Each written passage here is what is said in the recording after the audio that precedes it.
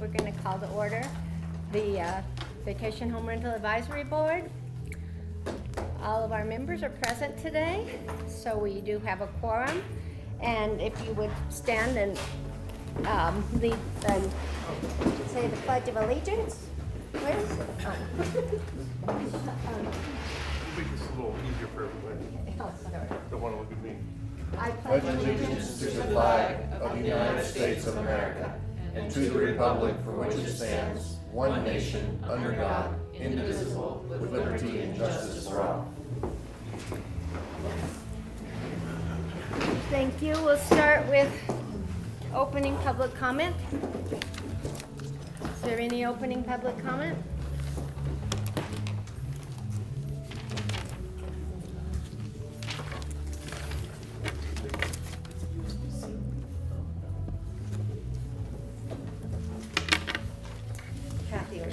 Good morning.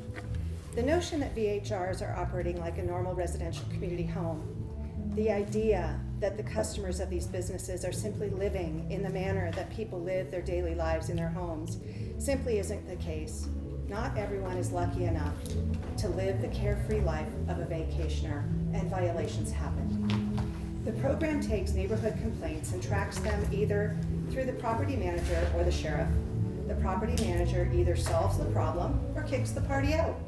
If they kick the party out, that results in the unintended consequence of a bad property rental with a violation so egregious that the property manager kicked them out, going undetected within the VHR enforcement program.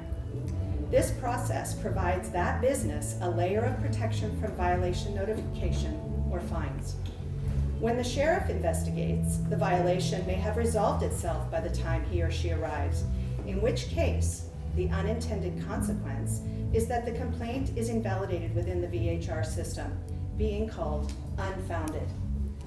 Such a poor choice of words. The business owners and Tahoe Chamber of Commerce wrote to this board not long ago, using that very word against those who have made the effort to complain. They inferred it meant the community members were lying. As a matter of fact, the word lying has been used by many who applied for Tier 3 permits when referring to neighbors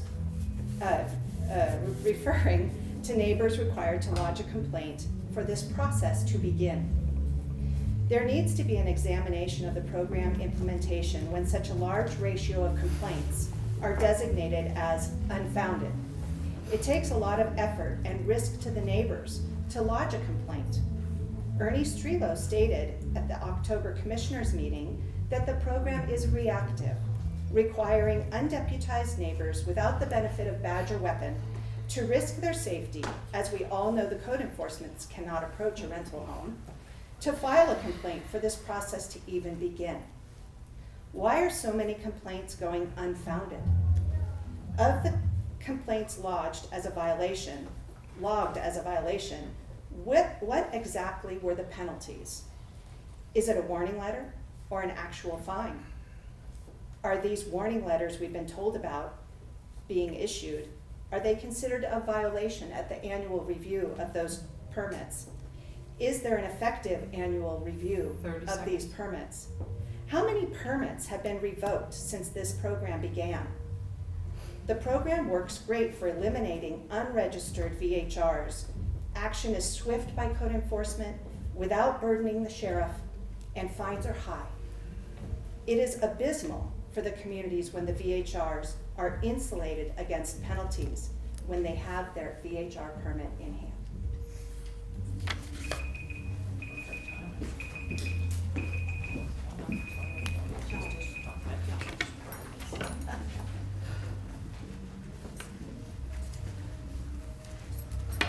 Good morning, everyone. My name is Heidi Gunter.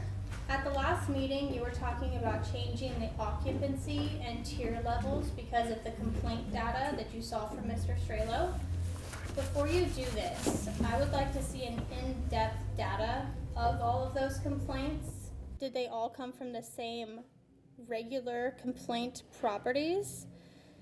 Were those complaints just calls that came in, or were they verified actual complaints? And then how were those complaints followed up with?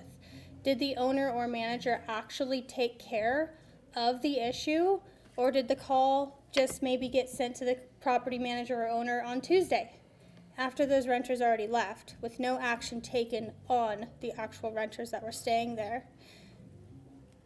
Don't go and change the occupancy and tiers on all 600 permits just because of a small percentage of complaints that actually came in. I also want to touch base on the occupancy. You've talked about lowering the occupancy and tier levels. We have had a bunch of families asking why they can't return to the same property that they always come to because they have 10 to 12 family members. These are not partiers. These are not bad renters. These are families, grandma, grandpa, extended family. They can't come back to the same properties now because the occupancy has been lowered. So please don't lower it, then again, making it even harder for these families, these good renters, to come to Tahoe. That's it. Thank you.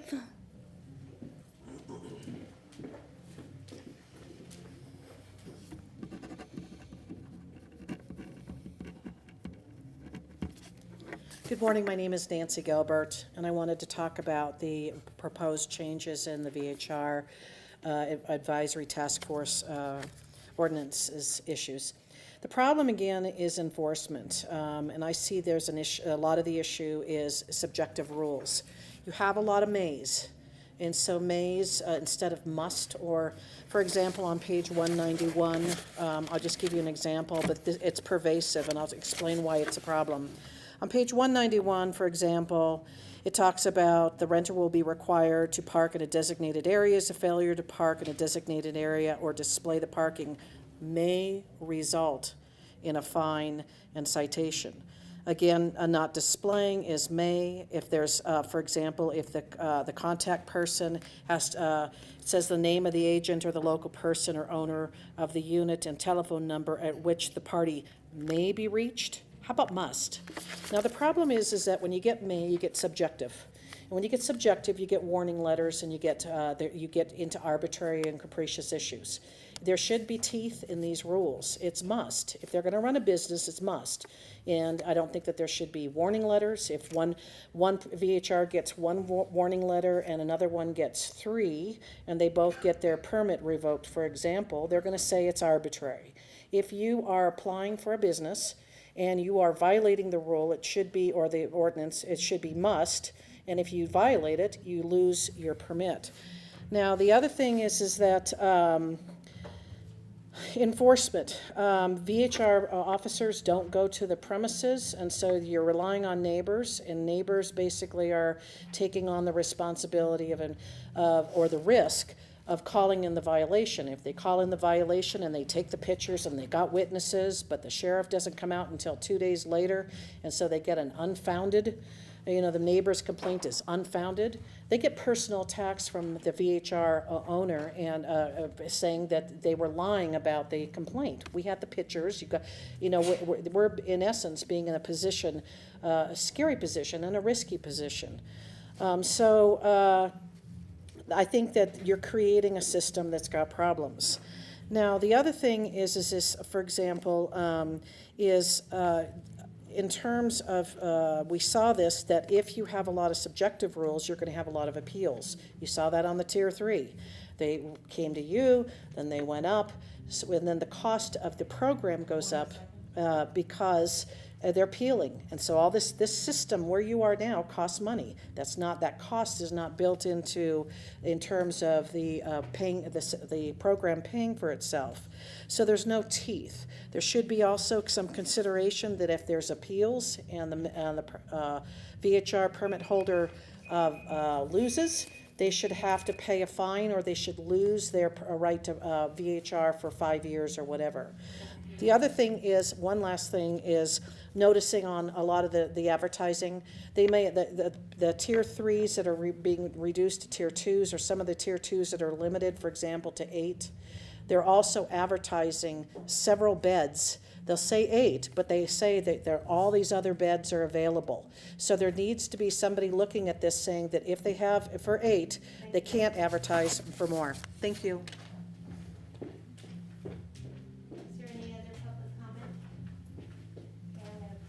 close public comment, and we'll move on to the approval of the agenda. For possible action, approval of the proposed agenda. The Vacation Home Rental Advisory Board reserves the right to take items in a different order to accomplish business in the most efficient manner, to combine 2 or more agenda items for consideration, and to remove items from the agenda or delay discussion relating to items on the agenda. At this time, I will open it up to the board for a possible motion to approve the agenda. Madam Chair, I move we approve the agenda. Thank you, Second. Keith. I have a motion from Keith Byer and a second by Michael Sloan to approve the agenda as proposed. Any further discussion? All those in favor signify by saying aye. Aye. Thank you, 5-0.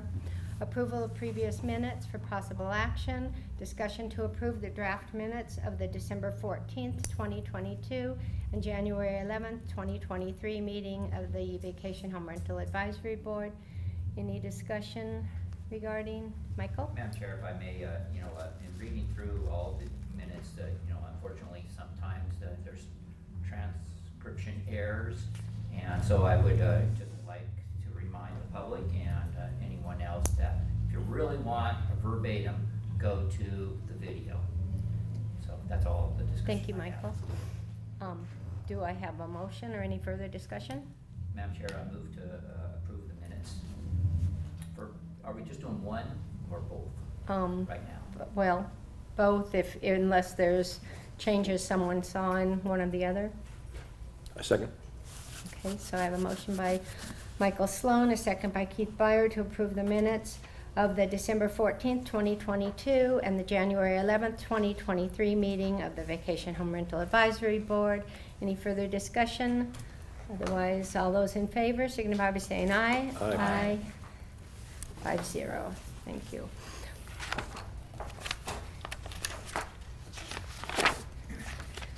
For possible action, discussion on an appeal filed by Nick Van Heel to contest a $5,000 fine relative to a notice of violation, code enforcement case number 22-000340, issued for illegal renting and advertising without a current VHR permit at 701 Gary Lane, Unit B, State Line, Nevada, 89449, APN 131919212-039. Mr. Strelo. Good morning, Madam Chair. This is Ernie Strelo for the record. On page 171 in the packet is where we'll start and is where the information is at. What I'll do is I'll read through the background, the controlling code provisions, the county response, and the requested action, and then hand it back to you. Okay, so Nick Van Heel was first permitted to operate a vacation home rental at 701 Gary Lane in 2016. He maintained that permit until approximately January 2020, when he allowed the permit to lapse. From January 2020 to November 2022, Mr. Van Heel rented his property as a VHR without a permit. Mr. Van Heel did pay transient occupancy and lodging taxes during this non-permitted period. On or about November 9th, 2022, county staff discovered the unpermitted rental. County staff issued Mr. Van Heel a notice of violation, imposing a fine of $5,000. Mr. Van Heel timely filed an appeal, seeking reduction or elimination of the fine. The focus, and it's in the packet, so I won't read through the whole thing, but the controlling code provisions relate to the permit process, that a permit must be accompanied by an initial fee established by the resolution of the board, and that permits are valid for a year. And then the second controlling code provision is operating, marketing, or advertising a VHR without a permit. And so that's on page 174. I will not read that piece of it. The county response is such that with regard to VHR permits, chapter 20.622 of the Douglas County Code, section 030, subsection E7 plainly states that a VHR permit is valid for 1 calendar year after it is issued, may be renewed by filling out a renewal application and payment of an annual renewal fee. The section 050, subsection C then states that if a person fails to timely renew their VHR permit, they may be issued a fine up to $20,000. Mr. Van Heel had an obligation to renew his permit. He clearly knew of this obligation, having successfully renewed his VHR permit in 2017, 2018, and 2019. He also purportedly attempted to renew his permit in 2020, though he was unsuccessful in doing so. Despite this, he continued to rent his property as a VHR in violation of Douglas County Code for nearly 3 years. By doing so, he subjected himself to a fine of up to $20,000. Douglas County was therefore well justified in imposing a lesser fine of $5,000. Mr. Van Heel's attempt to shift blame Douglas County is unavailing. Mr. Van Heel asserts first that he, quote, didn't know, unquote, he had to renew because he did not receive an email reminder. See appeal of decision application on page 3 in this part of the packet. However, Mr. Van Heel then contradicts himself, admitting that he did remember his renewal obligation a few months after his permit expired, and that he contacted a representative of Douglas County in order to renew. And you can see this with the appeal of decision application on the same page, page 3. He further admits that the county representative told him to renew the permit once additional permits became available. He said, he told me to continue to file and pay my hotel tax and tourism tax for all my short rentals, and that permits were unavailable, and that I should just check with the website to see when permits would be available. And it's on the same page, you can see the appeals of the decision application. Thus, it's clear that Mr. Van Heel knew that his permit had expired. He knew that he needed to renew his permit to continue operating as a VHR. Despite this, he continued to rent his property as a VHR without a renewed permit for nearly 3 years. While Mr. Van Heel did pay transient occupancy and lodging taxes during the nearly 3-year period that his permit was expired, the requirement that VHR owners pay taxes is distinct from the requirement that VHR owners obtain a VHR permit. Owners must comply with both requirements. Douglas County was therefore justified in imposing a fine of $5,000 for his failure to comply with the permitting requirements. So the requested action is, based on the foregoing, the county requested the VHR Advisory Board affirm the $5,000 fine that was issued to Mr. Van Heel. Back to you, Madam Chair. Thank you, Mr. Strelo. Is Mr. Van Heel here? I'm present. Okay. Would you mind coming up to the podium? Not at all, is there a time limit on these? Not particularly. You don't have the 3-minute time limit. Okay. Yes. And sign your name so Oh, we sure, certainly. have it for the record. State your name and then give My us. name is Nick Van Heel, and did you guys all receive your packet, the letter, and hopefully you read it? So I don't want to rehash it too much. I bought the property, it's a small 1-bedroom, 580 square foot property in, I think, November of 2015. I work in California about a week out of the month. I'm a huge skier, as you probably know, with a spider gear on, and I probably do 30 days of skiing out here a year at least, so I bought it to ski. And probably about May of 2016, I decided, well, you know, it might be nice to rent the place out, get some money to pay the utilities. I pretty much block it off all winter because I want to ski. The only time it rents is mostly in the summer. At the time, I didn't even know that there was such a thing as vacation rental taxes and all the rest of that. So the county notified me, I think probably, I don't know, the summer of 2016, hey, you need to fill out an application and pay a small fee. It was like $75 at the time, which I happily did. And from that point on, I had the license. But I guess this is a very charged issue down here, vacation rentals, and I didn't really know about it at the time. I live in Boise, so I'm 450 miles away, so I'm not up on the politics or what's going on with the whole vacation rental thing down here. But eventually there came a time where the vacation rental folks at Douglas County wanted me to come down, meet with them, fire inspector, which I did, file the application every year, pay the fees, meet with them, make sure everything was up to code, happy to do it. They would send me either a letter in the mail or an email, and that would be my reminder to, oh, hey, I got to come down and meet with the folks and make sure everything was up to code. Well, in 2019, the end of it, I never got the email. I guess the county was going through a process where they decided to outsource the vacation rental stuff. And there was an outfit in Fresno, I don't even know if you guys still use them or not anymore, that was doing the outsourcing. And so, no, January rolled around. Of course, I'm an engineer. I work 60 hours a week. I'm over in China and Taiwan a lot for work. I just didn't think about it. January rolled around, and I thought to myself, it's 2020. Oh gosh, I didn't get that notification, you know. So I can't tell you how many times I called the 775 number, which I guess was getting transferred over to Fresno. Nobody would pick up. Nobody would return my calls. I spent about 2 months trying to contact somebody. Finally, I got a hold of somebody, and they told me, oh, yeah, we've had problems with the website. Yeah, you're not getting notified anymore. I'm like, okay, what do I need to do? I didn't think this was a big deal to renew the license, but apparently it was.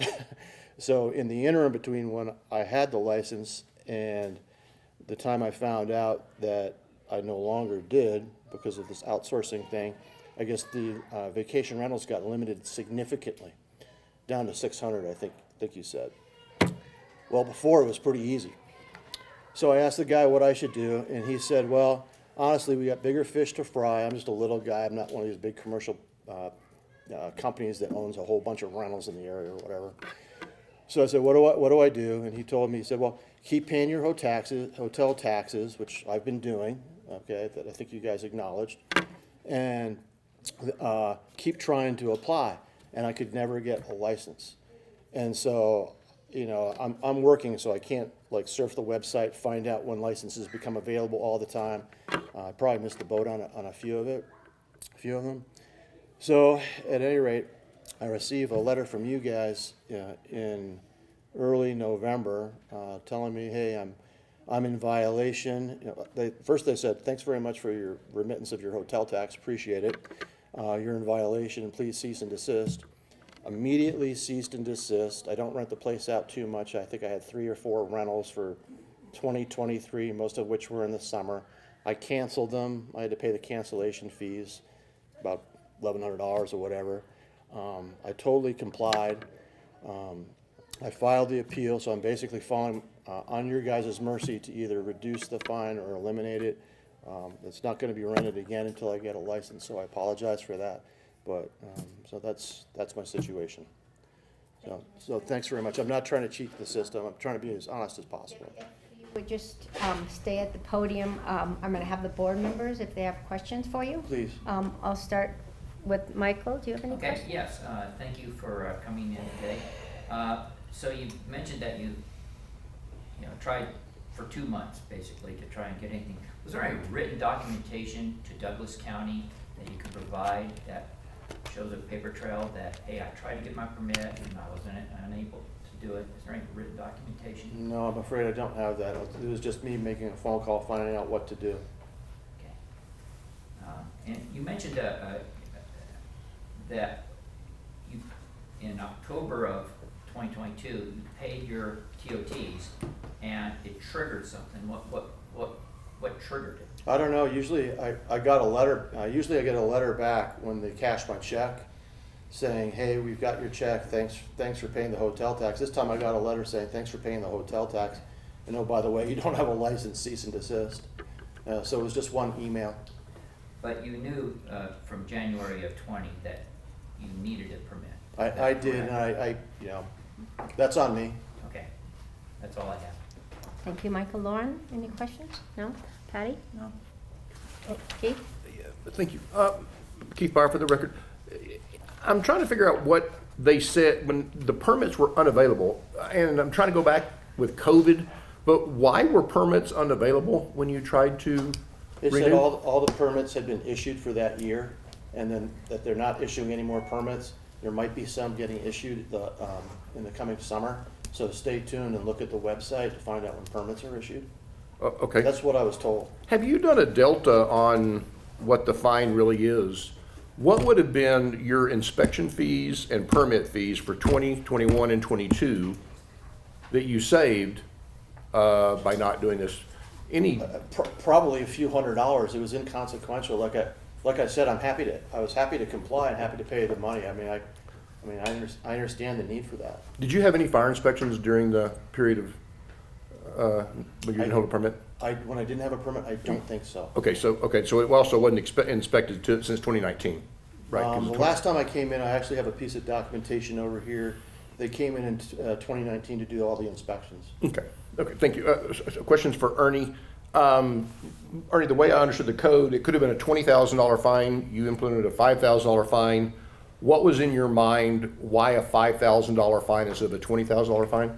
The community, Ernie Strelo for the record, the community service director has a process where we do warning, 5,000, 10,000, and full permit. Okay. So I'm following his process. So it's a normal normal process. There process. wasn't some extenuating circumstance that you feel guilty about. No, it's just it's Okay. it's the same process. And was there a fine to Evolve for renting the property without a permit? That's also in the code? The same way. Sorry, Evolve manages the property, correct? And under the civil penalty up to $20,000 can be issued to any person who, civil penalty of $20,000 may be issued to any person or property manager who advertise or market a VHR. Ernie Strelo, I'm still not understanding your So question. under the code, you can also find the property manager. The property manager also knew, right, that this property was I don't know if they did or not. unpermitted? I think they were probably obligated to, I don't know. Okay, all right, In fact, I okay. found them pretty useless, honestly. I was And I appreciate you terminating it and paying a fine. So Ernie, could you tell me the numbers? Excuse me, Ernie Strelo for the record. So we usually find the owner. Okay, but so even though the code says you can do the property we- manager, you In traditionally. consultation with the DA's office, this is what we did. Okay, Yeah. sounds good. Could you give me the numbers? What were the permit fees in 2021 and 22? Oh, I What was 22 for tier two? Well, we just raised the rates from, this is tier 2? I'm just a one-bedroom, Yeah, so this- I think it was typically like $400 to $450 a year, that type of thing. Yeah, so Does that sound right? Ernie Strelo for the record. So if it's a tier 2, which it sounds like it is, tier 2s I think are 2,700 or 1,700. I think they're 1,700. 1,600 this year, 170 some for the fire department, 170 Yeah, some. so- Oh, can you- sorry. $200 for the fire department, and then if you have fire extinguishers that need to be Yeah. redone every year. So you said 16? Yes. So you guys must, 1,600. you must have raised it quite a bit since 2019, because the And then last the time fire it was like inspections are how much? 450. 200, and then the fire extinguishers, like $50 or So something. Ernie But Strelo then for the last record, year- so I think I know where you're going. So we actually did some estimation of the total Yeah. cost of what the permits and everything would have cost. We figured out it was about 5,100 over 3 years. The fine is 5,000, so you got a $100 discount. That's exactly where I was going. That's, yeah, I did that math. I was trying to figure out, should we, even consider lowering this, because it's actually a push. The $5,000 would not have covered the fees for getting permitted. To me, the only deal would be, could he get a new permit? I have no further questions. Thank you, Keith. Are you on the wait list currently?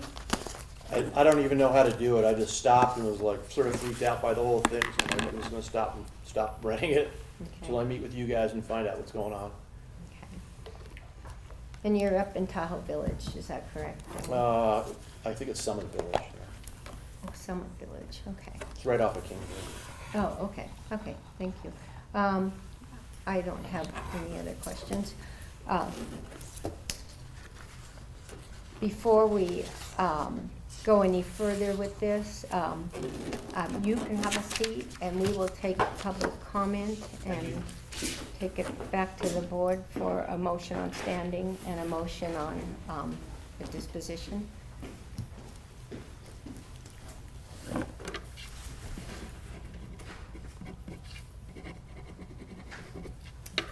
My name is Kathy Oyster.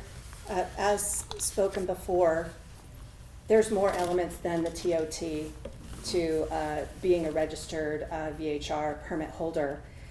When he was not registered, he isn't available, or there's no address shown that would reflect that he was a VHR permit holder for anyone to make a complaint about. He also, as you were saying, was the safety issue addressed? It's a connected unit, so how much risk were the neighboring units put at because the fire inspection hadn't been done? It's not a push, it's a negative of $100 plus whatever time and monies have been put into delivering this fine and this violation.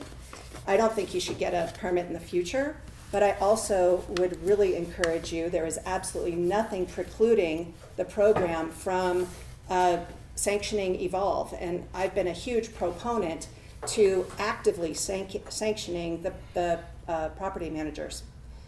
they're the ones that are the front line to a lot of these issues. And they're also the ones that are gonna help you not have so many complaints by the community. So please, consider fining Evolve. Thank you, Kathy. Is there any other public comment? Okay, seeing none, I'll close public comment, bring it back to the board. Any more discussion on this? Okay, I'll need a motion on standing. Madam Chair, I'd like to make a motion that we keep the fine that was imposed by. I need the standing first. I'm sorry? Oh, I need a motion on standing being that Mr. Van Heel is legitimately allowed to represent this property. Madam Chair, I make a motion that Mr. Van Hill is of good standing. Thank you. Do I have a second? Second. Thank you. I have a motion from Michael, a second from Keith on standing. Yeah, all those in favor signify by saying aye. Aye. Aye. 5-0. Thank you. Now I can take a motion on the disposition of this matter.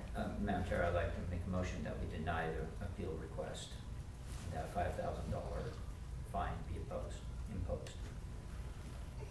Thank you. Do I have a second? Second. A second. Okay, thank you, Patty. So I have a motion and a second to affirm the decision of the county upholding the $5,000 fine issued to Nick Van Heel. Any further discussion? Madam Chair, just for my understanding, when it says modify the 5,000, if we chose to, could we raise it? AJ Hames for the record from the Douglas County DA's office. As long as you were imposing a fine that the code allows, the way that the code is written, it does allow this board to modify the decision of the county. And so with regard to the fine, you could change the fine amount, whether that was up or down, as long as it was within the confines of what the code allows. You couldn't impose a Thank you. $1 million fine. So, Madam Chair, I'd just like for the record, Keith Barr, for the record, to show that we've never done it before. I don't think when someone is thinking about appealing it, you probably warn them of that. Had those two situations been in place, I would be recommending that we would increase this fine rather than eliminate the fine. However, because we're not warning people that we could do that, I will not. I will support Mr. Sloan's recommendation.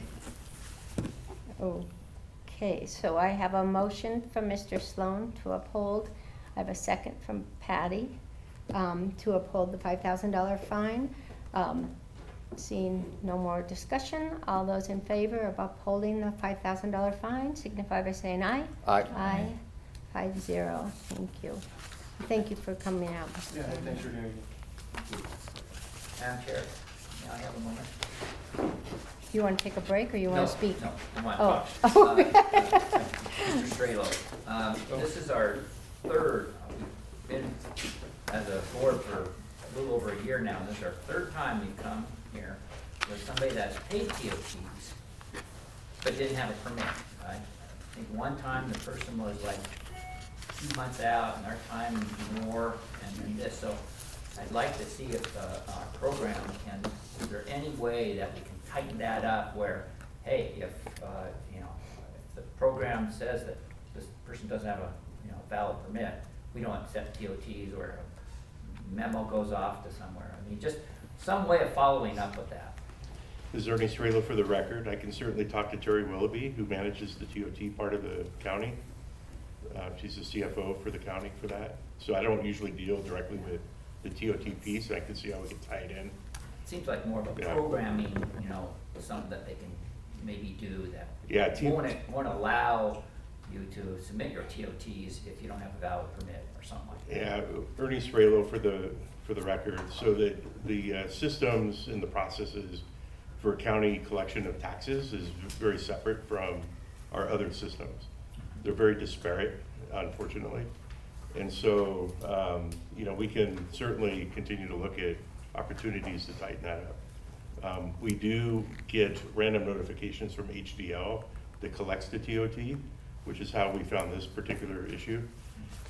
So that's the tax collector. So in a sense, we are getting some notifications. I'm not quite sure how to tighten that up. We can work with Terry. Madam Chair, and again, for the record, I just want to point out that the only reason I would have normally wanted to increase this was not by the appeal. It was only because he saved $100. Yeah, that was my driver there. It wasn't anything against that person or anything else. It was just, it was cheaper to pay the fine than actually pay the fees. But he is being punished because I'm sure when he gets his permit renewed, that would be on his record. But back to that, I don't think we would want to prohibit people from paying their TOTs. It would just be to determine this after 3 months and not 3 years. Because, you know, I think you've got a good faith appellant here. I think if we notified him within, you know, the first month we got TOT without a permit, had you notified him, I think he would have resolved it. You know what I mean? So in other words, I think he would have done the right thing had he been notified. So if there could be some kind of tie-in, you paid TOT on a property without a valid permit, 30 days in, you send them an email, they're gonna submit that permit before 60 days, and then we're not in this situation. So that's what I'd like to see happen. Okay, I appreciate everybody's comments, but we're a little bit off base here, so let's. Michael started it. Michael, Chair. Move on. Those kinds of internal discussions can be done outside of the meeting where you can contact Ernie or HA independently. Okay, agenda item number 2 for possible action, discussion on possible changes to chapter 20.622 of the Douglas County Code relative to vacation home rentals in the Lake Tahoe Township. And it says my name, so I guess I will open this up. I would like to start today with density, which was where we left off. And we will be on page, I was so organized and I lost 189. page 189 is where we left off. C, limitations on density, 20.622040. But I'd really like to start with page 202, the density map, and I want to make some explanations to everybody. This was a data-driven tool that was put together by Mr. Strelo using data versus emotion on each neighborhood in the Tahoe Township. The map that you see on page 202 is what is considered the casino recreational corridor. The data on page 203 is strictly a work product. It is not a proposal. It's something for us to look at and start with, and we can either throw all the work away or we can look at it. The commissioners in the past have said they'd like us to look at things on a neighborhood by neighborhood basis. For us to get through these 39 or 40, I guess with latitude 39 neighborhoods would take the better part of the whole year, probably. So I thought we could look at some of these today and just get some opinions and see how far we can get before we move on to looking at density perhaps in just a, as Mr. Strela would call it, a peanut butter version, which is where we're at now with the 15 and the 20%. So with the permission of the board, I would like to just take any one of these. We can start with Upper Kingsbury. The ones that are in bold are ones that show no change, again, based on the data with visiting the neighborhoods and looking at the specific items that were in this algorithm. The ones that are in not bold have changes made to them. Some of them have no density requirements. Some of them have 0 because they don't allow them in that neighborhood. So if we start with, let's call it Upper Kingsbury, those are single-family homes. I'll open it up to the board. Right now it's at 15%. It's maxed out at 15%. Upper Kingsbury is on the north side of Kingsbury Grade. for those of you that don't have that much familiarity with the top of the hill. So, oh, I missed Tahoe Village. Okay, well, we'll start with Upper Kingsbury. So, real quickly, if everybody wants to give me their opinion of this scoring that was given to that, so we can see how much consensus or not consensus we have. Let's give it a shot. Michael? Sorry, you're sitting on the end. I'm going down the road today. I'm almost afraid to ask the question, but Madam Chair, may I ask a question of Mr. Strelo? Absolutely. Okay, thank you. For fear of being somewhat off this topic. So, Mr. Strelo, you went to every single one of these areas and you looked at parking, you looked at egress, you looked at all sorts of different things, correct? And that's how you came up with your interpretation? So Ernie Strelo for the record. So last summer, as I presented a few times, I showed you the questionnaire that I went through and calculations. What I've done since then, and I went up on Monday and I drove around to a lot of neighborhoods. I didn't go through 40 neighborhoods, I'll be honest with you. You know, I was very surprised that, you know, I think I went over to Mickey's house at one point, and I had a little county car and I could barely get down the snow streets, right? I mean, it was, you know, it was towers above me. And it looked like it was on most of the neighborhoods along the lake, right, Highway 50 side, Lincoln Highway. And then I went to a couple houses on waitlist areas where I had to measure driveways up in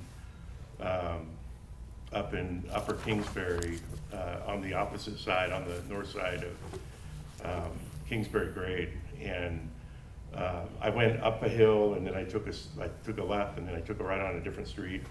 And the roads are narrow there too, up in the hill. So they were a little wider. It was more snow on the ground. There was more shade, so it wasn't melting. But so when I went through these areas, I was looking at more from a perspective of, you know, how different is it during the snow season? And it was really bad in most of these areas, right? It was, and this is kind of what helped inform on updating some of the calculations that were in here, because there is no street parking in the winter. Right? You can say street parking all day long, and you can't park in a street, right? The berms are too high. The driveways are much more narrow during the winter, obviously. And then some of the smaller neighborhoods along the Lincoln Highway are worse, right? Because I can barely get down the road. In fact, I was worried if I had driven my Ram truck, it would have ripped the mirrors off, you know, as I'm going down the berm streets. So, so this kind of taking that into account, summer and winter, because I think the presentation I did last year was, I had warm months and cold months.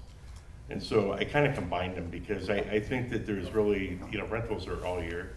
And so it seems to me that we should take the worst case and start from there. And so that's kind of where I went through here. Now, one thing I added to this, I just want to be very clear, the bold on here is what's assumed to be near recreation or casino corridors. That's the only reason it's bolded. So, and it's for discussion, right? So you can do whatever you want with it, but it was just based on some of the Board of Commissioner comments related to recreational and tourist areas, right? And, you know, usually it seems like everything south of Highway or Kingsbury Grade seems to be close to either tourist or recreational. People may disagree with me, but there's, you know, that's kind of how this was outlined. That's my explanation. But yes, it's all what you said. I just wanted to verify that these numbers included your, basically Yes. a blend of your summer and winter. Yes. Mostly a worst case scenario. That's worst case. Yeah. Okay, very good. So, Madam Chair, now back to your, wanting me to respond. I think if he's looked at this, I'm good with Upper Kingsbury the way he's got it laid out. Okay. Lauren? Yeah, I'm sorry, why is Glenbrook all 100%? I didn't understand that. Lauren, remember? Ernie Strelo for the record. This has been a fun one, the Glenbrook one, right? So Glenbrook has an HOA that specifically states member to member. So because they don't advertise, I don't know how to manage that. The HOA needs to manage that. So I actually color coded it different on the map.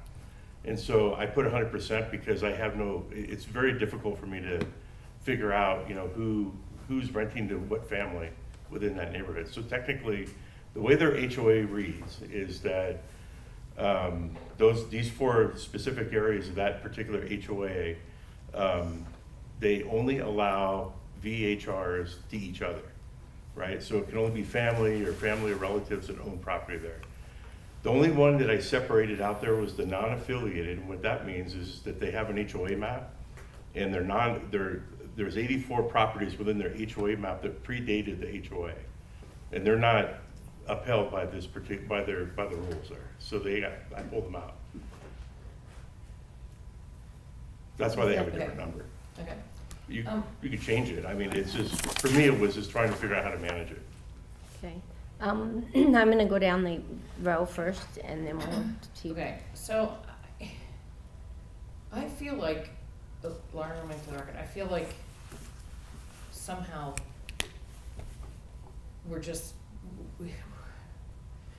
it felt to me like this board was moving in a direction, and it seems like Mr. Stralo's kind of got a different part to this whole thing. I mean, we had kind of in a way talked about that all residential areas are residential areas unless they're determined to be tourist areas, and I thought that this board basically said that's where we were.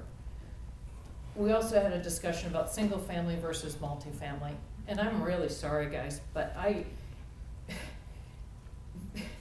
residential people who bought, whether they bought in a multifamily or a single family area, deserve to have, and yes, in a multifamily it's probably going to be closer and probably a little louder, not as private.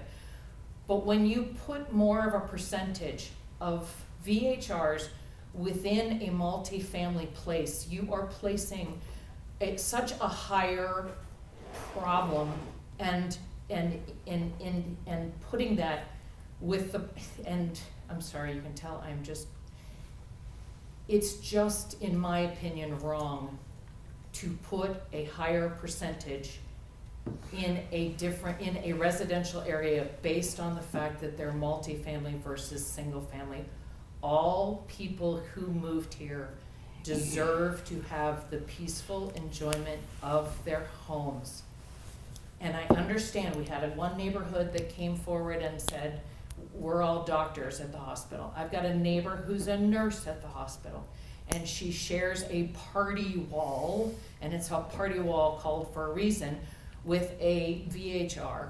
And when she's trying to work nights, she deserves the same amount of protection as a single family home. And I thought we had put this to bed. I thought we had said, enough. The percentage is the percentage in both places.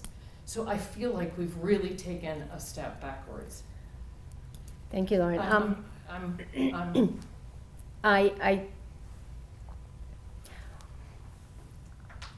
We did seem to come to consensus.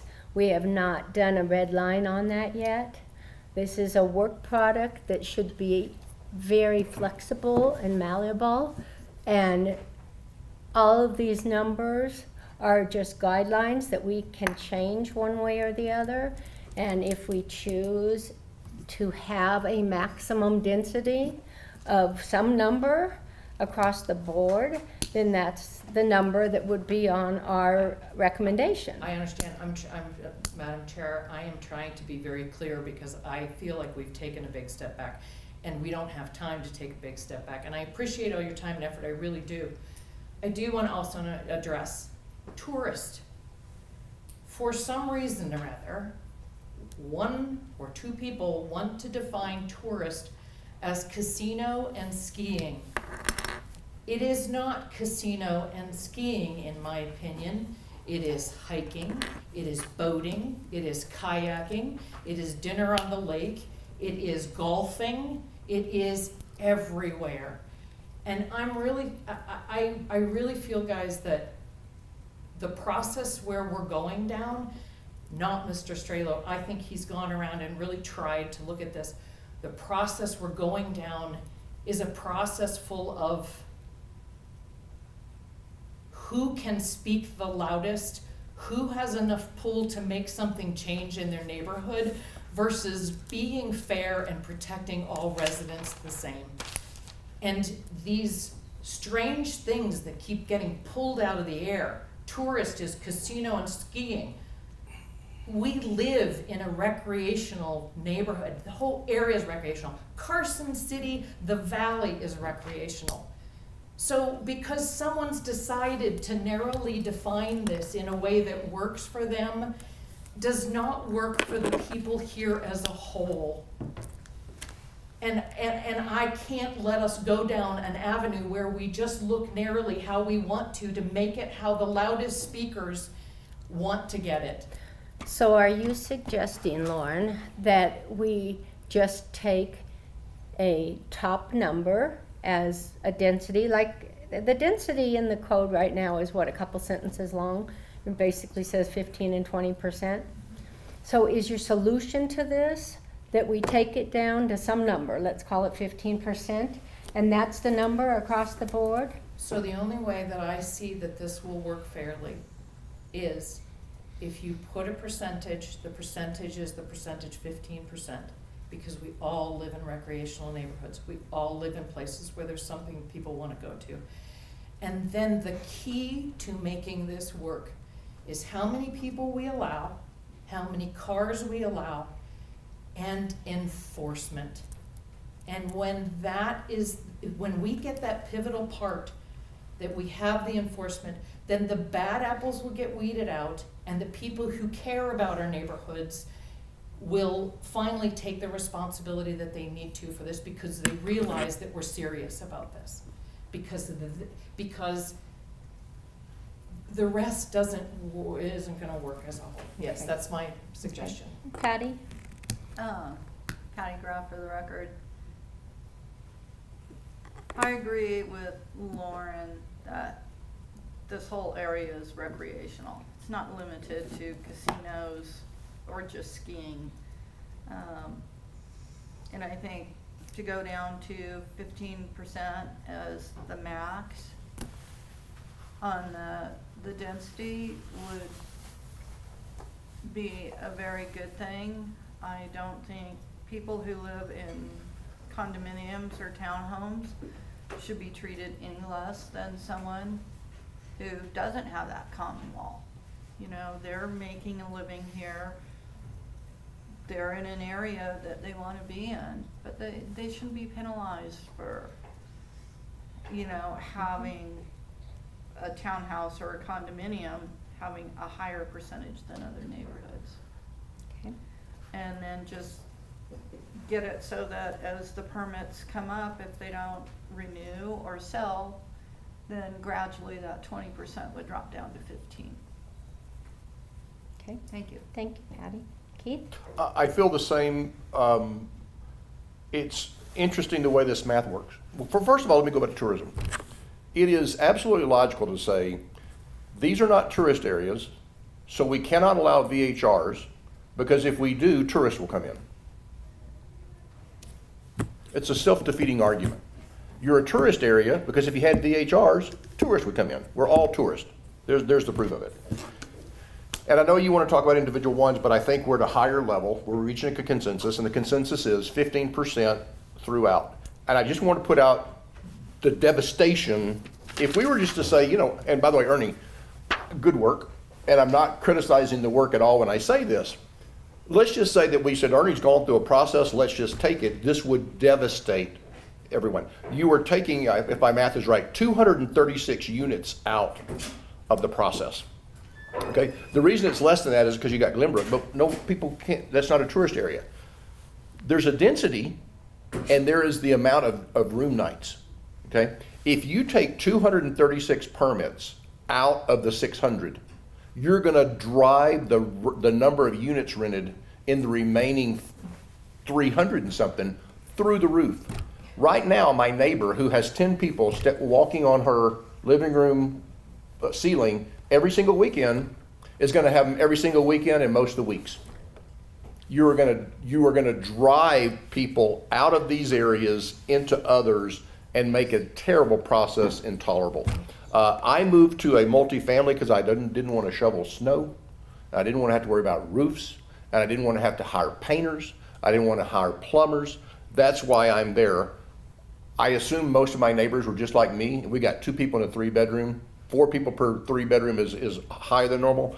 It had nothing to do with let me move to a tourist area, which is, so I'll call it multifamily. So I believe I agree with Patty and Lauren. We change it, it is 15% in every single neighborhood. And if we need to come back to this, we talked about pushing things out. If we need to come back to this at some point in time, we can push that out to next year. This would be one of the things I'd push out. 15% is easy, there's a consensus. If we have to go through this kind of stuff, that's something longer term, we can come back to it next year in a future reiteration. Okay, so we have a consensus, it sounds like, on 15%. Is there any discussion about giving, I just told you I hate this word, staff, sounds so demeaning to me, but the people that do the day-to-day enforcement and coming out and looking at the houses, and I'm just throwing this out there. Is there any appetite to want to give them some flexibility if there is an area where there is extreme difficulties to be able to reduce those numbers without giving them any allowability to increase those numbers? I'm gonna just go down the line Okay. again. Okay, is it me down the line Yeah. here? Okay, so, yeah, I was just responding to the one that you asked for, Upper Right, right. Kingsbury, and then it turned global. Yes, it And did. so I was responding to yours, and they were not. So, but anyhow. So you get a gold star. That's right. Well, I want to get back to even, because I've already been admonished. So anyhow, I'm good with the 15%. I think we've had this conversation that 15% should be for single and for multi, okay? And, but I do want to give latitude to the director and his staff. If there's certain areas that are difficult, way difficult, that he should have flexibility in lowering it, not to raise it. Thank you. Lauren? No. Okay. And the reason is that there are unintended consequences of those decisions. Number one, when you reduce it in one place, you're gonna put, and I could be wrong, I mean, this is my belief in this, you push them then onto other areas, and I don't think it's fair. One of the reasons we talked about a percentage density was so that the areas that have kind of the higher demand don't get inundated and overrun. And so when you do that, so here's the thing, Douglas County approves a home. It approves the parking. It approves the road. Yes, some of these roads are older, some of these whatever it is. If it's an issue for a person living there, it's an issue for a renter. And this is to me where the enforcement, and I'll pay more in VHR permitting fees to get better enforcement because we've got to weed out the bad apples. If a house has an issue, I give the staff all the power in the world, if I had to give, to say that this place, you need to ensure that your renters don't do X, Y, and Z. And if your renters do X, Y, and Z, and you sign this, because we see this as problematic for this property, you sign it. If there's that problem, that permit is gone. Because if we have those types of places in these neighborhoods and they can't, the people that are staying there can't conform to it, then the permit is gone. And if we have that, then we fix the issues we have without this overarching thing where we're gonna now allow the loudest speaker to have their say. And if the permit is gone and we're at a flat 15%, then it's replaced with another permit holder that may or may not be, It's Lauren Army for the record, it's an ongoing thing. I mean, it's kind of, I'm just I trying mean, to this be is kind of straight on what this you're is kind of the saying. problem with VHRs is there's a new idiot every weekend. And you know, and I'm not saying all renters, because I rent VHRs, but I'm just, the ones that are the problems are the idiots. There's a new idiot every weekend. So yes, to me, I'd love for the fire department's doing an awesome job as far as going out there and looking at places. I'd like us to look at it and say, look, looks like it's gonna be problematic. Write it in there. And you cannot block this place. You cannot block the road from here to there. And if this happens, your permit is gone. Sign it, and there we go. And yes, and then that permit's gone. I don't know whether the person sells or whatever. I can't control that. But what we're doing is, we've got good VHR owners who are working and their places meld within their neighborhoods. That's what we want to foster, and we need to hold the feet to the fire of those people who are not controlling the renters. Thank you. Patty? Where are we at? I don't know. Where are we? I'm sorry. No, about Whether you giving. give- Well, giving- Given it's some, like, I think, leeway. yeah, Patty Graff for the record.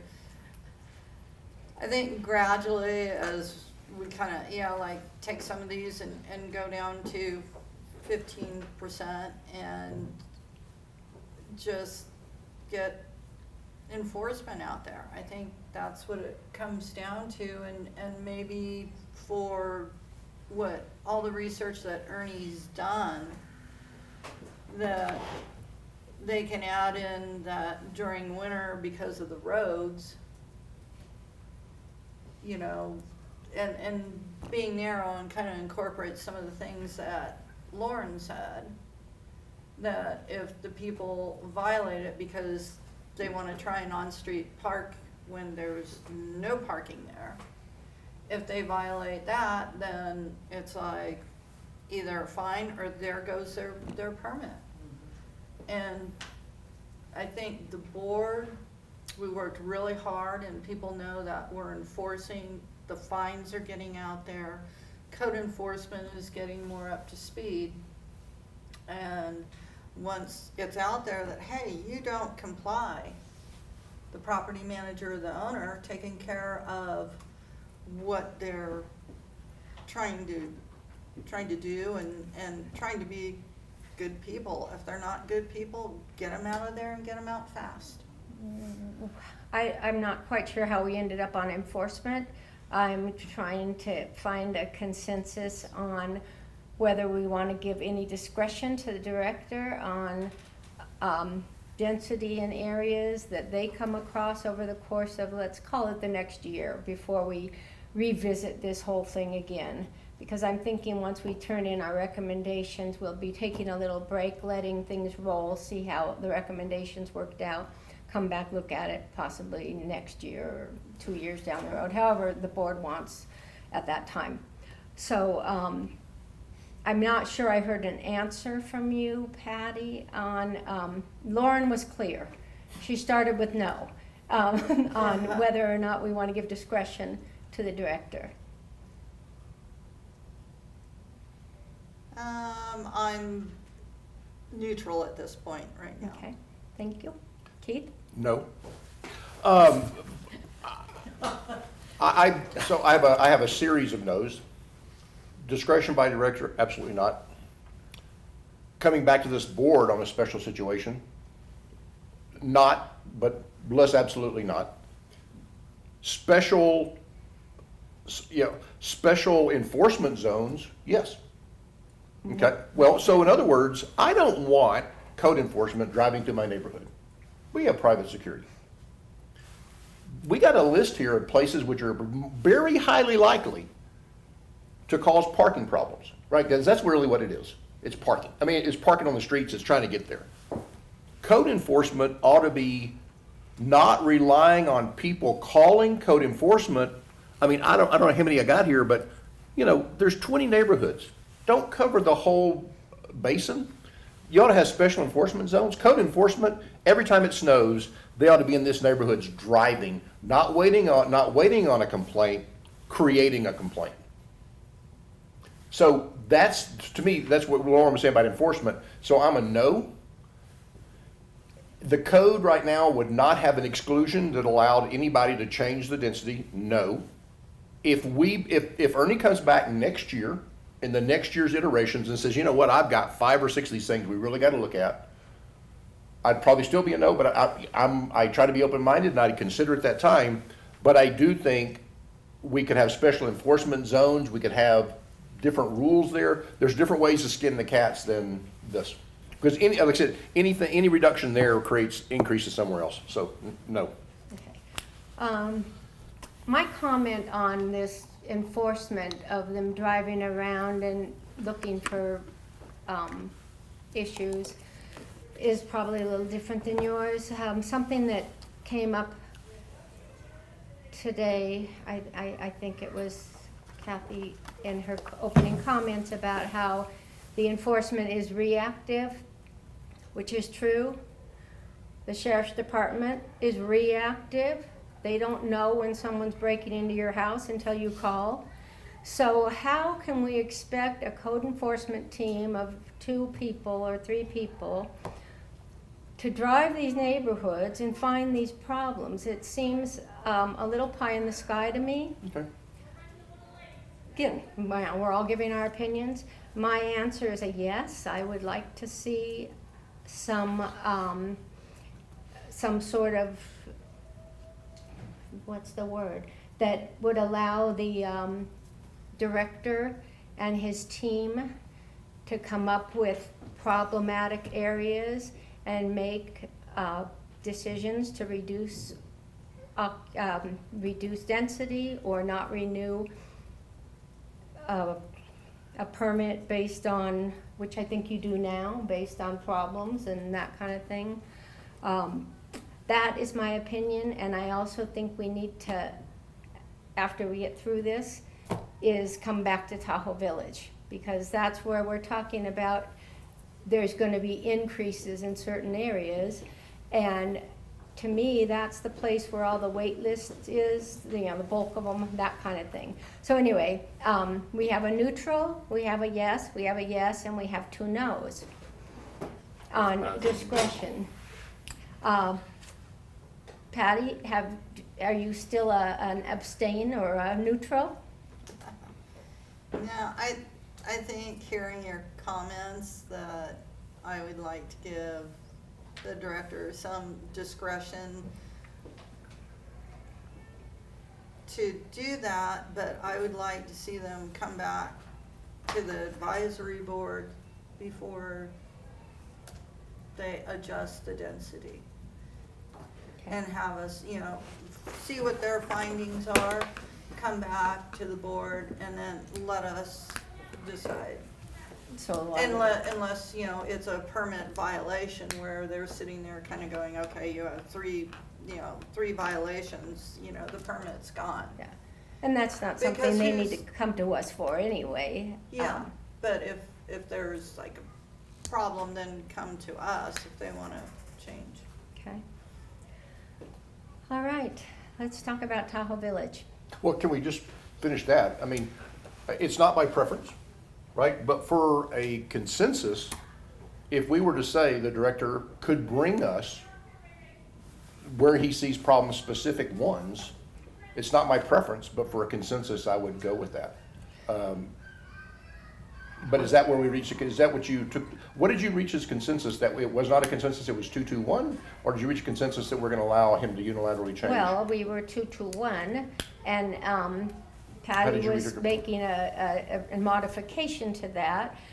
The problem I see with that is if we're gonna change code, and we're going to say he has to come back to us, and I don't know the answer to this, AJ, you might.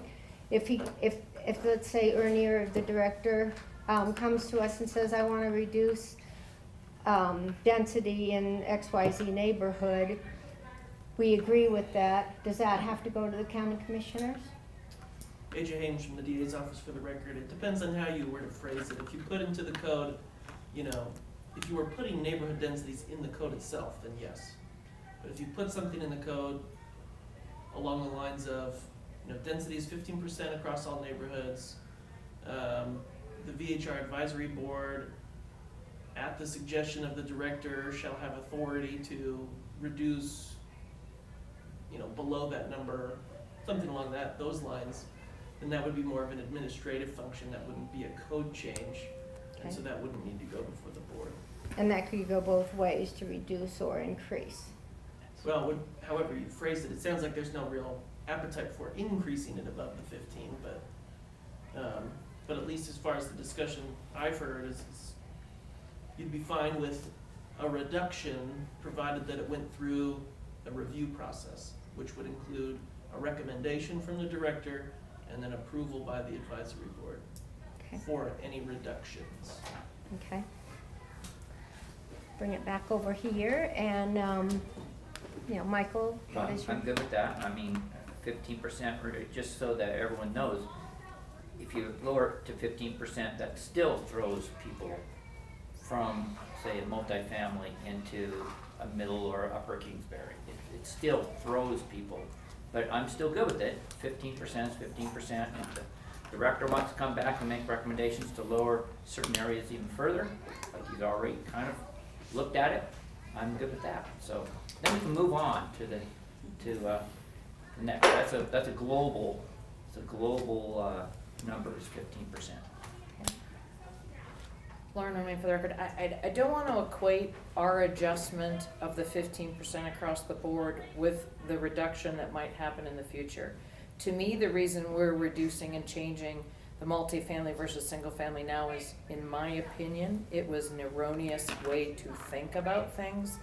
I believe Tahoe Village should be a tourist area. It's got timeshares, it's got hotels, it's got a lot of that. And so it's a totally different area and neighborhood than the rest of our residential. And to me, this is an adjustment to fix an issue that was an issue. The next part where you're talking about reductions, I mean, and I know Mickey hates this, but since the days of the task force, density was a huge issue. To me, we still have not had the time and the effort to concentrate on this true issue. And I believe that by us globally dealing with it now, setting the parameters as we are, I think we can revisit it as we get more time. It is gonna take more time to look at it, but I just wanna be careful in how we do it. And so Tahoe Village, 85% of me believes that it is a tourist area. I would love to have the opportunity to have the people who live there know that we're talking about it, but if we feel that there's been some avenue and there's enough conversation that my 85% belief is accurate, then I'm on board with it. Okay. You can skip me on when you came around for that one. Okay. So we're not talking about Tahoe Village right thought we this were. minute. We're talking about, the director having discretion Oh, I'm and sorry. whether he needs to come back to the board. So, Patty, you're the one that brought it up. I assume you think it's a great idea, so Yes. we'll put you in the yes column. Keith? It's a bad idea, but put me in the yes column. No, I'm sure it's just a compromise. Like I said, unilateral, absolutely not. A suggestion with this approval, I don't like it because I don't know if he's gonna come back and recommend every one of these things and still get me to my 236, or is it gonna be piecemeal? I still think we ought to defer the whole thing until next year. We ought to have a 15% cap and delay this whole conversation to next year. But as a compromise, I don't, like I say, I don't like it, but I'm a yes. And this is something we at least have to talk about because it's a top priority of the commissioners, what they want to see from us. And that's why I'm pushing us to do something today or in the next meeting on density, because we don't know what direction the planning department or planning commission and the commissioners are gonna go, but we need to give our best effort of a recommendation. So, I think we are at a consensus of a 15%, density with discretion to the director in making change, as the way you put it earlier, AJ, so that he could come to us, to this board and make some further recommendations to reduce, or increase the density? Reduce, just reduce? Just reduce. Okay, so let's talk about Tahoe Village. I'm gonna start this way this time. I believe Tahoe Village is mostly tourists, given the nature of the area. Given the nature of the tier 3s that we've approved in there and not heard from any members of the community with complaints. I don't necessarily believe that we make it a free-for-all and go 100%. I would go along with something in the 40 to 45% range for Tahoe Village, which I think would open up some of the wait list people, and I'm very comfortable with that without having to talk to the neighbors. Keith? Can I fact check something? You said there's a wait list, but this says that it's a 20% current, but there's only 13.5 actual. So if there is a wait list, it's just because they haven't got a permit yet, but they only got 13.5% right now.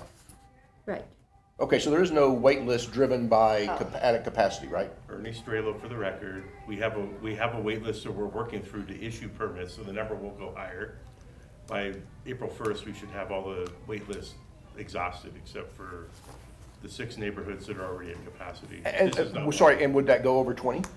No. Okay, so No, even we have- after April, they will not be at capacity? I had 59 on the wait list when I started in December releasing, and there was 61 or 62 openings in that neighborhood. So- But Madam But Chair, I have to go in order. the only reason I mention that is, we should not fool ourselves into thinking that Tahoe Village is gonna relieve the pressure of the non-Tahoe Village, right? agree.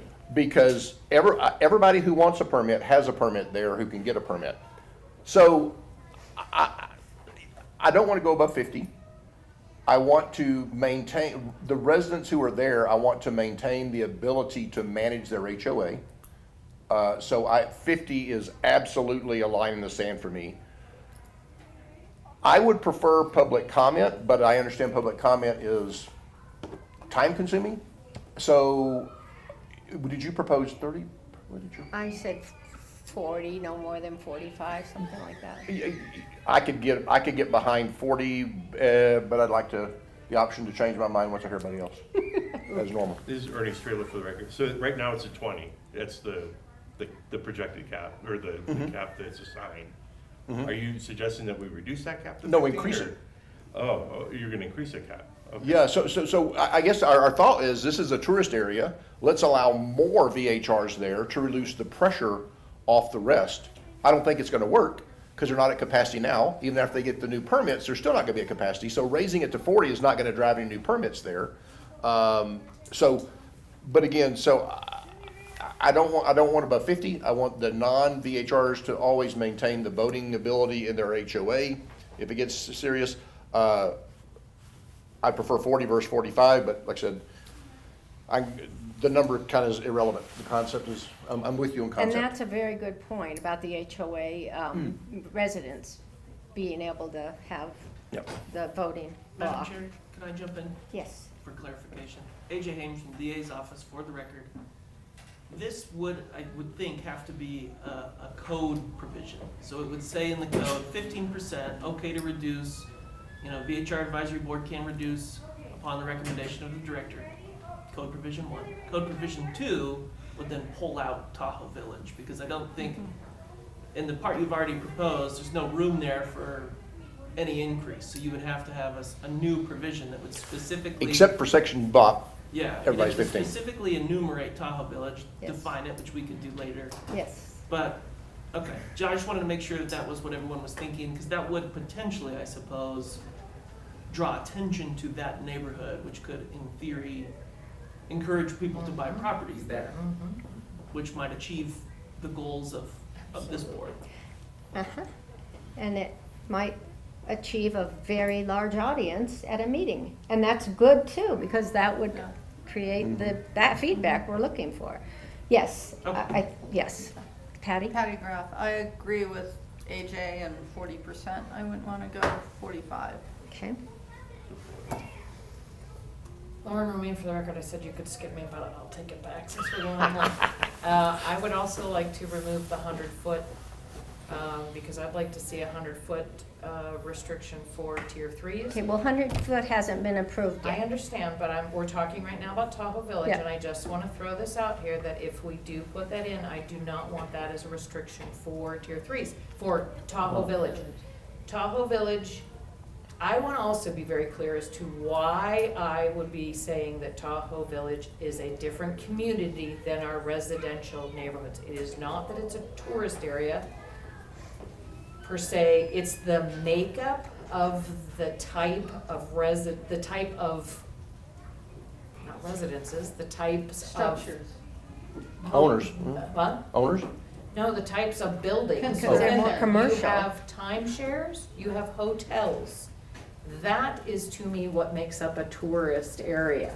Now, that tourist area might be located near skiing, might be located near a golf course, might be located by something, but I want to be really clear that it's a tourist area because of the makeup of the types of Construction.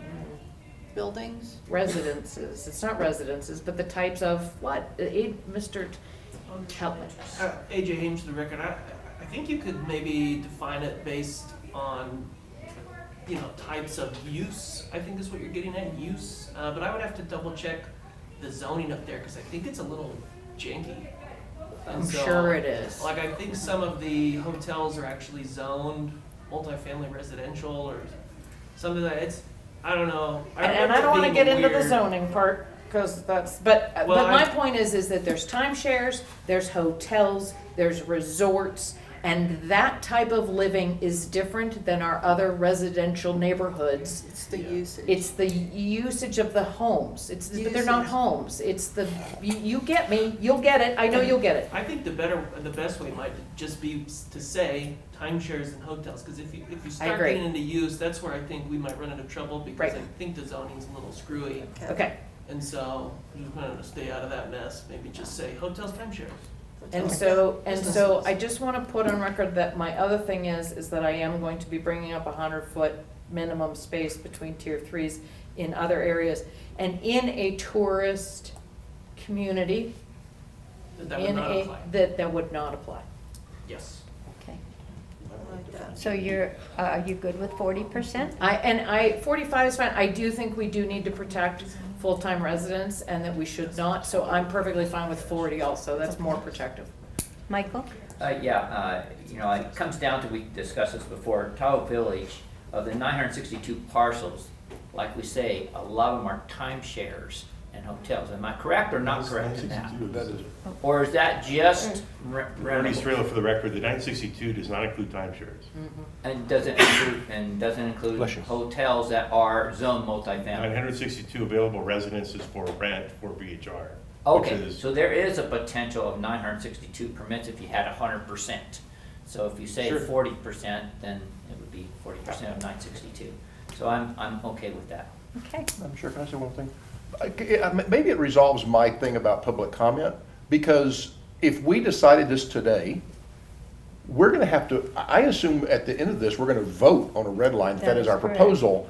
And if Tahoe Village residents absolutely hated that, they could, I'm not saying that we would notice them, right? But it'll get around, right? So they could come to that meeting and voice their objections to that if they disagreed with that 40%. Correct. Okay, yes, okay. AJ Ames for the record, they could also go to the planning commission, because it would be a code revision, and they could go to the board of county commissioners, Mhm. because it has to be put through that whole process. Okay. Thank you, Mr. I was just trying to avoid, we're doing it without really talking to them. We're going on anecdotal evidence that there's never been a complaint about a tier 3 there. Correct. Okay. Okay, so that kind of takes care of density. Madam Chair, so just, I would say, and I would think we'd want to instruct the county staff to start thinking through this, because if you heard what Lauren said, it's more than density in Tahoe Village. There are other things about Tahoe Village. And so we might want to leave it to the staff to figure out how to organize this code about Tahoe Village. Because what they may say is, this is for everything except Tahoe Village. And in Tahoe Village, maybe their tier 3s don't need to have permits. Maybe there's not a 100-foot rule, maybe blah, blah, blah, blah, blah. So we might leave it to their staff to figure out how to put Tahoe Village, with all its nuances we're going to propose, figure out how to put Tahoe Village in code. Maybe it doesn't belong in this section right here. Right. Maybe it's a separate section, except in this thing. And I have asked, Mr. Strelo, who has either asked or will ask Mr. Hames to put together some of what we've discussed so that we have a more, concise, packet next year with the things we've already talked about, so that you could put in some of that verbiage that we have kind of thrown in your lap. AJ Haynes for the record from the DA's office. I was waiting because it seems like as we've had discussions, people keep going back to, like right now, we're talking about a 100-foot rule, which, No, we're not. so I have not, this is the same piece of paper we've been using since November because I just wanted everyone to have time to fully flesh out all of their ideas. Good plan. Right. Good, yes. But very I good. can, prior to our next meeting, I can put together an update. Hopefully we can get through more of Okay. these Right. code provisions. And I think that, the problem is there's so many different places that have the same information in it, that's why we throw out these different ideas when we're not on that. So, okay, we can go back now to page 189. And I think that was a really great discussion, and I thank everybody for being prepared with really thoughtful comments. Where we left off last time was, sorry guys, I like papers instead No of worries. I think we'd computers. start I'm a with- paper person, think and that I would be put a good. stop and a start in here. We stopped here, we were on C with page 189, which was 131, what had a lot of, okay. Number 1, Well, all of C is what we just talked all about, of correct? C, yeah, I just wanted to make sure there wasn't anything in there that somebody had made comments on that they wanted to make changes. Madam Chair, Oh, can I- I'm sorry, throwing things. Can I just ask a question of clarification, Madam Chair? Yes. AJ Haynes for the record. Just to draw everyone's attention to subsection, well, it's written in here, subsection 4. The density limitations, just, if the reduction is to 15, I think I understood that that would only apply to new permits, but people could continue to renew existing permits. Just- Through attrition, Yes. through sales. Mr. Hames, or Mr. Strelo, I don't know if it's possible, but this is gonna affect several decisions we reach. I would be interested to know the churn. So if we are at 20 and we're going to 15, what percent of permits expired in the last 3 months which weren't renewed?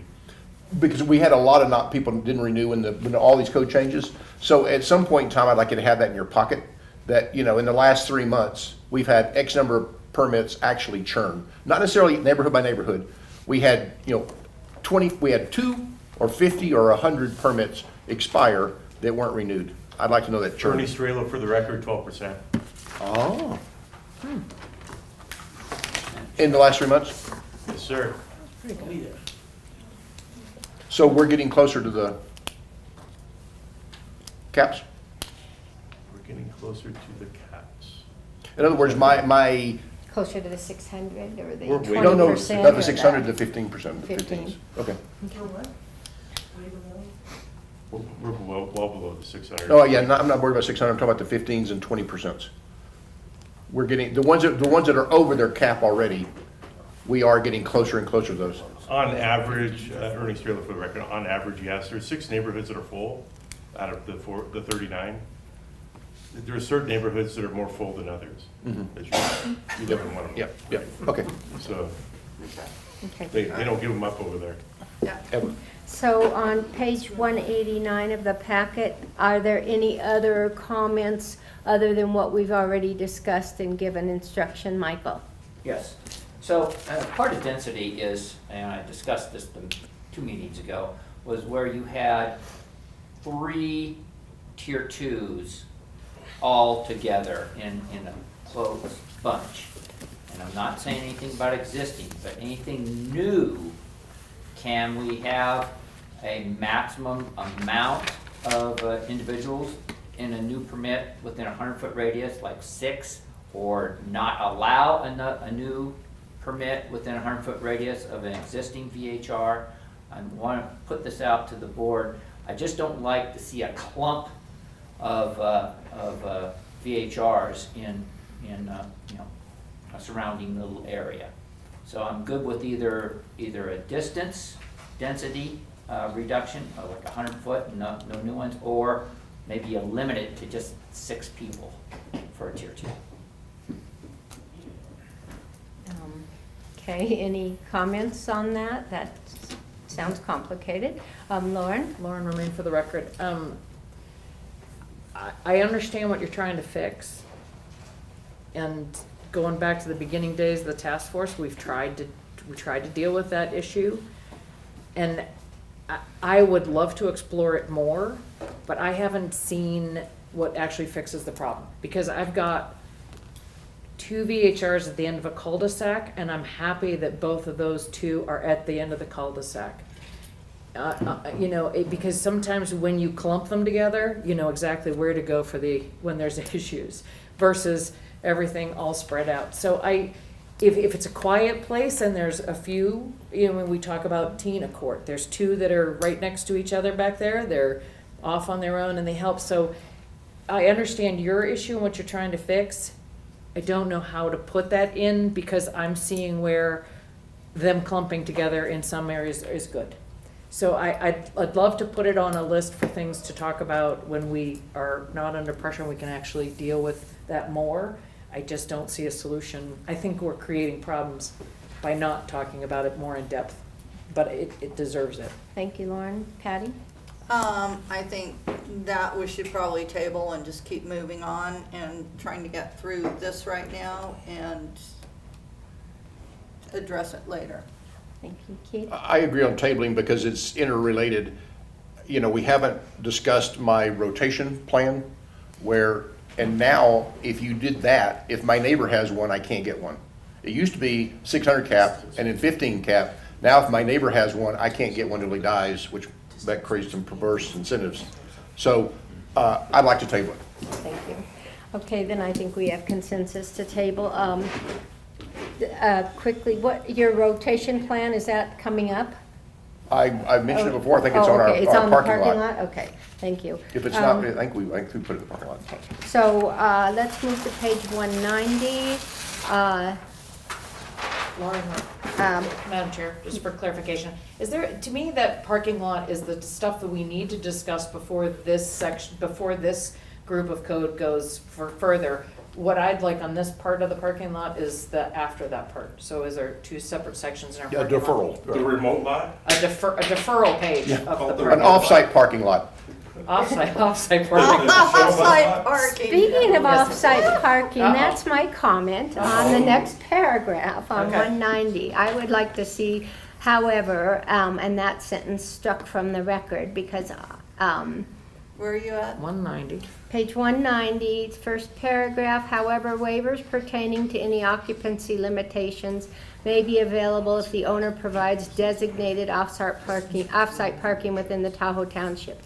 To me, that's just an accident waiting to happen. Remove the sentence. Personal opinion. Anybody? Madam Chair, I agree with you 100%. It was just wasn't a hill I was going to die on, because I think that was part of the negotiated settlement. Well, If it wasn't, I'm 100% with you. I think it doesn't make any sense, and I don't think we'll use it. I think it'll create parking problems. I would love to get rid of it. I thought it was there for a reason, because I think that came up at that time. Patty? I'd get rid of it. Lauren? Lauren, for the record, I didn't think it was part of the settlement. I thought it I was didn't something that either. came up at the Board of County Commissioners, so I'm okay to get rid of it too, because it does create. I'll ask you, Mike, but I have consensus on But I'm gonna be nice. Can I just join the crowd? Yes. Okay, so, Mr. Hames? In speaking with Mr. Strela just now, he noted that they've never actually given a waiver to increase occupancy pursuant to this section. So We So have that- discussed it, though. it's not something that, So that's not what we did. So can't the sentence be removed then, if you don't do it? Sure. yeah. Why would it be in there if we don't do it? We discussed this on a tier 3 once. Okay, so we can move on now. They had some down the street. They had. Well, this section specifically talks about the, as I read it, it's the 2 + 2 is the rule, right? It's the 2 per bedroom + 2 if 4 fewer bedrooms, parking, you know. I don't know, I think we can take it out, but my point is just that I don't think it's ever actually been applied, although Yeah. they have been discussed. Yeah. I don't think it's Okay. ever actually. But see, that's why I thought it used. came from the settlement, is because we put back the 2, and to counter off putting back the 2 + 2, they added the parking. Yeah, If you're gonna use that parking, that was that was the part of the negotiated settlement with it, but I'm You taking it are- out. You are correct. The 2 Okay. + 2 was directly the result of the settlement, and then I'm sure that this was somehow related, but The parking was added to it because it's a limitation, that +2. If you use the +2, you can't, your parking comes in. yeah. And then the designated parking was added. Okay, and I don't want to spend a lot All of right. time on this, it's Yeah. not that important, it was just something that seemed ridiculous to me to have in there. And I know there's just the 2 of you out there, but when we finish this operational section, I will take some public comment from you. So don't think I'm ignoring that you're out there. Okay, so if there's nothing else in the paragraph, the first paragraph, let's go to number 2 on page 190. Does anybody, Madam Chair? this is bedroom, yes. So I've been struggling with what is a bedroom and the primary purpose there. And I'm not getting any closer to definition, but I'd like to add a sentence. Because what if a bedroom has a bar? A bedroom obviously has a TV. What if a bedroom has a couch? So I don't know if we're gonna define bedroom. I don't think we did in definitions, but I'd like to add, when it says, a bedroom is defined in this chapter as being designed as used as a sleeping room and for no other primary purpose, unless it's a studio apartment. And advertising may not mention use as other than a bedroom or the amenities in that bedroom. So if you've got a pool table in your bedroom, I don't think it's a bedroom to begin with, but you can't mention a pool table. If you've got a bar in your bedroom, you can't mention the bar. It's got to be a bedroom. So we're getting people to self-define a bedroom is they can't advertise as anything else. Now, I'm not saying that constitutes a bedroom. I'm not saying we can't change our position. But what I am saying is if you advertise it as a game room, it can't be a bedroom. If you advertise the pool table in your bedroom, it can't be a bedroom. And so I'm saying you got to self-identify it as a bedroom only. It gets me around some of my definitional issues about this is primarily bedroom or not. Patty? I think that's micromanaging because the staff looks at the pictures, the VHR permit holder, puts in there that we have all the pictures, we have the fire inspections, we have all that in there, I think, and a bedroom's defined as a bedroom. I think that's just over micromanaging. Thank you, Patty. Lauren? So bedroom, the definition of bedroom, I think is important to define as best we can because bedroom drives occupancy. And the desire of people to increase their occupancy then incentivizes them to do whatever they can to call this little thing a bedroom and that little thing. Fire department's got the handle on a bedroom as far as safety issues. What I'm looking at is kind of like the wet bar one. It can't be that was a living room with a pull-out couch. So I'll throw this out here. Bedroom definition must be a bedroom in advertising, but must have permanent beds, no pull-out beds. Now, you might have an exception for a studio, and I'm okay with that. In a studio, it's separate. The room may be used to sleep, read, or watch TV. Game rooms with beds are not considered a bedroom. And to me, that at least helps the fire department to figure out, because they're gonna see everything and their brother, trying to become a bedroom. And what we're trying to do is help meld these places in a neighborhood, so occupancy is important. And if these guys know that basically a bedroom is a full bed, not a pull-out bed, a full bed, nightstand, chest of drawers, I don't know how we want to word that, but a game room is not a bedroom, and maybe that is what helps them. A game room with beds in it is not a bedroom, and maybe that helps to Thank keep you. the crunch, the Michael? nooks and crannies. Well, I like what Lauren said. One of the things, though, I don't believe the fire department's going to, they're not in there to determine if it's a bedroom. They're in there to determine if there's a smoke detector, if there's safety issues. They're not going to do that. So I believe Mr. Strelo mentioned once before, we might try and at one point get fire and county out at the same time. But, that's down the road, but go ahead. I can talk. I was just gonna, and I don't know your name, and I'm sorry. Jessica Garrison, for the record. I'm one of the fire inspectors that go out and do VHR inspections. Michael, that is one of the things that I check for is Okay. bedrooms, to make sure that they have proper egress, 2 points of egress. There are certain things that qualifies for a bedroom, and I do check both of those. What are the things you're checking for? So I'm Sorry, pulling I it from took her what ahead you of guys you. have also. She was like, Egress window in each sleeping area. Egress windows have an opening of at least 5.7 square feet, which have at least 24-inch opening in height and at least 20 inches wide. And the sill cannot be more than 44 inches. So you're checking for that, but you're not checking for a billiards table in the room. If it has a proper bedding that doesn't block egress, Okay, and it has something Right. in there, I can't that's tell right. them to take That's that why I'm out. saying you're not determining if it's a bedroom or not solely, right there. You're just determining from a safety issue, can that person get out of that room? Yes. Yeah, and what we're trying to do is define what's a bedroom. thank you. Thank you. Ernie? Ernie Strelo, for the record, in conjunction with what the fire department said, I either go with pictures, or most likely I'm out of the site on a renewal, or a new location, and I do go through the rooms. Okay. And I do check them. So if there's some cool games that are in the room, there's no bed, it's a bedroom, but it's not a rentable bedroom. Madam Chair, but there's such a spectrum here. Is a couple of beds with a big coffee table and a stack of board games, is that a game room? Does it have to have a foosball table? I mean, Lauren's thing about saying it can't, it has this and doesn't have anything else is workable.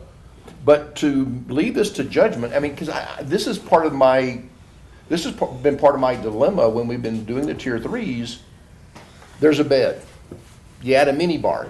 Well, if there's a mini bar, is it meant for only 2 people who are sleeping there, or is it now a gathering spot? Because I think that's the key. A bedroom is not a gathering spot. And putting a bar in there makes more likely to have a gathering spot. A pool table makes it have a gathering spot. That's why I stuck with advertising, although I like Lauren's saying about it has this and nothing else.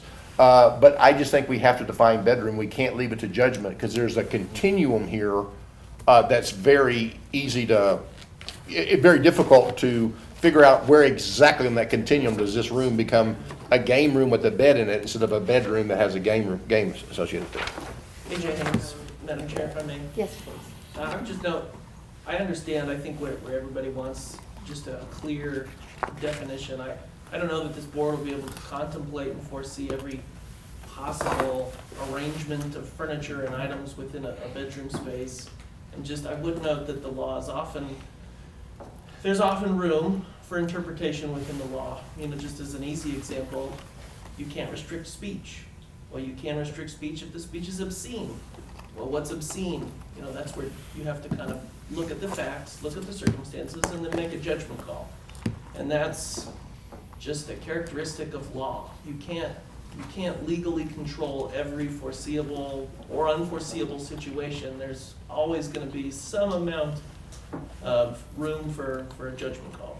That's why we have judges. Madam Chair. Thank you, Mr. Hames. Let me just remind everybody what the current code says under bedroom, and I won't read it all because some of it's about glazing and stuff, I don't even know what it is. Every bedroom, a bedroom as defined in this chapter must be designed to be used as a sleeping room and for no other primary purpose.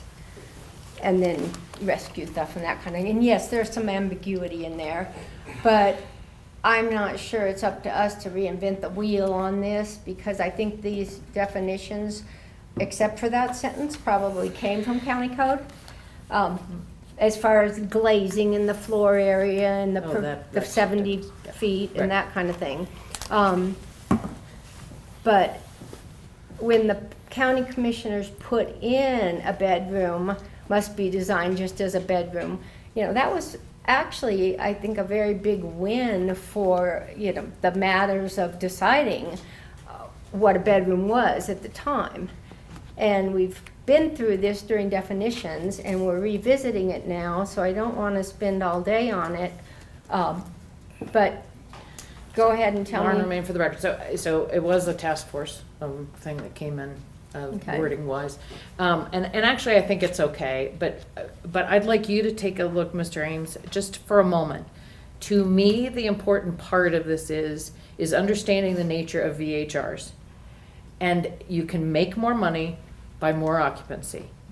So what we want to do is, from this day forward, pass along the knowledge that we need to err on the side of not calling it a bedroom, and to make it a bed, make it be a bedroom if that's how they want to do, and have it. So you understand what I'm saying? If there's a way in which you see that we can improve the wording that is there, or to impart to other people the fact that if we have to make a judgment call, we're going to go on the side of not calling it a bedroom, unless they want to purely make it a bedroom, because it's part of what happened. You understand what I'm saying? Oh, I'm as getting I a blank understand stare. it, That's just my, Okay. that's my normal face. Okay. As I understand it, you want to just maybe add a provision at the end of the, where it says, must be for a sleeping room only. And then if, you know, just you're proposing adding a sentence, something along the lines of, if there is any doubt as to whether a room is a bedroom or not, the county will presume that it's not a bedroom. And if you think that's gonna work, what I was asking you to do is take the understanding that we know the nature of VHRs is people are gonna make bedrooms where they can because they want the occupancy, because they want more money. And we want to stop that practice, and we don't want to incentivize it. So knowing that, if you just look at that and see if you would offer any other wording to what we have right there, I'd be happy. Because Madam Chair, I mean, there's gonna be a buyer rule too. If we don't change this, there's gonna be a buyer rule too. If I see any intent to have gathering in a room, it's not a bedroom. So we can leave it this way, and that'll be the buyer rule too that I personally apply, just like the 100-foot rule started. But if there is any intent for people to gather in that room, it is not a bedroom. And Just look at the original code, plans for code the structure. changes are up to us to recommend, really not Mr. Hames. So to ask him to write what we want, I feel like is like asking Ernie to tell us what we should do. And I know that that's not his position or Mr. Hames' position. It's up to us to tell him what we want. I just did. All I'm asking for is You if want he feels that clarification. he understands that, he gets me. Amazingly enough, he gets me, which is very few people in this world do. And I'm grateful for that. He sees it more for what he needs. I don't want to get overly wordy. We can't be real prescriptive in this. I just want him to understand, from my point, the nature of VHRs. We don't want to incentivize. Do you feel that there's anything else that you would recommend to put in there? Because you understand what you need in order for these guys to get the right sense of how we want the program to run. And it's just kind of, okay? Okay, so let's move on. Is there anything else on bedrooms? Please say no. Number, Hang on. Did you have something you want? Before we went to page 190, I raised my hand on oh, 189. I'm sorry, Michael. It was just to verify that on number 2 of 189, it says pending the imposition of density limitations. Uh-huh. You know, don't we need to change it now to 15% for home rentals and multifamily? Yes, and that's what I We already asked skipped him to over it do because that? we've already asked Mr. Hames to do that.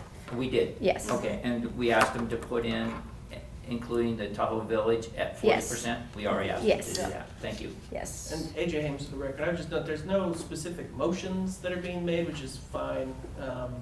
I've been taking notes. Anytime there appears to be consensus, I note that. Eventually, I'll bring forward Yeah, okay. another copy which takes into account areas where I saw consensus. And I Okay. did note consensus on those items. Thank you. Okay. And Madam Chair, by the way, we can take it off the parking lot now, because that was one of our parking lot items. You know, you remember you said, Yeah. we talked about this before? Well, other primary purpose, that, you can mark that off the parking lot. We just talked about that. Well, okay. Oh, sleeping room, pool table, perfect, okay. I will be happy to cross it off of the list. Okay, so can we move to page 190 yeah. where we were?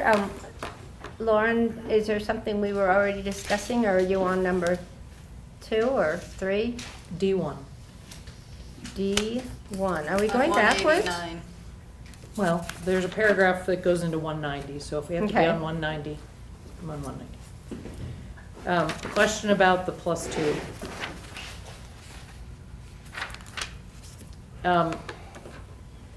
One of the reasons why, Lauren Romaine for the record, one of the reasons why it's really important to me that we define what we mean is because in the last couple of years, I've been amazed at how what we meant gets redefined. Okay, And so it's really important. One of those statements, and I don't have it right at hand, is that the VHR program reflects the uses, residential uses of the neighborhood. And my recollection of that whole discussion was parking, cars, trash, noise, that the people in there are gonna reflect. Now, will we ever get there? I don't think so. But I at least, in the minority report that was printed, talked about how 2 per bedroom plus 4 did not reflect the use of the neighborhood because parking, noise, and people and all that did not. I have, you got 2, 2, 2, 4, 14. It did not reflect. So it really concerns me that we're clear on why we make decisions or why we approve something in a certain way, because things will get redefined from this point forward. So my question comes in on this two per person, you know, the 2+ occupancy, and I didn't know if there was any desire to look at that, because what I see is, I'm sorry, Mickey. no, Because- I'm okay. grateful you brought this up Okay. because I missed it, and it Okay. is something I wanted to discuss. Thank God, I thought I was in the doghouse. Okay, so I'm, you know, I really still do feel that occupancy is an issue, and the 2 per bedroom plus 2 is a problem, and so I'm let me throw it out there for others. What is your recommendation then? If I were queen for a day, it would be 2 per bedroom flat. Thank you. Because that's the way Thank other. you, Michael. That is exactly my recommendation. You know, we're only talking about 1 to 4 bedrooms here, Correct. right? Yeah. So 1 bedroom would be 2, 2 bedrooms would be 4, and so on. And just get rid of the +2. That was part of, I believe, the settlement agreement. Correct. And we can make recommendations to not go along with that, and it's up to the planning and board to see fit. Thank you, Michael. Patty? Patty Graff for the record. I think in one of the past meetings that we had, the +2, we were considering of being minors. So that if someone, because I know people who have 4 or 5 kids. And it's like, if they had like, you know, a couple of babies and a couple, you know, of like 8-year-olds, that they could put those in 1 bedroom. Something to allow for minors, maybe not adults, because, you know, they're partiers. But if you've got kids and you invite a couple of their friends up for a couple of days, I think you should be allowed. And maybe just have that +2 as minors. Okay. Keith? Starting off at my preference, if you're gonna blend with neighborhoods, it is something less than 1 per bedroom plus 1. That's just a baseline. If you looked at data about how non-VHRs live, most units in this area have less than one per bedroom. If you have an architect design a house, they're probably designing it for one per bedroom plus one, so the parents sleep together. Nobody ever plans to have two people sleeping in the living room. I don't think there's any consensus of one or one per bedroom plus two, which would be my preference. So as for consensus, I would say two per bedroom without the plus two, to remove the plus two. It gets us closer, but even that, for the record, Keith Byer, for the record, even two per bedroom does not look like the rest of the neighborhood. It is closer to what an architect designed that house for. Architects did not design houses for people to sleep in the living room every single weekend. So I would say remove the two, and I would acquiesce to that for consensus. Thank you, Keith. And I am very good with two per bedroom only, but I am gonna say for the record, I grew up with three of us in one bedroom. Can I just, Lauren? I'm if we're breaking gonna- my rule. I know you are, and I appreciate it. My concern is that that's gonna get tossed out, and I just wanted to say for the record that my preference is where it is, and I think that is the way we're gonna meld into neighborhoods. Without it, it's gonna be tougher, and if we're gonna lose that battle, then I would suggest that we do suggest something like the two has to be under the age of 16. That was just. I think we go with two per bedroom, and we can always lobby the planning commission and the commissioners at the time they hear this. Okay. Because we can't write a code with a what if. Gotcha. Michael, I'm I breaking came my from rule the again. apartment industry, and when you, Patty, I understand what you're saying about families and kids, and I actually think it's a good idea, but can't change who is a person, by age. And, right now, our code says it's anybody. 1 day old is a person, right? Do I think it's right? Probably not, but that's just the way it is. And so you really can't say, well, let's just do the +2 for minors. It really adds to a lot of what I would think legal issues coming up down the road. And enforcement and all of the arrests. So there we're at with the two per bedroom. Okay. Yeah. Can I move on? Okay, move on to number, we went through number 2, we're on page 190. Number 3, does anybody have anything on that? An owner must, by written agreement, limit all parking to on-site and designated parking areas except for temporary loading and unloading. Whatever. Comments, changes? Nothing? Okay. Just lost my. What? Just want it to be enforced. Number 4. Yes, ma'am. Okay. I am incredibly sensitive to people say, why am I the deputy sheriff? Why am I over code enforcement? I've got to start monitoring cars. I don't think they ought to, if someone has a parking issue, I don't think they ought to have to call the owner of the car. I think they ought to have to call them, I think they ought to have the ability to call the emergency contact. And so I think we ought to include the emergency contacts number on the parking permit as well. Oh. No? Okay. Okay, we're gonna talk about the emergency contact being added to a parking permit. So if anybody has comments to make You know on me, I'll that. change my mind as long as I hear you, but. Calligraph, I think now we're getting off track.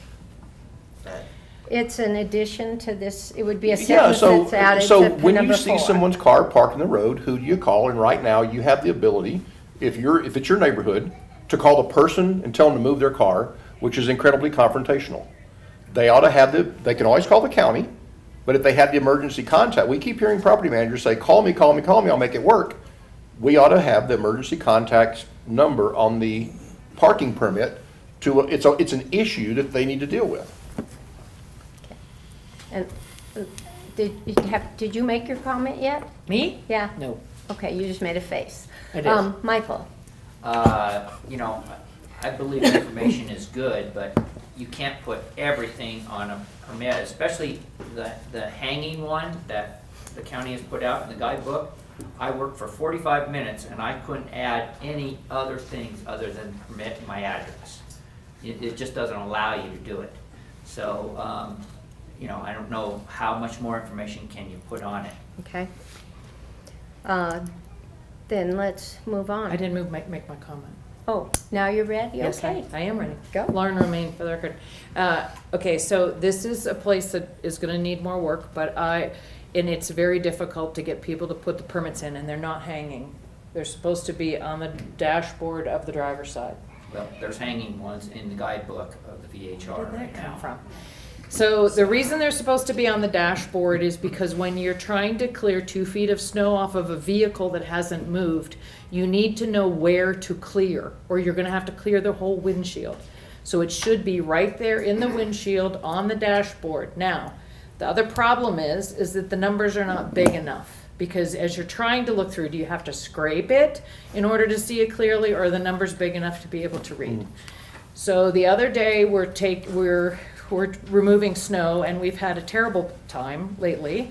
So I go, scrape. Sure enough, there's a parking pass. But the parking pass goes to the property manager. So I call the property manager because this person's taking up 2 spots and they need to move so the loader can clear, because we all move when loader comes. I have to try to explain this to the property manager. Well, what do you need them to do? Well, what do you, whatever? I said, I just need the owner's number so that I can talk with the owner. And I gotta tell you, it became contentious with that person, who then told me to be pleasant, which really was like, my God, woman, you don't even know me. We helped the gentleman when he came out clear his car and move.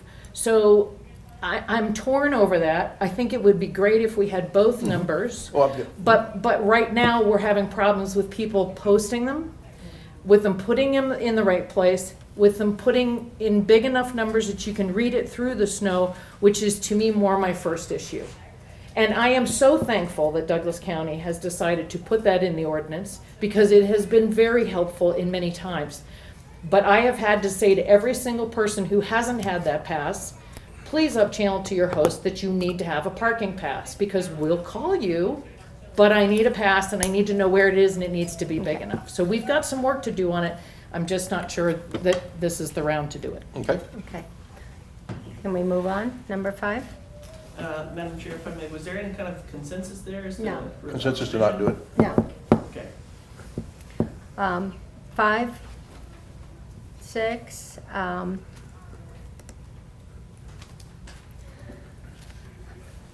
well, anybody got anything on 6? I just have to go back to my pet peeve of the hard surface. Of all parking should be on a hard surface. But that's just my personal pet peeve. I and second. It was there once and it's not there now. I second. All consensus. Okay. Good. So I just like those 2 words or 3 words, on a hard surface. That's 4 words. That's We're in, sorry, what section are we in? we're on number 6.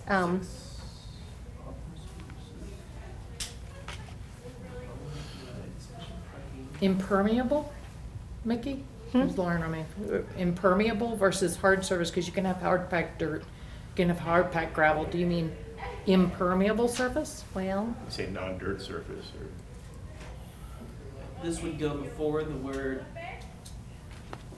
and so it'd say owner must provide sufficient parking, sufficient hard surface parking? Is that, I just missed the, the owner must provide sufficient parking to meet county on-site parking requirements, including the necessary. Or maybe it's just a sentence that all parking must be on a hard surface. I'm afraid to use the word impermeable because there's a lot of paver stones and those kind of things that are permeable. Oh, I see what you're saying. Okay. Yeah, Non-dirt, yeah, not dirt. yeah. Yeah. that's what I said. Yep. Not dirt. Yeah.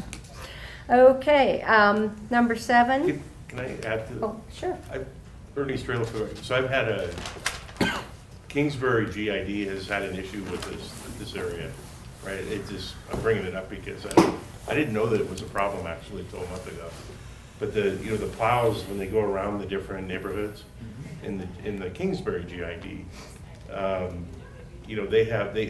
they claim there's a significant amount of problems with cars, VHR cars or non-VHR cars.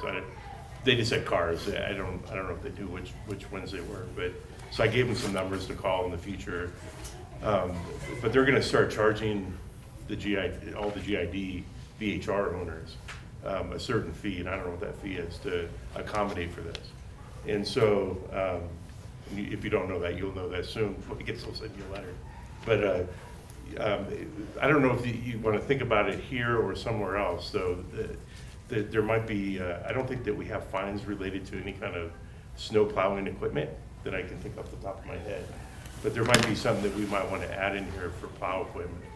Because we talk about signage and we talk about snow removal. You can't park in certain areas, or parking gets cut off, or the parking areas get trunked during certain times of the year. But I'm not sure that we actually address getting in, a plow trying to go through, and I'm just talking about the Kingsbury, because that's the one I know about right now.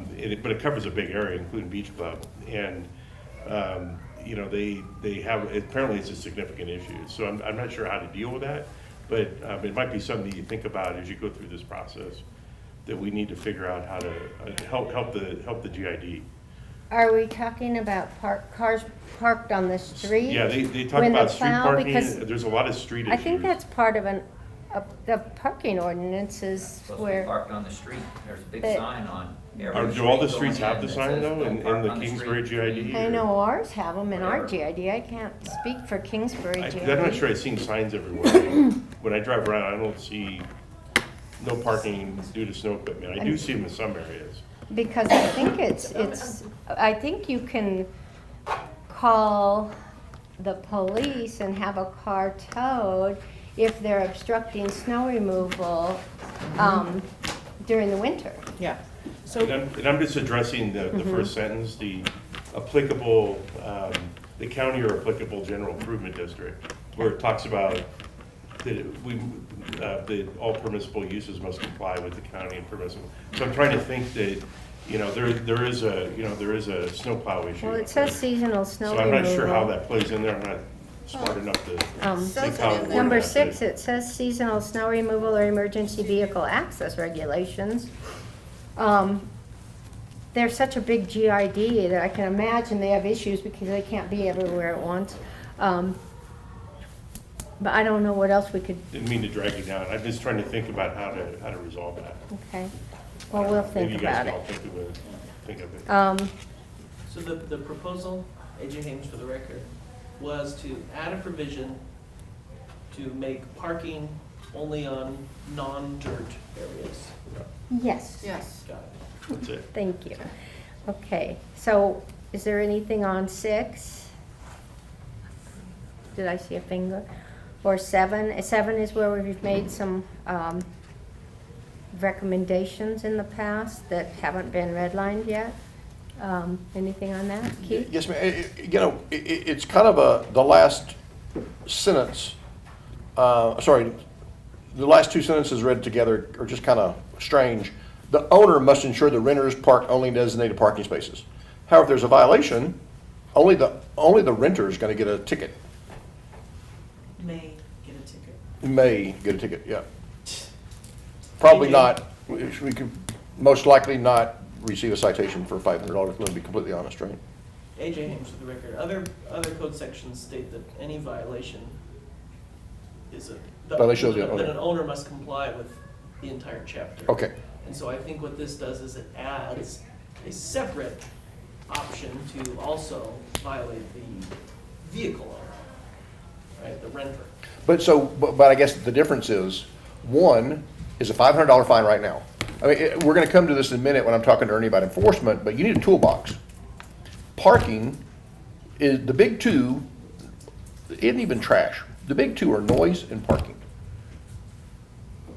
If we had the ability to fine an owner for people parking where they shouldn't, you would probably have less parking issues. And what I'm saying is, a violation, removing the permit, is a process. A parking ticket is a little bit more immediate and painful, $500. But if there's not a consensus, we'll, I would just note, AJ Haynes for the record, that the code does currently allow for a $1,000 fine for any violation. okay, And so if you wanted to highlight the parking issue, you could designate a special fine just for parking violations. The code also allows suspension or revocation of a permit for any violation. So okay, we'll come back to that then in in enforcement. Okay. theory, if there's a parking violation, Ernie could revoke their permit. I think he's threatened to do that on one occasion to get the guy to fix the parking. Repeatedly, though, right, not once, but repeated violations. Okay, So, yeah, but it could be something that you might add. I would recommend that that be added to the fines Yeah, okay. section. Okay. sounds good. Number 8, anything? Page 191, number 9. Nikki, can we Yes. take a break, short break? Oh, sure. We're on a new ppage anyway. Okay. Can Yeah. I take public comment first?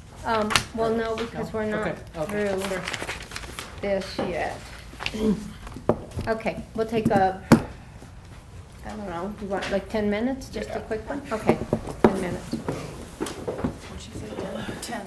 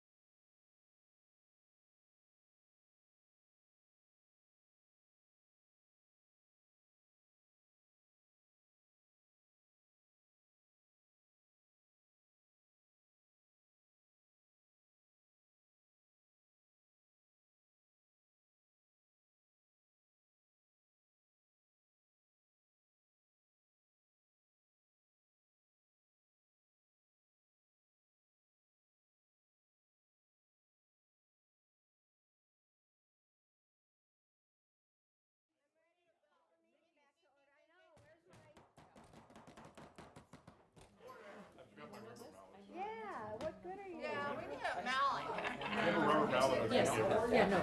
Oh, you don't? Call my phone, Okay. it's a DOS Before you bar. hit Keith, you might hit Keith with it. but- You have this one? All right, we're gonna bring the meeting back to order. Yes. Yes. All 5 board members are in attendance, and we are on page 191, paragraph number 9. Any comments on number 9? Okay, how about number 10? We've already got redlined. 11, Hang on. this is about advertising. I believe there are some comments that Yep.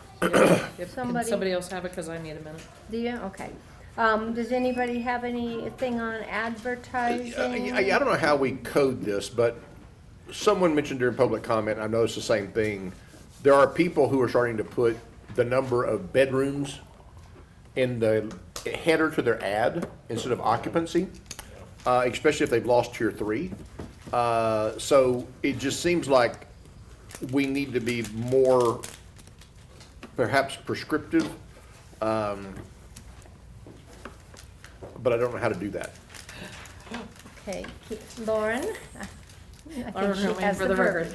I'm sorry, but I did notice, as I was looking online for some things, some of the tier 3s that we turned down did exactly that, and you're like, whoa. Okay, how about, as part of the ordinance, and let me just see if I can find it. Max occupancy and vehicles allowed must, and bedrooms may not be listed in any title of any ad. And not having a VHR, so I don't know how you put, would it be the title or the header as the Oh, up wording front. that Keith used? I'm not exactly sure, and I'm sorry, I did call my property manager to try and get a call back from her today for her to explain it a little bit better for me, is because she does all that stuff. I didn't get an answer exactly, so I might tweak that wording a little bit, but if we Okay. could get consensus at least on that. Where's Heidi when we need her? Oh, I don't, Yeah. yeah, so, but, yeah. Okay. Michael, you're, Where'd you wanna put that, Laura? Under advertising, somewhere in there, max occupancy and vehicles allowed must, and bedrooms may not be listed in the title of any ad, and title might change, just because it's okay to be in the verbiage, or down, but it's just, you don't want it to be the first thing someone pops on, because they've got so many beds. got it. Michael, comments? Well, it sounds pretty authoritative, restrictive. I don't know. I understand the concept. I just think it's just a little too hardball in your advertising to put that. I mean, if you have it in your advertising that we only accept 2 people, or 4 people, or 8 people, then that should be it, regardless. Patty? I agree with Michael on that.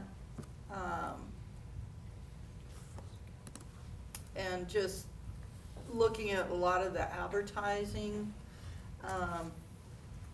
I haven't seen where they put on that they have so many beds in the front line. Usually it's the address and 3 bedrooms, how many bathrooms, garage, and everything else, and then in the description of the home, then it's just kind of like, yeah, we have 2 queen beds, a king bed, or this bedroom has a bunk bed in it, but I've never seen anything that promotes right at the top. Okay. Keith? Well, you started this, so I think you're in line with Lauren. Yep. I'm pretty ambivalent about this. If it will help, then I would agree with Lauren and Keith that the top line should show occupancy, not number of bedrooms or number of beds. So I guess that's a consensus. AJ Haynes for the record, just to clarify, so what I understand is that a person could have, say, a 10-bedroom house, but they're only a tier 2, so they're limited to 10 people. So you want a prohibition in the code that says they can't have a listing, 10-bedroom house at Lake Tahoe. That it should just be something else. But then in the actual advertisement, you're fine with them noting that they have 10 bedrooms. Yes. But you just don't want the, whatever that's called, whether it's the heading or the ad, or that's where you don't want them to advertise the bedroom. Yeah, it's misleading. Got it. Yeah. Okay. Okay. Okay, so we can move on, we're clear on that. Is there anything else under advertising? Okay.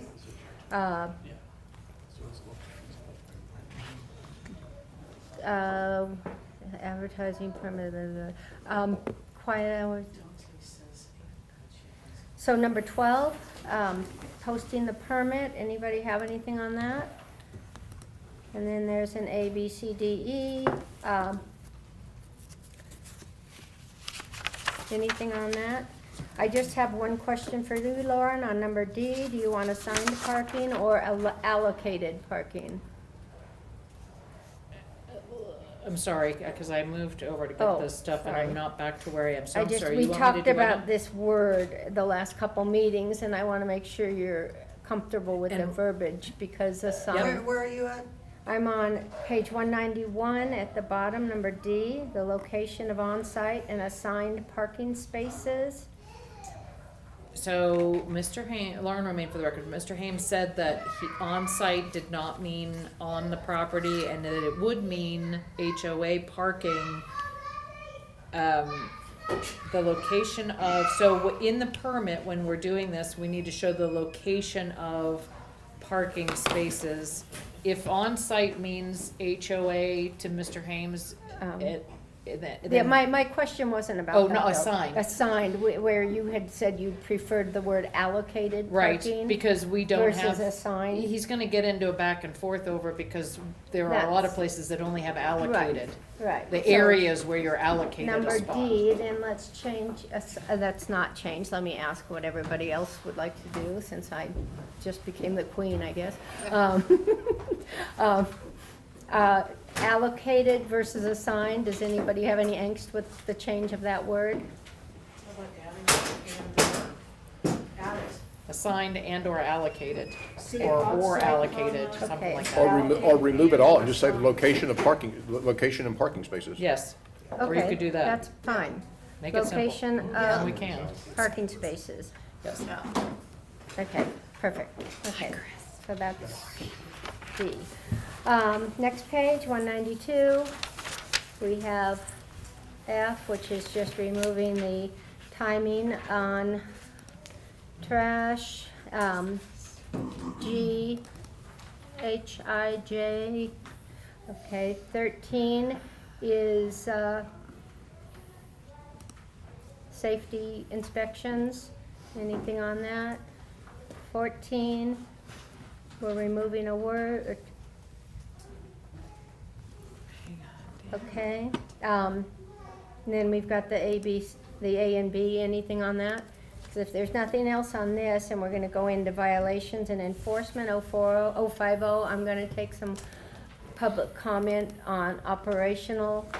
Are you lost, Lauren? Yes, I am. Okay, I can't get, I'm just trying to get an online document back, so, okay. sorry. So if everybody's good with that, then I'll take the public comment on the operational end of it, the density on through what we've done till now.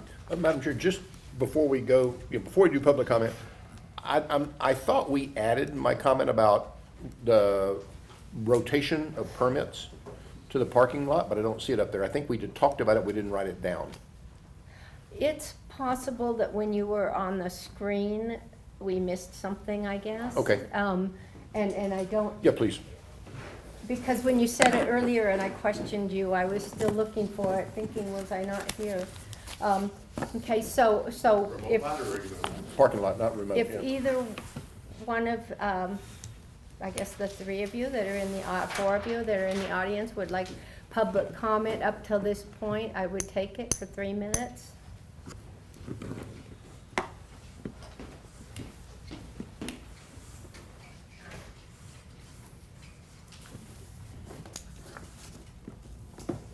Kathy Oyster. I think during the advertising section, you need to include and photos of those sleeping spaces. I'm gonna read to you. A house sleeps 8 with 3 bedrooms. If you look at her photos, she has a upstairs master with 2 queen beds. She has another upstairs guest with a queen bed and a twin. She's got a bedroom with 3 single beds to her bunk. And she's got another, which must be a bedroom because it's a different bed, that's a queen bed. I'm gonna just count here, but that's more than 8. Okay, so there's misleading photos as well, and you don't address photos. You only address descriptive words in the advertisement, but pictures are worth 1,000 words. Michael brought up a 100-foot rule, and I think there was some question about that for Lauren Romaine. One solution might be to treat this more like it should be, and that is a special use within our single-family zoning. That would cover all types of single-family residences, whether they're multi or houses, and put out a notice to all houses within 100 feet. And in Lauren's example, no one would complain. They're happy those people are down there. But let's say half of that sells. Those people fall under hard times. One sells, one's right next to it. They don't like it. Suddenly it's a problem. Let's put it out to the public. Let's put out a notice. Treat it like a special use that this type of use within a community is. It's a business within a community.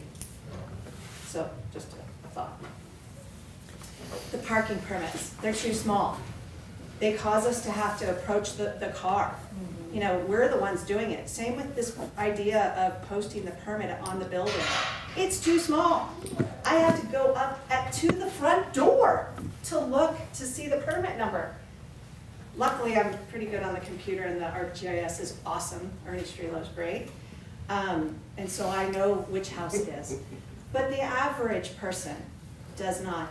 I don't even know all of this stuff. I'm learning stuff every meeting that I come to. So when the commissioners say, why doesn't the public do this? They don't know. That's why. They don't know. They're not given a notice that these things are happening. They don't know. You've got to have communication with the neighborhoods to make this right. 10 seconds, I'm sorry. That's right. Objective standards, using the International Fire Code, by the way, will save you volumes of problems. Thank you, Kathy.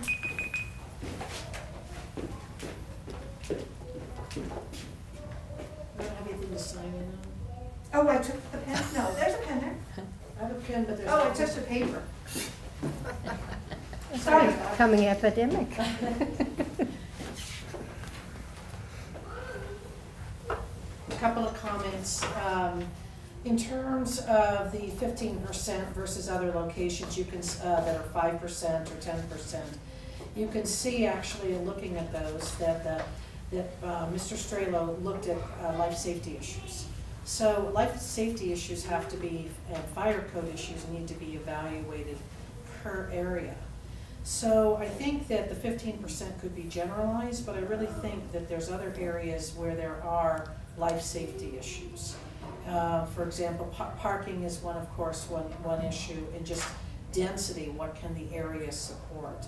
So I think that re-looking at that instead of across the board.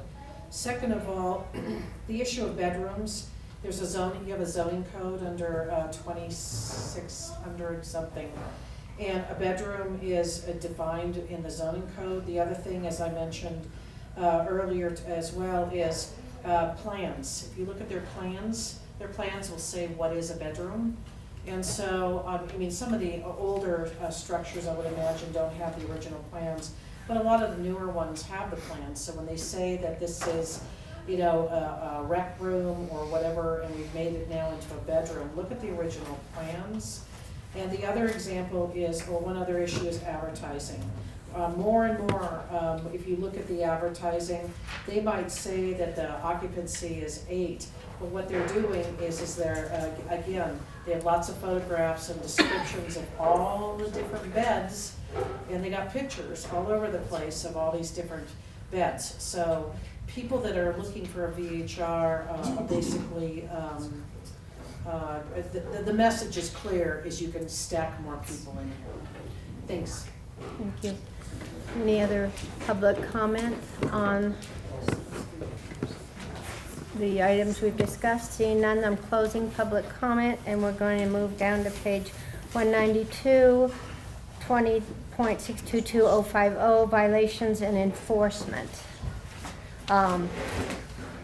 A, is there any comments on A or B on that page?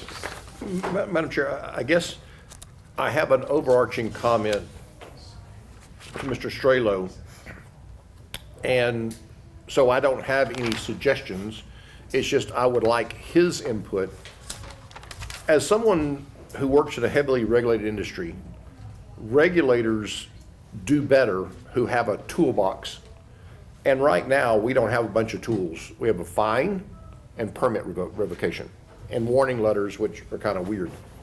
But we need to have a toolbox. We need the ability to ban emergency contacts if they're not performing their job. We need to be able to ban management companies if they have a history of violations. We also need to be able to lower occupancy, limit seasons of rentals if that's what people believe. So I would like Director Strelo to think about his enforcement history and to come back with a recommendation if there are any other mechanisms to enforce this program that he needs. So I have nothing in the whole section. It's only for Mr. Strelo, but I do think my only suggestion would be that we do have a procedure to ban an emergency contact. You've heard Commissioner Gardner talk about he called somebody, like, I'm actually the maid, I don't answer the call at 3 o'clock in the morning. That person should not be an emergency contact now or ever again. They took a course to be there, and they didn't do their job. If a management company continues to have issues, we ought to be able to ban that management company. So I would strongly consider those, but the rest of it toolbox. So I don't have any exact wording. Thank you.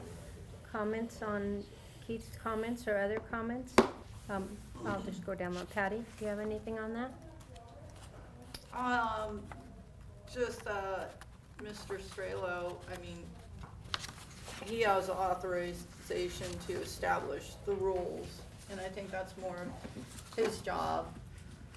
And if, you know, to have those rules, and then if he has them, maybe be able to give that information to the board so that we have it. Lauren? So maybe more of a philosophical, Lauren Romaine for the record, philosophical discussion about enforcement and fines. So we can sit here for another 5 years, work our butts off to put together the world's best VHR ordinance. And it isn't gonna be worth a hill of beans if we don't have enforcement and if we don't have the teeth that we need to actually, I mean, to me, my goal would be to get the word out that Douglas County is serious. If you want to be a vacation home owner, that it takes a certain responsibility for you to meld into the neighborhood. And if you can't do that, then you lose your permit. And because I wanted, to me, it's important to do that because it will finally, once we get there, make their job so much easier. Because the word would get out, people do talk. So I love the toolbox idea. I really would like Mr. Strelo to really think about what you actually need to be able to put the teeth that we need in here, because it's the only thing that is gonna finally get this to be where we want it to be. To meld into the neighborhood where people understand their responsibility. Parking is an issue, and I would like at some point, I don't know if we need to put it on the deferred parking lot or whatever. There are so many different answers that I get back about parking and whether we can enforce parking or not. To me, the way I'm looking at this is it is in the VHR ordinance. It is a violation of your VHR permit. So it doesn't matter about a judge or a ticket or a parking, whatever the normal thing, it's a violation of your permit, and that it needs, we know that it's like almost maybe one or two of the issues. If your place has a place and you have a problem with the parking, the permit needs to go. Because talk about life safety, there's life safety issues, there are things that can happen when people are not doing that properly. So that to me is my overarching question. Doesn't matter this ordinance, if we need strong enforcement, we all need to be on the same page. And if we need to talk with the sheriff about enforcing parking and communicating with the code people or whatever help you need to be able to really start to clamp down on those violators, I'm all for it. Michael? Well, I'm just in favor of Mr. Strelo giving the board any suggestions that he thinks would help him and, you know, to help with violations, enforcement, or any other part. So that's where I'm standing. Okay.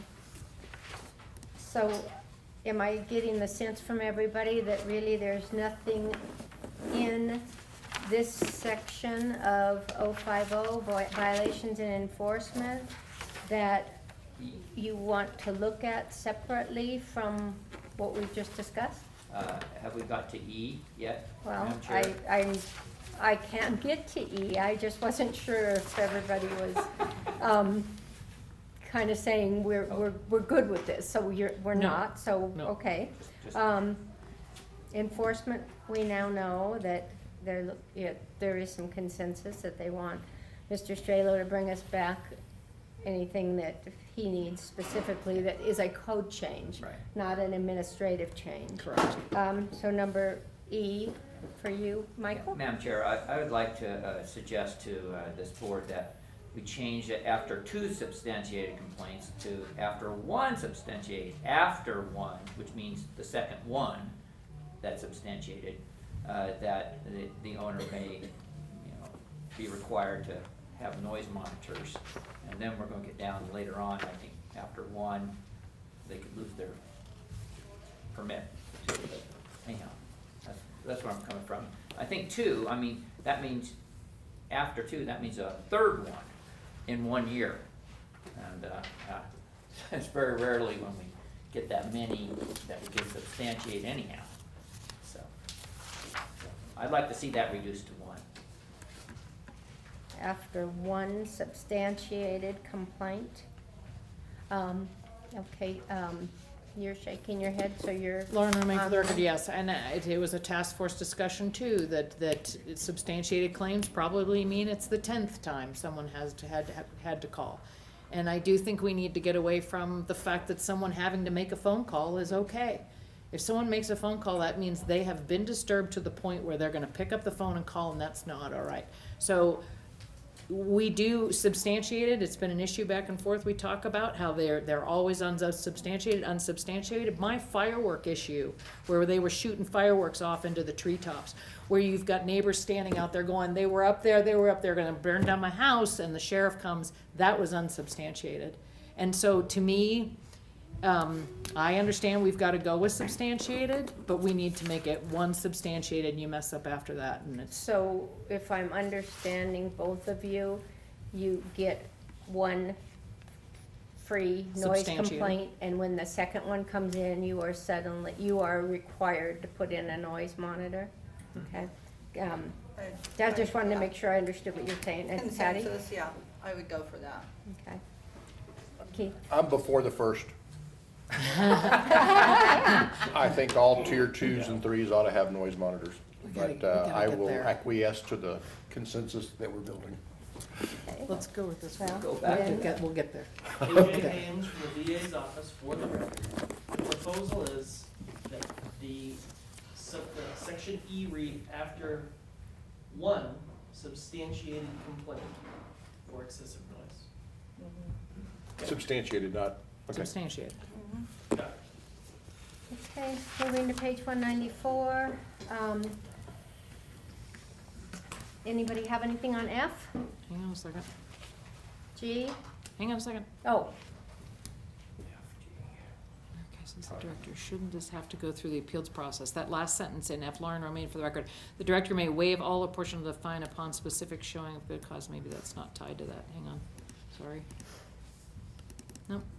In rare cases, the director, shouldn't this have to go to the appeals process? And I guess it's talking about fines. Are you on F? Yes. Okay. Yeah, anything in the fines is appealable. Right, so this last sentence in F, the director may waive all or a portion of any fine upon a specific showing of good cause.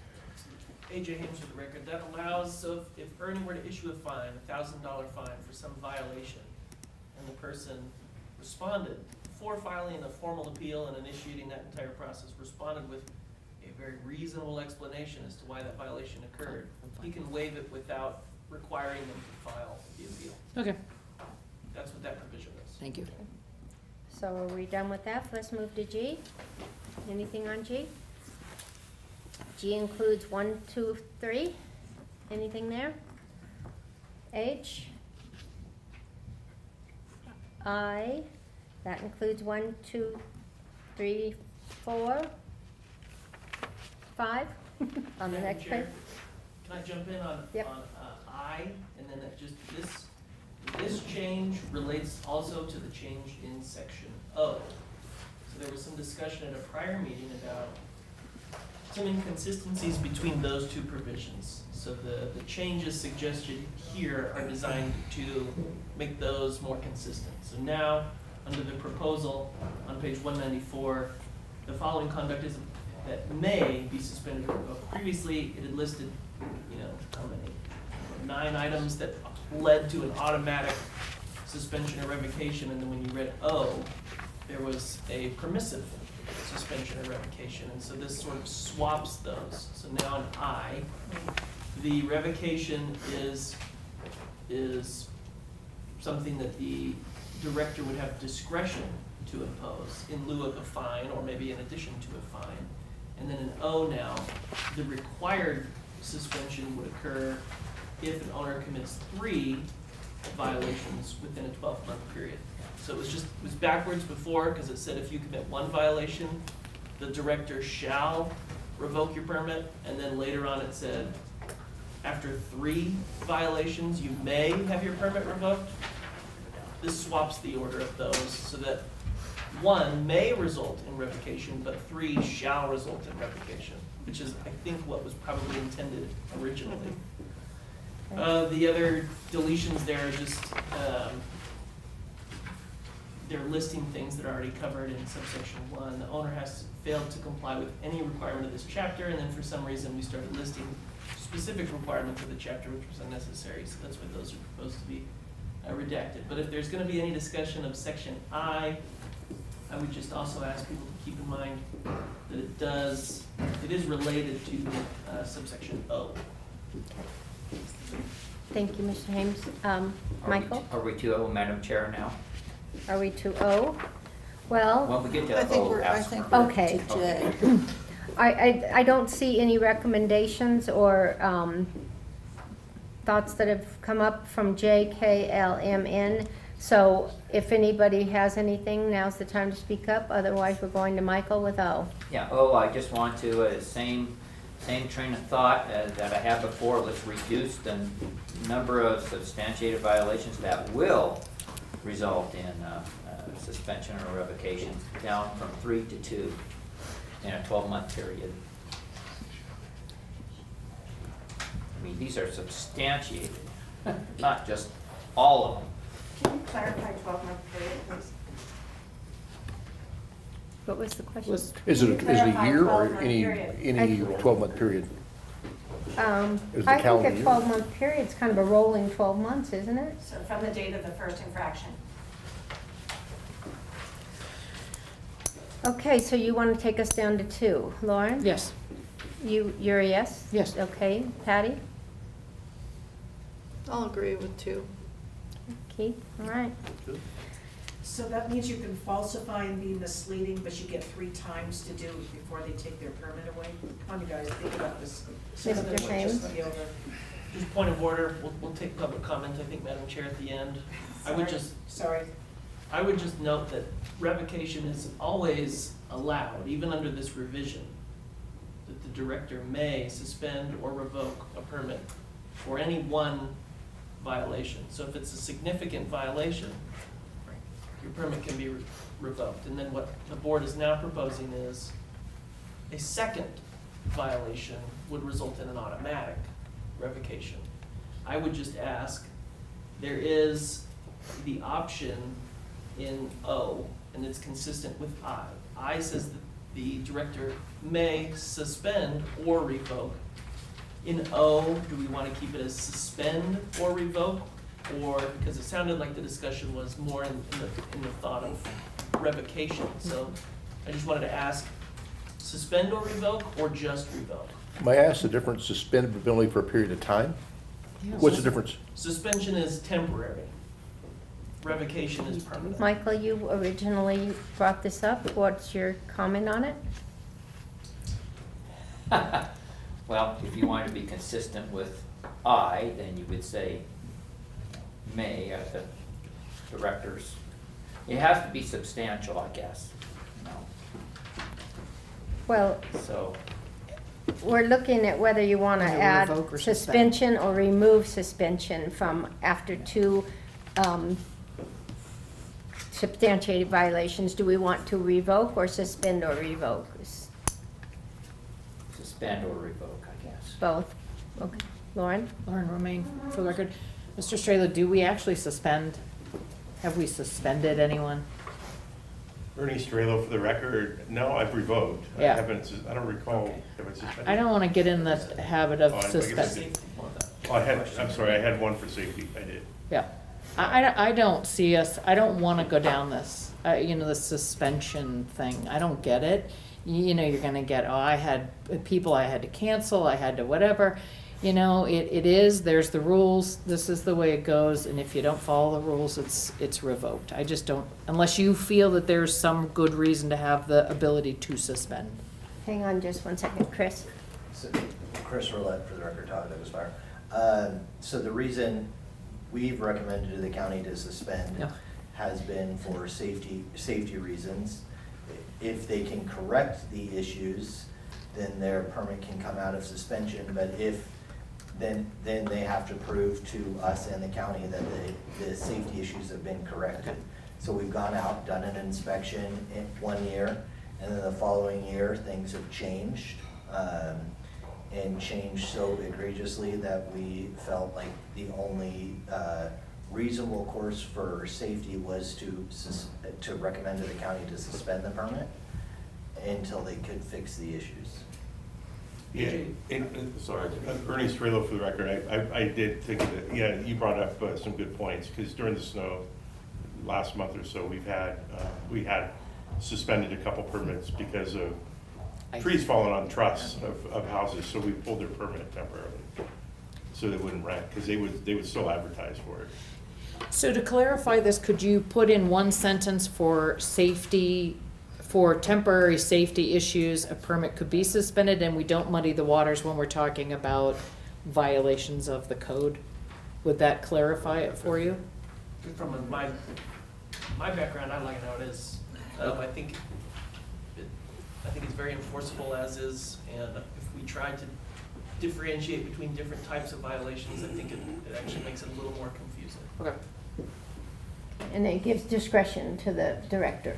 So, yes, you can suspend or revoke. Just Yeah. as another illustration, H.A. Hames for the record, one that I know of that was suspended recently was during the annual inspection by the fire department, they found that a utility room was being used now as a storage room, and so there was some flammable material that was being stored next to a furnace or a water heater or something like that. So it was a fire hazard, so that was suspended, not revoked, and they just had to clean up the room and maybe, I don't remember all that they had to do, but it was a safety reason. Okay. Patty? Yeah, Patty Graham. I was just gonna say that I think it should be suspension, because if someone's remodeling their kitchen, they can have their permit suspended, or it's like, my place had a fire. So my permit was suspended until it got cleaned up and it was Ernie Strelo for the record, I pull permits actually after about 6 weeks if they're gonna sit there and sit on them for building, and you and I have had this discussion where the fire department will go through there and they're doing some major remodeling or minor remodeling, and to get construction and permits and everything done in a timely manner, and it's not in the conjunction with the timely use of a permit, right? The purpose of a permit is you're supposed to use the permit. So we'll yank the permit and just tell them just reapply, you know, during the, your problem probably predated me. I would have pulled your permit probably if it was more than a couple months. I Yeah, would. it was, and it's like now with construction and trying to get someone out there, I mean, you're at the mercy of trying to get someone out there. Where it That's could why we be, take the you know, permit. 6-8 months before you get a contractor out there Yeah. who can take care of things. But So that I- wasn't a violation, I know we're getting off topic, that's not a Yeah. violation, so would somebody like that be able to come right back in? Ernie Strelo for the record, I usually just tell them to reapply and, you know, when they're ready, when they get everything fixed. Okay, And Because again, most of the time there's, all right. Just Lauren Romay for the record, and I'm sorry, I have heard about this practice through the grapevine, and I just wanna say that we don't want to dissuade people from fixing their places. We've got a lot of very old places. And if we do that, especially in an area where they're at 20%, people may not fix their houses because we have a program that kicks you out. So I just would say, please keep an open mind about it, because it does concern, the unintended consequences concern me. yeah, if it's a major construction, I mean, if you're, you know, putting new floors in or something, it's, you know, of course you wanna be fixing your place, but if it's, you know, usually major construction or your roof falling in, Well, that's not gonna be very fast. yeah, Right. yeah, Right, yeah, and so those are usually what I'm pulling permits on. Yeah. It's not, we just move on. I just wanted to clarify, so under subsection N, for building permits and safety issues, that's where you get the suspension provision. 90 days, up to 90 days, the permit can be suspended for those reasons. That's not necessarily violations. So those are addressed Okay. separately. okay. But just in practice, I don't think there's ever been a suspension for a violation. Gotcha. It's been more pursuant to Nope. subsection N, where you have Safety. a safety or a building permit or something along those lines. Yeah. It's suspended temporarily, and then if you read through subsection N, or actually, if you look in subsection O, that ends with furthermore failing to correct any health and safety concern within the time specified, that's a reference back to N. So if you had an issue, your permit gets suspended.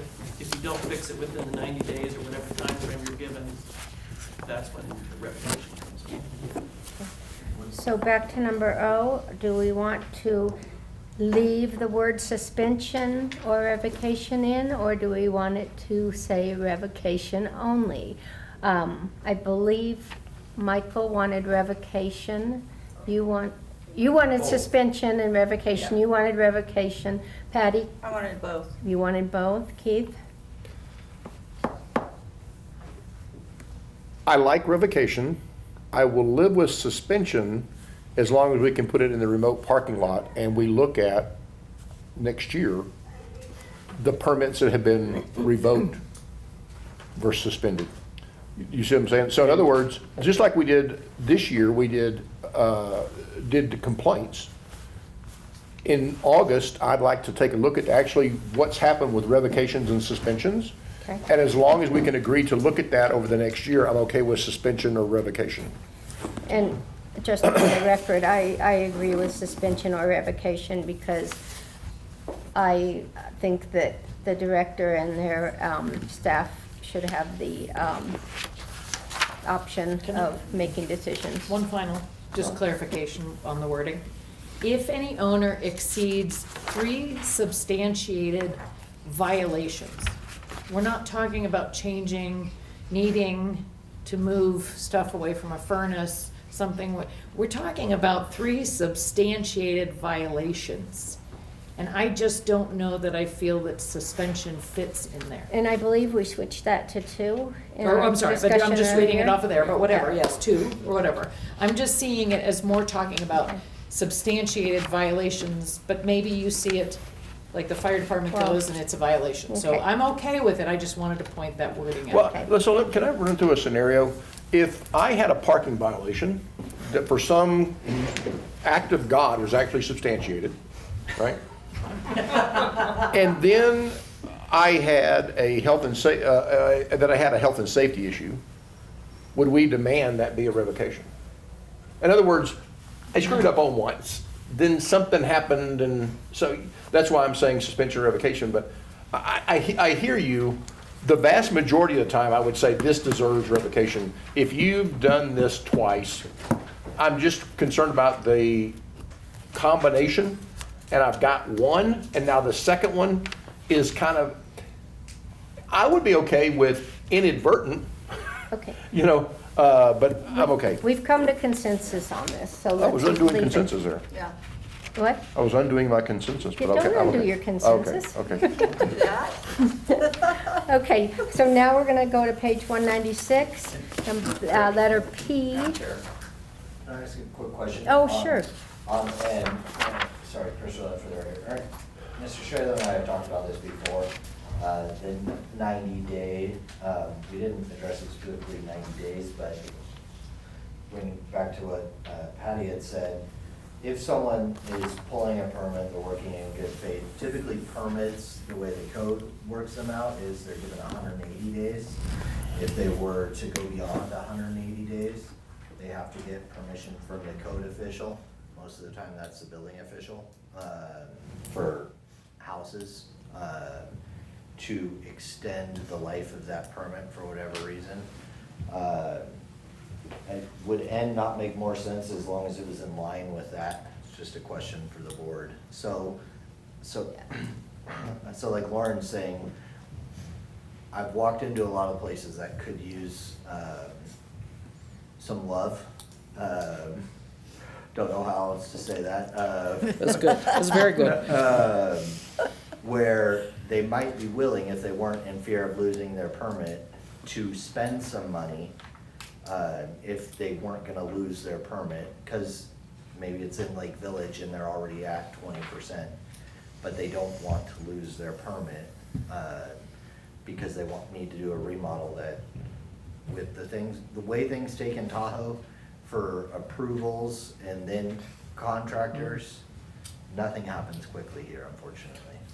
I'm sure that's not the way I read in. I mean, in other words, I read that it's gonna be at least 90 days, but it's for whatever time until unsafe conditions have been corrected, right? And I see a May in there also. Yeah, so the way I read it was, if the construction takes 180 days, 270 days, it can still be suspended for 270 days as long as it hasn't been corrected.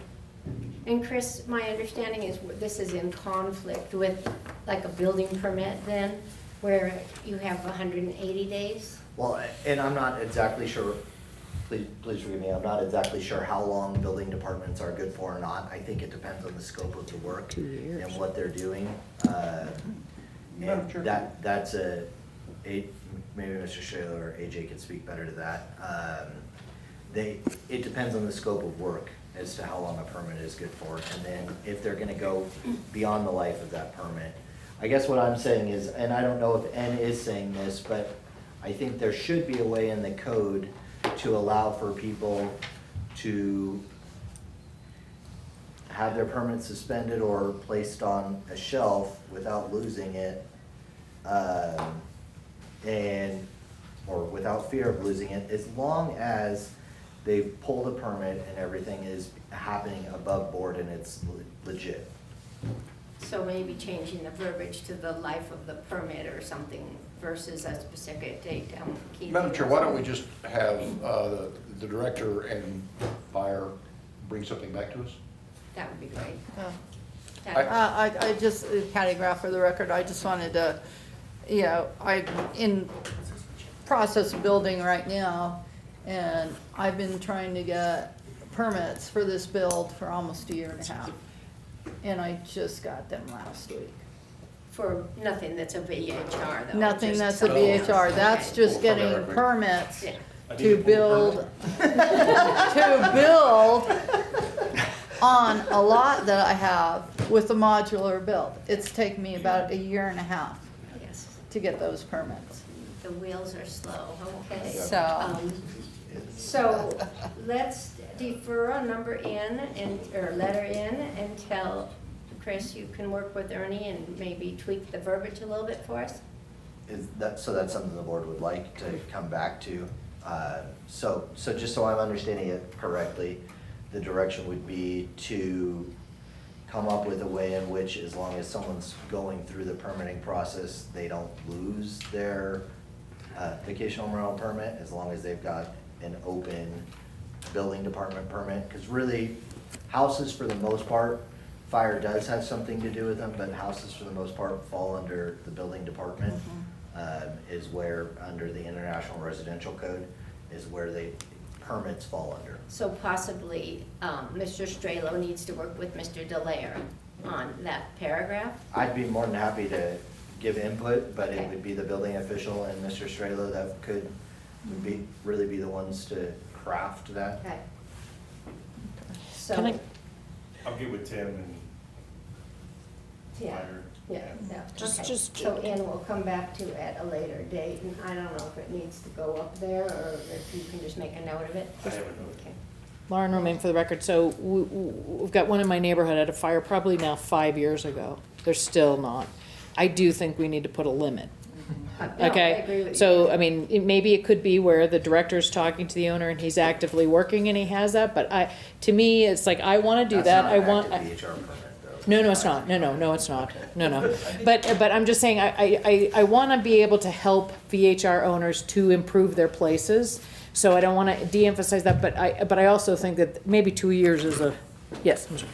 There is a 1-year limit in place, so if I started construction at my VHR and Ernie knew about it and he suspended my permit, under N, he can suspend it for up to 90 days or until the conditions have been corrected, whichever is later. So supposing it takes me 5 years to, fix the roof that the tree fell through, I would have, in theory, I would be suspended for 5 years, but then you have to also factor in that you must rent your VHR at least once every year in order to renew. So I think when you consider those things together, if you haven't rented your VHR for a year, and yeah, it was suspended, but you didn't rent it for a year, now you're not complying with that requirement.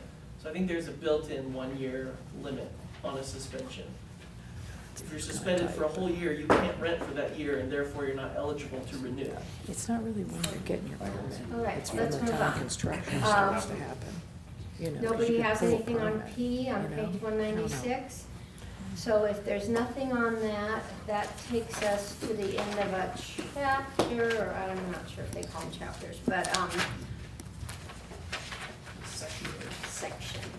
I'm just looking for the number in my, 050, that ends 050, so I will take public comment on 050 if your comments are regarding violations and enforcement.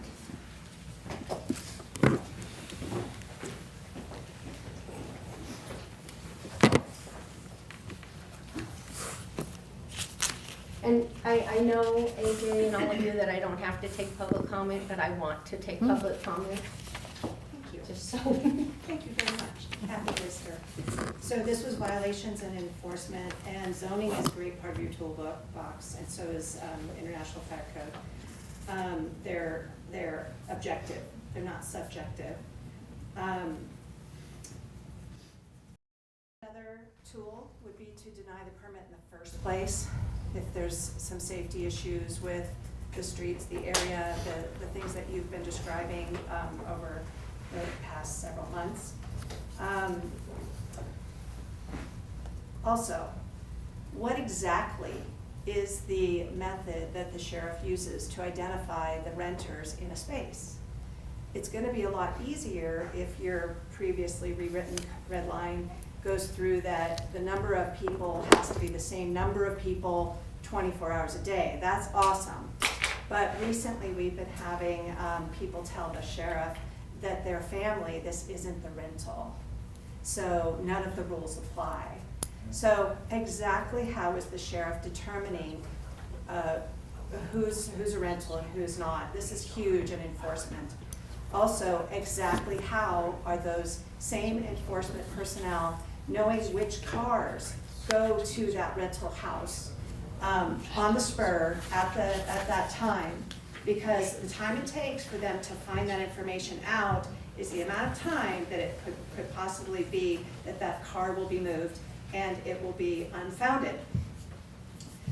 The reason I asked about the 1 year rolling, because that's really important to me, is that there is something in there, maybe you can do a word search, where it said it's 1 year from the date of the permit. Well, that doesn't make sense if the permit's in the summer and they change property managers and they get 2 violations in June and they get permitted in July and they have 2 more violations in August. I mean, you're racking up. The next year round, you might hit your threshold, but it is important that it's rolling from the first violation.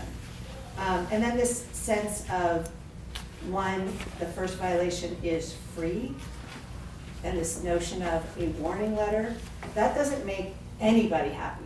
Both sides of the coin, whether you're the property manager, owner, etc., or the people who would really prefer them to scooch away, all of them have been asking the commissioners to get rid of the bad apples, and that starts with a penalty. Thank you. Thank you. Additional public comment on 050? Okay, we're going to close public comment, and unless someone needs a break, does anyone need a break? I'll go on to 060. Page 196, VHR Advisory Board and Appeals. A1, anything? A2, anything? That's the makeup of the board. Anything at all on page 196? 3. 3? Okay. The Board of County Commissioners shall appoint the VHR.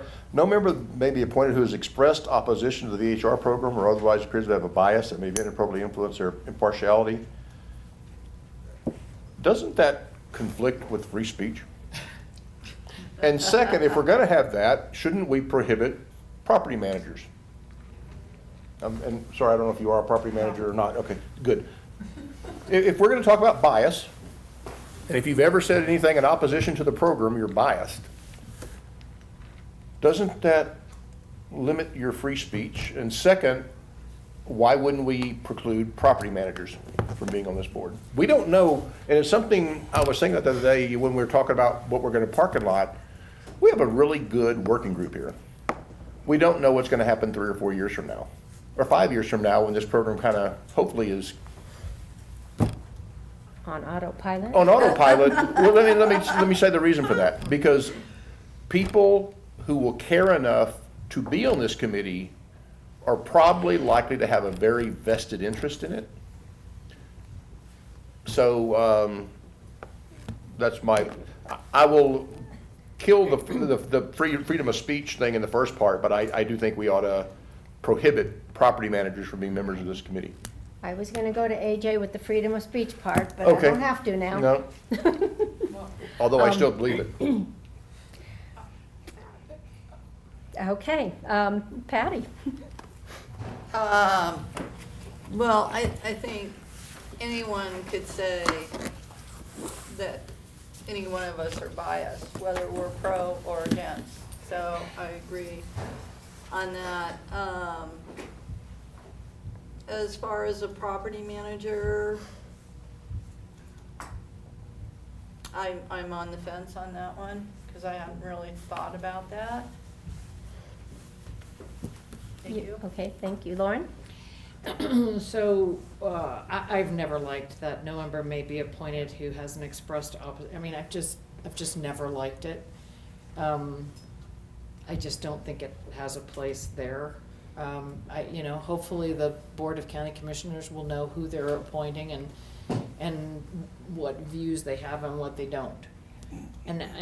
So that's mine, but I need to go to C. And Patty, I'm having this really difficult to discuss this because we have been very lucky with you in the fact that we have an East Forest Township resident who actually has a property up here and understands the lake.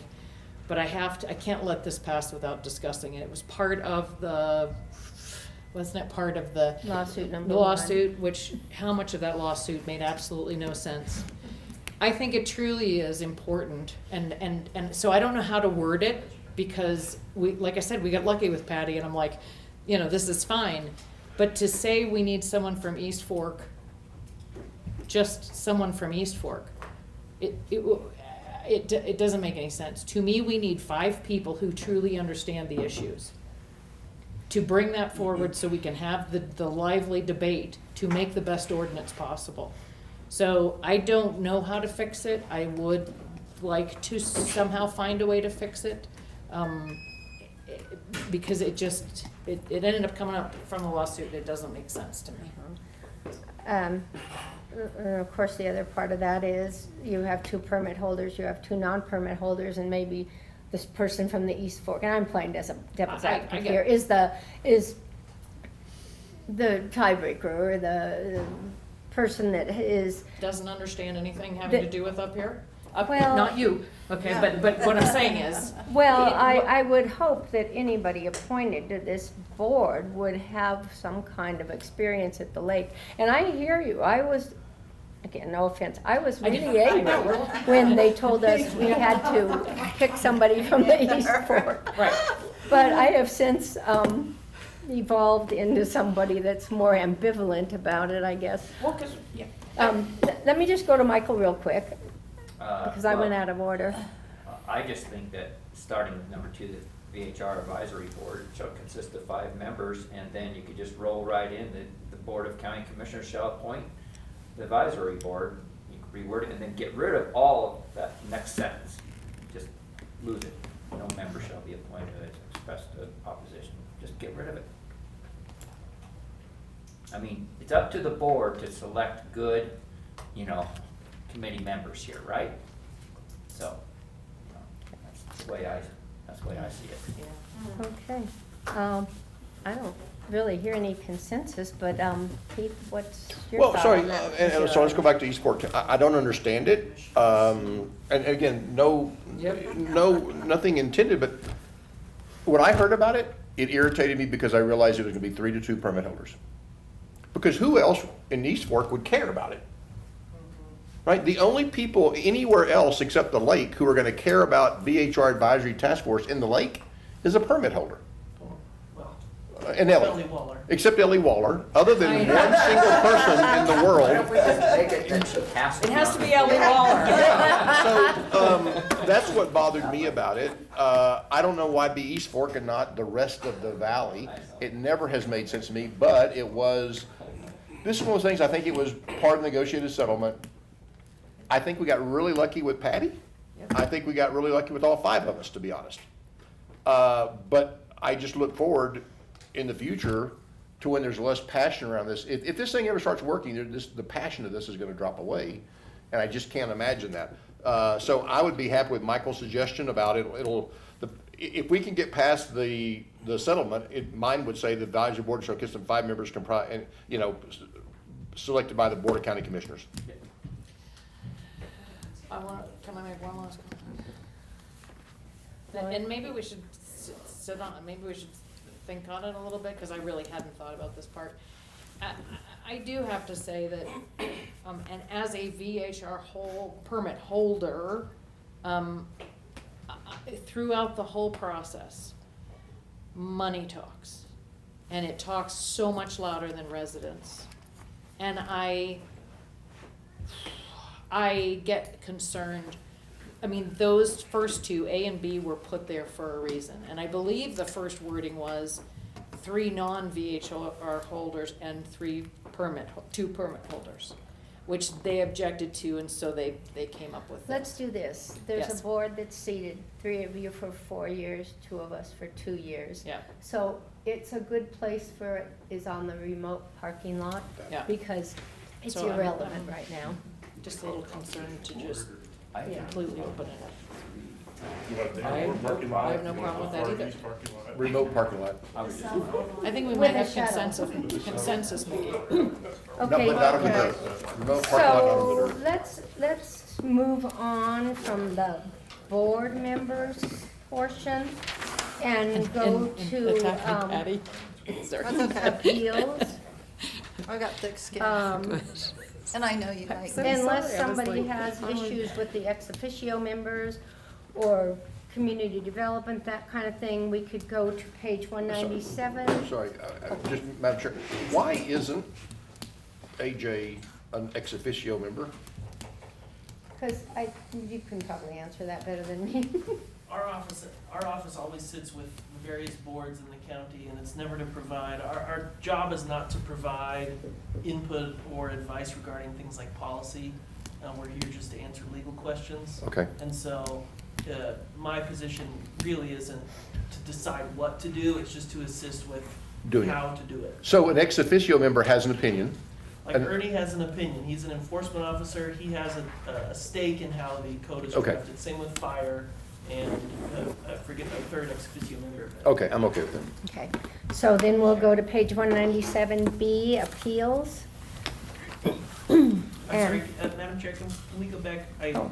It sounded like the consensus was to put the composition of the board on the remote parking lot. There was also, is that inclusive of both the East Fork residence requirement and the bias requirement? Both of Yes, those? I mean, Remote. that's my Okay. understanding, yes, yes. Got it. I'm sorry, that is the unpaved remote parking lot, so it's even one below. Yeah, No, that's it's right. airport Yeah. remote. Not remote parking. I think we can fix this one. So we're on B, appeals. I'm not seeing- I don't see any purple or red on this page, but if anybody has comments on B all the way down to 4B, please indicate. So, okay, otherwise we'll move to page 198. Stand by. Jeez. And on the middle of the page, unless you have something prior to that, there are some purple. Oh, go ahead. Ernie Strelo for the record. So this is actually for AJ. What I wanted to do is make sure that the appeal process is, we're using the same verbiage as 28.20, right? So when we do the Board of Commissioner appeals, the appeal timelines are different for you guys versus the Board of County Commissioners. And so I want to have this one, so I don't have to remember if it's a calendar day or a business day, right? Because they almost fall on the same day, but they don't. And so it's confusing to me to try to keep track of this, because I just can't keep track of it. So that's And number so- 9? Yeah, I think it's 9, and I think it's a time, there's a timeline. So it has to do with when an appeal is stamped. And so if you were appealing your permit, a fine or something, you stamp it, the clock starts, depending on the board it goes to. But Make it the same. it counts differently on the appeal process. So I needed to say the same thing. So under B, I on think it was 3, B3. yeah, B3, there's, Okay, wherever it is. B3 states, and this is AJ Haynes' record, a notice of appeal must be filed with the Community Development Department within 14 calendar days, and I am pretty sure that the rest of Title 20 requires appeals to be filed within 10 business days. I just wanted to match it. Which in practice is kind of the same, but it's not, because if you get like a holiday weekend or something, it screws it up, so. So 20.28.020 is the Board of Commissioners. So, Madam Chair, I think we would So I just instruct think- staff to look at the appeals process, make sure it's consistent. Any changes, any comments they would have, would bring it back to us. We got approval to do that. Okay. I just want to make sure you guys are. okay. And then down the middle of page 198C, anybody have any comments on C, D, or E, where there is some purple? Just to provide some background here, Madam Chair, D is there's just a correction there to just clarify who files the appeal. So that's really all that is. E is unnecessary, we don't need to talk about that. That was in conjunction with this concept of how to establish density, but the board doesn't want to establish density I think that the consensus today was 15% across the board with the option to go below. And so this sort of related to the prior proposed provisions, which would have allowed for kind of a neighborhood by neighborhood. Madam Chair, just for the record, I would need to think, but if you were voting on the density allowed in my specific neighborhood, I would have to have a serious consideration whether I could be unbiased in that. But I think we could leave that under the general ethical rules. Yeah. But preliminarily, I don't think I could vote on it. I think I'd have to recuse myself from a vote on my neighborhood density if you wanted to lower or raise my neighborhood. But I think that's for each member to decide based on the ethical principles, so I think we ought to get rid of that.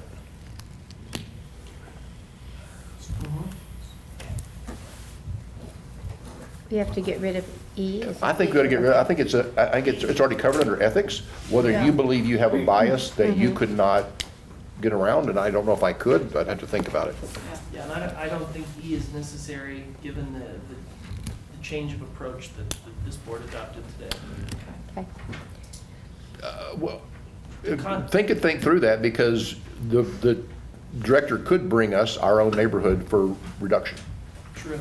So, But you're right, that would be covered through your normal ethical obligation to recuse yourself from situations where you have a conflict of interest. Thank you. For clarity, AJ, this has nothing to do with an appeal on a tier 3 or for instance, it was brought up at the commissioners meeting with the last appeal, and I don't remember what it was, but the question was, what is the basis for us to overturn an appeal? And I believe Mr. Ritchie said if it showed that, if they could prove that this board was biased or abused their privileges. Does this paragraph have anything to do with that?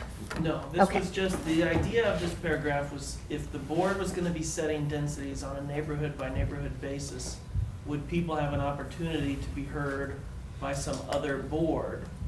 But since that's not the approach that we're taking, no, what you're getting at is more, the standard of review. Yeah. So the code doesn't specifically get into or define a standard of review. 4A and 4A, doesn't it? 4A? 4A, B, C, and D, I believe, is the burden to file an appeal with the county commissioners, isn't it? Well, section. Oh, I'm sorry, I guess that's us, not the county commission. Yeah, so this board has a certain standard of review, which is set forth in section 4, section B4. Then it talks about if they're not happy with your decision, they can appeal to the Board of County Commissioners. That's governed by other sections of Title 20, and so for instance, their standard of review, what they are looking at in their appellate hearing is not set forth here, and I don't think it needs to be. Yeah, and I didn't want to get into anything big on this. I just wanted to be clear that this was just about density, this paragraph E. And so, It was a discussion item added Okay. in case this board had an appetite to take density piece by piece. Yeah. That was just an item of discussion which we can now ignore. so we're eliminating E. And that's like the end of what we're doing here. So we need to go to the parking. It's just, yeah, I'll just send it back. So, You want to do, Madam Chair, just just to be consistent, I know that you had decided previously to offer an opportunity for public comment after each Oh, section. yes. My mistake. This would be public comment on appeals and advisory board, 060. It's 3 minutes for anybody that would like to make public comment on that section. This is 060? 060. Thank you.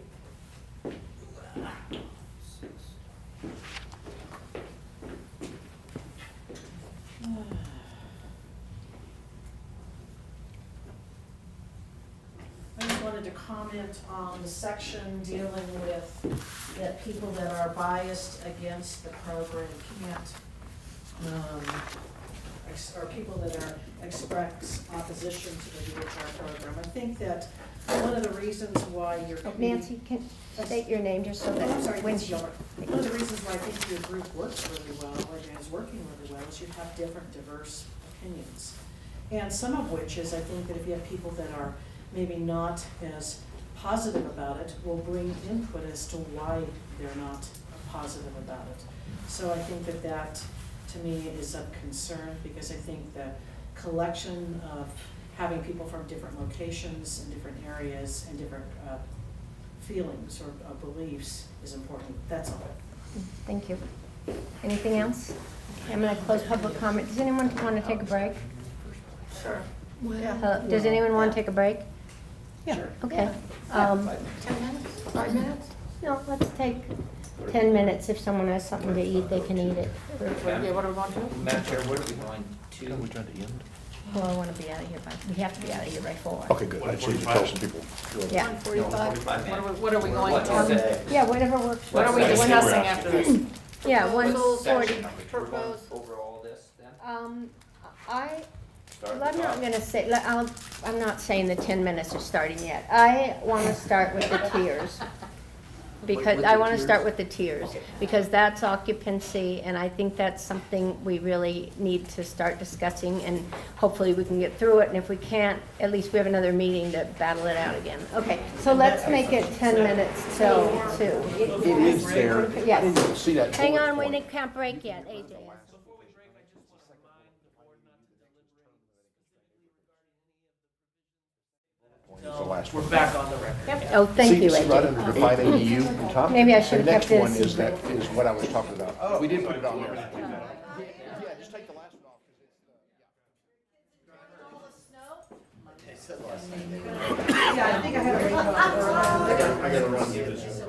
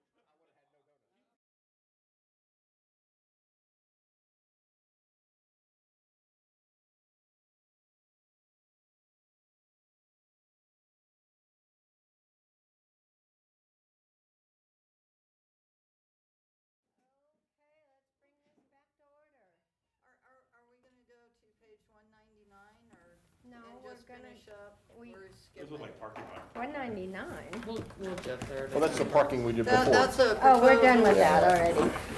We did No, what? but I'm gonna call the meeting back to order. All 5 members are in attendance, so we have a quorum. And we are gonna start with the parking lot and tiers. Now, here's what I would like to do. I'm not starting with Michael because he just bit into a donut. I would like each member to give us their proposal on how they think the tier structure should be modified or left alone. And after I hear from everybody, we will see if there's some consensus in what we've heard from each other. And if there is not any consensus, we'll go back to the drawing board. So I will start with Keith. And let's hear a proposal or Okay. opinion. We would have true host, and I think we've talked about calling it a resident host instead of true host, because it makes it more clear that they have to be in residence when they're hosting. So you would have a resident host that can have 2 people in 1 car. It can, and they share a living they share living spaces in their occupant. You know, they're obviously in residence when they do it. A tier 2 is not true host and is up to 8. And remember, we've lowered it to 2 per bedroom, so that's 4 bedroom. I'm trying to get, and the purpose of that is trying to focus in on the number of violations at the 10 level that are a hockey stick. And tier 2 would end at 8. And, sorry, tier 2 would go to 10. Tier 3 would remain at 10 and 11 and above. But you're going to have tier 2 have 2 components. And 8 and 10 both, to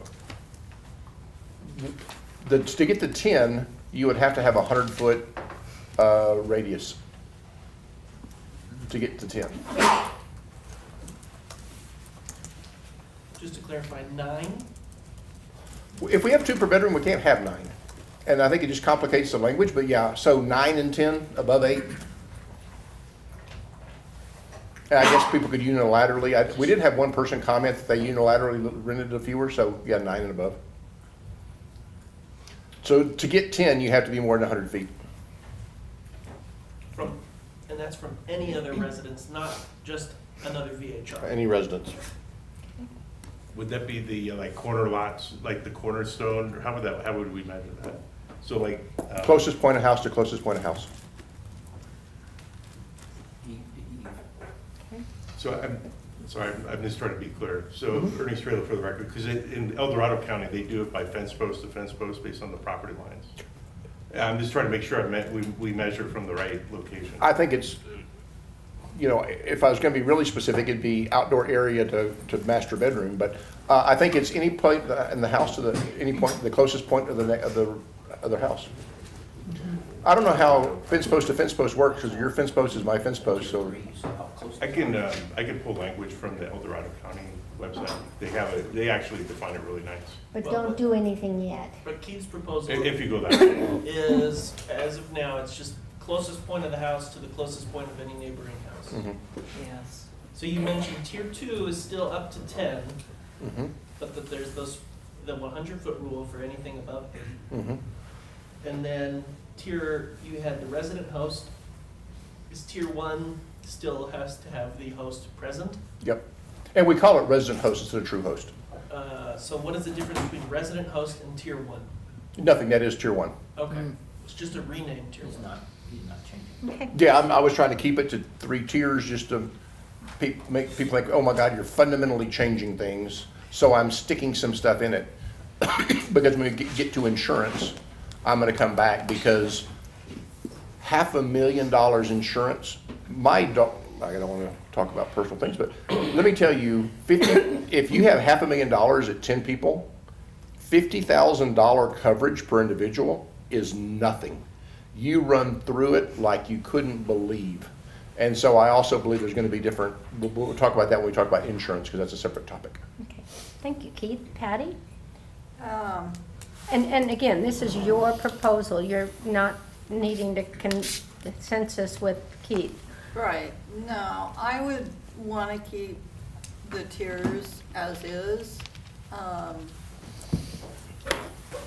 I think 100 feet is kind of extreme. But I think that would be an option, you know, to have, cause I know there's other tier 3s that have never had a complaint, they have a good property manager. They're like 60 feet or something like that away from the house, so kind of using that as a model is I would want probably at minimum 60 feet on the tier 3 in between the houses. Okay. And I think tier 2, I would like to see if there's any substantiated complaints to require noise monitors. Okay. And I think that's about it. Noise monitors, if there were substantiated complaints. If there is, yeah, if there is a substantiated complaint on a tier 2, I think that they should be required to put in noise monitors within like 30 days or something like that. Okay. Thank you. Lauren? Okay. Not, well, I don't know if it's part of tiers, but it's a statement. So all VHR should be counted in the cap. I'll skip after that. I liked Keith's in-residence host. However, I think that should be the title. I believe I've said it before, so I'm sorry if I'm repeating myself. I think we need to eliminate every opportunity for an excuse of not understanding the program. The original was a true host, so there was a different term, and I think an in-residence host, 2 people maximum, 1 vehicle. They must be shared living spaces, and the owner must be living and present in the unit at the time the VHR is rented. So it's an in-residence host, like it was supposed to be, the carve out for someone who wants to rent out 1 bedroom within their shared living space home to 2 people, 1 vehicle. Mr. Strelo, I have a question for you. Am I really gonna screw things up if I screw with the tiers? Ernie Strelo for the record, I don't know what you mean. If I change the tiers, I know that you've gone through, okay. To me, what happened was, when the Board of County Commissioners decided to say it's gonna pay for itself, we can incentivize certain types of VHRs and disincentivize other VHRs. And right now, the way we have it, tier 2 is 0 to 10.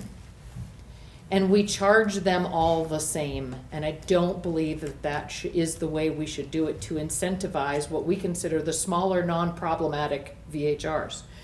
So what I would like to do, if it's not problematic to you, but I can maybe rework this, is tier 1 would be a max of 4 people. Tier 2 would be a max of 8. Ugh. Tier 3, I'm sorry, I didn't think this all through. Tier 3 would be above 8, would need noise monitors, a local contact, $1 million of insurance, and 100 feet. And the VHR director or his staff or whoever designee could approve those, but those are the requirements. And then tier 4, and I'm sorry to do this, I really am, but I'm just acting as queen for a day.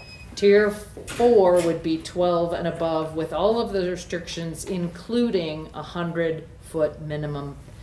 We've been very clear on, I think we need to really protect neighborhoods, and I think we've found that 100-foot minimum really is a good gauge for protecting, and really, it's only gonna be single families, because you can't really do it in multifamily, but anyhow. So that's kind of it in a nutshell. Okay. Do you need a clarification? Yes, ma'am, because you said that you couldn't do it. Couldn't do what? Couldn't have a tier 4, you said you can't have it multifamily, including Tahoe Village? No, Tahoe Village, let me Oh, we're just, gonna do that completely in separately. every conversation I have, Tahoe Village is good. exempted Thank you. from all of All right, those thank you. things. All right, perfect. And Thank you. I did have Tahoe Village should be designated a tourist area, this should be allowed, and I had 45%. No distance restrictions on tier 3s, no time restrictions. What is no time restrictions? You had a 1-year waiting period. Maybe no 1-year waiting period. Hmm. Maybe, thank you for reading, because I don't remember what that was. In all tiers, occupancy of VHRs may only consist of one group of people that must share living space. The areas within a VHR may not be separated out for individual rentals or occupancy. Max Okay. occupancy, yes, so there we go. Okay. I think I've got it. So your tier structure So is I don't know clear. if that messes you up, Mr. No, Strelo. we don't care. Oh, We just want to hear everybody's proposal. Okay. On their tier structure. Can I just, Madam Chair, can I just clarify? Of course. AJ Haynes for the record. So you have 5 groups. yes, The first is a non-tiered group called resident host. in residence host, In residence host. yes. But I'm not wedded to that. That not tier is maximum of 2 guests who share a living space with the host, Yes, and they can bring up to 1 vehicle. correct, Tier 1 is 4 or fewer. correct, Tier 2 is 8 or fewer. yes. Tier 3 is 11 or fewer. Did you miss that 8 needs 100? Hang on a second. Noise Oh, monitor. I had 10. I'm sorry, go ahead. Tier 3. Tier 3 I wrote as 11 or fewer. Or is it 10 or fewer? It's 10 or more, or 9 or more, actually, but that messes Keith up, so 10 or more. It's, So 10 or more. is it, so 9 is what? What tier is 9? Well, so tier 2 is a max of 8. I have tier 3 as 9 to 11.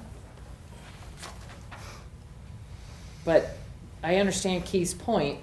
You really won't have. that's so okay. Yeah. Let's just Right, let's okay. let everybody give their Tier proposal. 3 is 9 to 11. Yep. And for tier 3s, you would impose the current tier 3 requirements with 2 exceptions.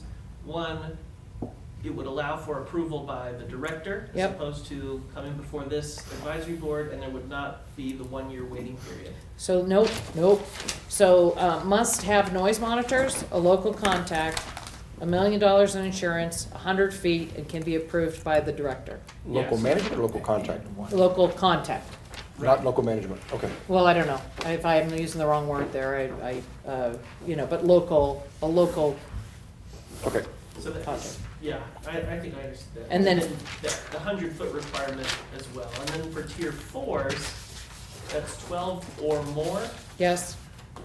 And the new part added on to that is, must be 100 feet from any residence.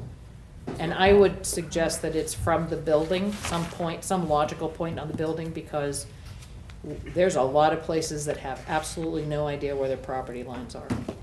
So the 100-foot requirement would apply to the new tier 3 and the new tier 4. Correct. Got it. And is there any max on tier 4, or is it just 12 and up? I'm gonna leave it as 12 and up, because that hurt my brain to do. All right, I understand it now. Okay, thank you. Michael? Okay, I'm really on track with what Laura said, but I'm going to say it in a different way. And so I think we could really come together. All right. But anyhow, I'm good with the tier 1, having to have a owner share the space up to 2 with 1 car. I'm good with the tier 1 up to 4 that does not have to have a owner. Excuse me, what did, tier 1 is resident, I mean, owner, And tier 2? in-resident. an in-resident, Mhm. resident 1 up to 2 people with 1 Okay. car, okay? Okay, And a tier 1 would be doesn't have to be a non-resident, or we could just make multiple levels in tier 2, doesn't matter. But, I'd just like to hear your proposal. yeah, here we go. And so, Then tier two, I think, this is where I'm gonna be a little bit more specific, is that, I just want it to go to 8 occupants. We have to, at least look at, for those individuals that have 2 buildings on one lot, that you can't just say property, located on property cannot be occupied. If you say that, then you have to have an exemption.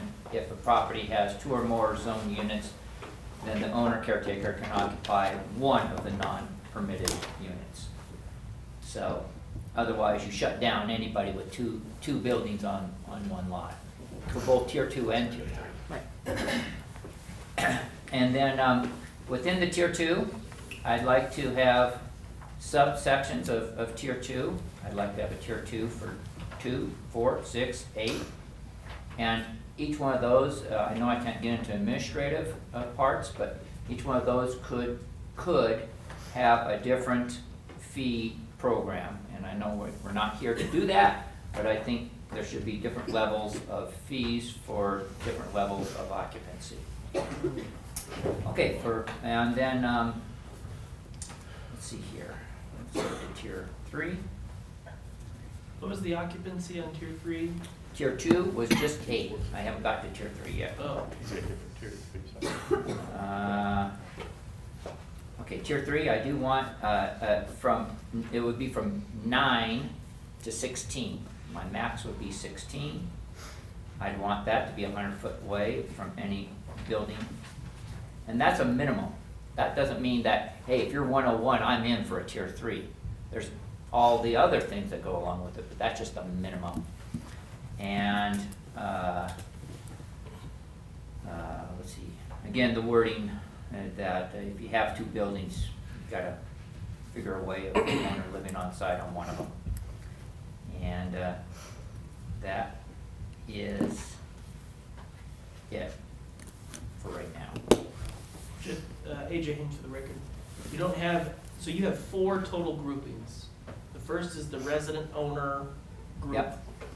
That's the shared space with the owner, 2 people, 1 car. Yep, Then you have a tier 1 that's up to 4, yep, a tier 2 which is up to 8, and you want an addition there where there's a carve out for people who live in a building but rent out another, like an accessory dwelling or some other building on the same property. well, it'd be for, properties that have 2 buildings on one lot. Yeah. The owner could still stay, because right now it says, if you cannot live on the property. Right. When it's being rented, well, that doesn't work for Right. some of the ones we've even done. And the tier 2s that you're proposing, up to 8, is the provisions currently applicable to tier 2s would apply to the new tier 2. Meaning they don't have the additional requirements of a tier 3. No. But And they don't need any kind of a board approval. No. And then you have tier 3, which is 9 to 16 people. They have all the current tier 3 requirements. They would need board approval, but you're adding both, of course, the wording about the 2 buildings on one lot, but also the 100-foot requirement. Yes. And you may have missed it on the subsection of tier 2 would have 4 different levels. Tier 2 max 2, 4, 6, 8, whatever works. Maybe we don't need it for 2 and 4 because we already have a level, a tier 1 with 4. So it just depends on how we want to say it. I mean, I think we could almost say the same things, we just need to say it in the right way. You could delete fees from tiers Yes. and just say we recommend fees be based on occupancy 2, 4, 6, 8, 10, and not even having the tiers. Yeah. And I don't think we can We- make recommendations on fees. Madam Chair, I mean, we can't. I mean, can't we put some overarching idea, like, you know, by the way, here's some things to think about? Or, I understand it should not be in the code, I'm with you there, but can we not say, by the way, we've had a lot of thought about this and, The code currently allows for the board to adopt fees by resolution. And so this board could show up at public suggest hearing? some kind of language that said, you know, shall adopt fees by resolution according to the following principles, or something along those lines, but. That's why I was setting the subgroups, just so that it would give Mr. Strehler or whoever is in charge of setting fees, a basis by occupancy, not by one huge group. So, if I can I just? Is it regarding? Yes, it's regarding this. So, Lauren Roman Right, for the yeah, record, yes, okay. okay. So really, seriously, if you think about it, the fairest way for the fee structure to be would be per bedroom. Because per bedroom, every bedroom you add, you can add more and more cost. No. And I'll tell you why. Because there's 8-bedroom people that have 10 occupancy. Well, I understand, but what I'm, Because they've been denied a tier 3. okay, by occupancy, I'm sorry, by occupancy, you're right, okay. So I'm just saying that makes sense. However, I would say to you that if you do the in-host, the tier 1, the tier 2, tier 3, tier 4, that those tiers are now divided up enough that it becomes fairly fair. And that you wouldn't have to go as far as what you're saying per whatever it is. You know what I'm saying? I understand, but I think that's a lot for the staff to have to work through how many this and that and the Okay, other thing. he's given so. us his proposal. Everybody's given their proposal but mine. I'm gonna give my proposal. And mine's, I'm a simpleton. Tier 1 is up till 4 occupancy, 2 cars. You do not have to be on site or live there or anything else. It's just up to 4 people, 2 cars. Tier 2 is up to 10, the way it is now. However, the 8s and the 10s are required to have noise monitors, local property managers, a higher insurance rate, and are not required to be vetted by this board. Tier 3 would remain as is. I'm not a huge fan of the 100-foot rule.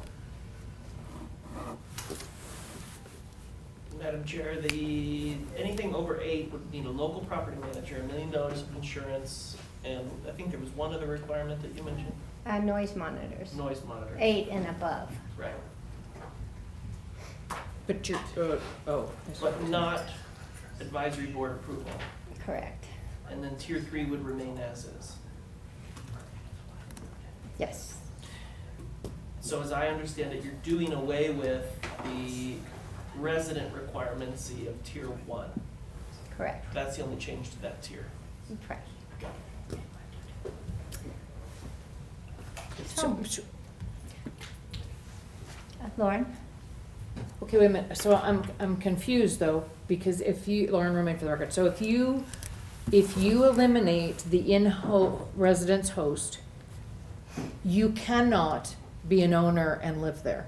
I just want to be clarify on that. You're okay. You cannot, it's not an option. If we have the caveat like Michael's talking about where they're separate homes or separate units. That's so totally different and that's not an issue and But- not a problem, and we should make sure that we clarify that in code. That's not what we're talking I about. don't care if someone's living there and you choose to live, I'm just saying it's not a requirement that you have to be on What, I site. wanna be clear a second, with what you're proposing, because the code says you cannot reside within that unit. So without the in-home host, you cannot, it's not like you can say, hey, it's below 4 and 2 cars. The current code, What we're proposing is Well, that it says you cannot rent and live in. We don't want separate I thought we didn't want separate groups living within, so we've said no separating up, right? no separate. No owner, I mean, somehow we need to make sure we have the wording for this. I'm just seeing a conflict in this. I'm not, Well, no, So- and I'm just giving a concept Right. of my thoughts. right, and I'm just. And any one of them can be tweaked as in anybody else's. Keith? Sorry, I was trying to keep, because we've all got little different concepts here, I got to blend together. Okay, 8 to 10 have noise monitors, local management, and something that starts with the P, insurance, and the director can approve. What was the P? Your tier? Property manager? Local management. What Local would you have? property manager, And? they have to have noise monitors, Uh-huh. they don't need to be vetted by this board. Uh-huh. And, Insurance? And insurance, higher insurance Okay, I guess I requirements. just, No perimeter, I think is what you. oh, no 100-foot world thing. Oh, that Thank was you. on the tier 3, there was no 100-foot. Okay. And Madam Chair, just to clarify, based upon some of the questioning, would you, if that proposal were adopted, would it include not adopting the proposal that people cannot reside on site or be present on site while the unit's being rented out? Or how would your proposal go with that? I think the only way that I would be comfortable with a resident on site was if that's included in the max occupancy, or if it was in the tier 1. Madam Chair, can I make a suggestion? It's just a suggestion. We have 5 different ideas. I think a lot of them are close that we can get. Can we put our 5 on the board and put little stars so that we can see what we're. Madam Chair, I don't know why I didn't think we'd get here today, and so mine was very muddled. I agree with Lauren, and Mr. Sloan. So, I honestly, if we could get there, and I don't know if you think what you think about this, but if we could get the tiers and get occupancy, boom, boom, boom, boom, and agree that, and then we start slotting in attributes. Where do noise monitors come in? Where does local management come in? Where does insurance come in? Where does director approval come in? You see what I'm saying? In other words, I'd like to withdraw my proposal because Michael, I agree with Michael and Lauren, they just did a little bit, but they're very, very close. And so we're close, we're close to a consensus already. And if we could get the tiers by occupancy and then slot in who needs to be there, slot in all those different things, I think we might get to a consensus. And I think I could kind of, based on my notes, it sounds like there was a little bit, at least 3 votes towards establishing a tier 0 or a resident host group. And that group would be maximum of 2 occupants, 1 car, but the owner must be present on site in that, sharing the living space. Can I clarify something? Because I really do want to concentrate on this, but that shared living thing is very near and dear to my heart, and I want to make sure we're good. When you have 2 separate residents on a property, it is no problem to have 2 separate groups of people living there, whether it's the owner, whatever it is, okay? That, to me though, does not constitute an in-residence host. Right. That in-residence host shares living space with that person, and that's why it's 2 people, 1 car, because the owner is living there, and that's why there's usually 2 cars, okay?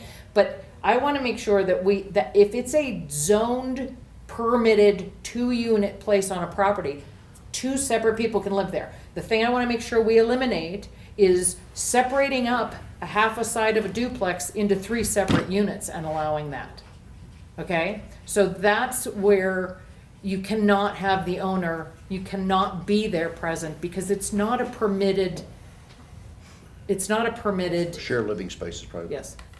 Underneath 1. So I can say that if we had a tier 0 with 2 people, 1 car, I would withdraw allowing a resident to live in a tier 1 that's up to 4 people with 2 cars. That's on the next. Please, that'd be great. So then, Madam Chair, with your permission, then I understood the next tier, whatever it may be called, Tier we'll 1. put tier 1 for now. Can we just stop at tier 0? Yep. Lauren, I hear you. I just don't know if you got 2 things on the same property, if it makes a difference if you're sharing a living room or not. Well, I No, don't- see, this is where we get clarity on this one. I don't think that we've reached a consensus on that yet. I think the consensus is, from what I've heard, is shared living space. Yes. So we haven't gotten into duplexes. No, but duplexes would have, Zoning or, but duplexes would not have a shared living space. correct. And listen, this is really okay. A duplex is 2 permitted units. Uh-huh. You can have 2 separate groups living. And I hate to use people, but you're really close to in residence if you were just in residence. And let me say, I would agree with you on that, but this is the thing. This originally, and I'm perfectly fine if we get rid of it completely. I really don't care about it. It was a carve out for someone who wants to rent out a bedroom in their home. What you're doing now is adding on to a whole totally different concept, which I would probably agree with, but I don't want to go there. So all I'm trying to do is work with what was brought up Okay. before. Some people want to rent a bedroom in their home. I'm okay with that, with 2 people, 1 car, and I'm also okay if we wipe it out completely. Okay, all right, okay, thank And you. can I also say there's only 10 or 11 tier 1s right now, so to spend 2 hours on it Right. is almost ridiculous. Okay, Okay. Tier 1 was for 4 or fewer. So 4 or fewer? Non-resident owner, whatever. Right. However you No want to say owner it. or resident? Nobody? Yeah, I think it'll be implied in all the other, well, I don't think we need to write it on each tier. sorry, can the owner be there? No. He's saying And that will apply. apply, so as tiers 2 through, no owner. The only one where the owner can be there is the tier 0/resident host. Okay. Tier. Tier 1, as I heard discussion, was 4 or fewer people. No special requirements. Tier 2 would be Okay, so we're done with. What your about one. cars? no Whatever car. parking they got. I'd say 2 cars. I think it's whatever parking you can substantiate. Let's go to the last page on the buyer parking Yeah, proposal. I would have to say that I do believe that you can't do that. I would, because I believe that the county will look at it and say, this is what you have, or my HOA has 2, or the whatever it is, so I don't think it's, Yeah, whatever parking there is. Whatever And parking is. we did get a judicial ruling, not just a settlement, but a judge actually said, no, you can't base occupancy on parking. So I would caution us against adding that back into the code when we already had a whole fight about that and we were forced to take it out. I just figured But is that- it's gonna be a longer sheet. AJ, I'm not disputing that, and I welcome your counsel. But the old code used to say your occupancy was based on 4 per car. Yes. And now we're not saying that. We're saying you can have 4 people, and you can have a certain number of cars. Let's say I still wanted to have, Well, that would work. okay, so, but we're not linking, so I guess I want to make it clear as far as I'm thinking, I am not basing residency on parking. Yeah. Is what the judge said. But I can say what parking ought to be, and I think it's whatever it ought to be. So I think we're good on tier 1. Tier 2? So I have a whole sheet for tier 2. Yeah. Tier 2 Saw is that. Well, the tier 1 doesn't say non-owner resident or No, something. it was implied, he told me. the Okay, only very good. one, tier 0 is the only one where that applies to. Okay, very Just good. Yeah. remember that. in, Tier 2 was 8 or fewer. well, I heard That's not what I heard. 16 and I heard 10. And, well, one proposal from Lauren was 8 or fewer. Michael's was up to 8, which was the same thing, and And I have a consensus there. And max is then I thought Keith joined in on that, and. That's right, yeah. So, Yeah, can I but- ask a quick question? Mr. Strelo, would you prefer us to stay within the same tier structure, or should we fix the problem? How's that for a scripted question? Both, yes to both. Yes. Ernie Strelo for the record. The only concern I had with 10s going to, or 8s and 10s or whatever it was going to tier 3 was board review. Right, that was, if, I didn't hear you say that today. Oh, I know, I So- had it. And so I'm Oh, fine no, I now. didn't say it, you're right. As long as I don't have to bring 400 permit applications to this board, I'm fine. But we want to. Okay. I get paid $60 a So, meeting. if- Oh, that was retirement. So what I had, and let me throw it out there for people, is I said a max of 8 for tier 2, but don't put it in writing yet. A tier 3 was 10, Right. 9 to 11. We should come up Tier with three- standard wording for Tier this. 3 is where we diverge, but I Right. think on But- tier but- 2, there was more consensus. But there is a concern, well, from what I'm hearing, that 8 is a concern also. And so mine stopped at 8, which doesn't really make any sense. Unless you want to say 8 to 10, 8 and make it, I don't know how to fix it. I can clarify that, I think. Bernice Frallo for the record. So most of the tier 2s are 8s and 10 occupancy. The only difference has been the +2 part that you guys talked about a little bit earlier. you know, where it had the, you guys took that away. And so by definition, a 4-bedroom is an 8 occupancy in the future, right? If this goes through. Right. So there would be a lot more 8s, and then secondly, it may suggest that you still have problems with 8s, you know, that it just didn't show on the scale. So, you know, you may want to consider 8s and 10s having the same type of requirements would be a suggestion. I kind of hate making tier 2 from 4 to 6, and then tier 3 from 8 to 8 and 10. I mean, but that would in a way make sense. You know, 8 and 10, and then you have your 12, and then if someone wants to cap it. Well, Lauren, let me just tell you how I got there. Yep. If you look at the hockey stick, Yep. you got next to 0, 6 and 8. 6 is higher than anything else, 8's a little higher than 6, and then 10 is a lot higher. And so that's why I was grouping 6 and 8, and then 10. So that's kind of how I was. That's why I thought, and again, it's going to come back in when we start doing noise monitors and local management. To me, the 4s and 6s, or the 6s and 8s, I gotta have less. The 10s are going to have more. But so I don't know. Maybe Here's just one thing. I mean, I don't see having a tier and then having half the tier not have these restrictions and the other half of a tier having a restriction. So wherever to me you want to put the noise monitors and the extra insurance and the local property managers, that's to me where that tier should be, and the other one should be outside of that. Well, but let me play devil's advocate a little bit. And I think that's because we're thinking in a structure, right? We could go through here and never talk about noise monitors, local management, insurance, or director approval. And then we could say noise monitors. Noise monitors required if it's over 4. Local management is required if it's over 6. Insurance has to go to $1 million if it's over 6. Director approval if it's 10. You see what I'm saying? So in other words, it's because we're thinking in tiers, and then we're trying to blend these in. We could go through tiers, and then we could say, as far as new paragraph, noise monitors are required above this.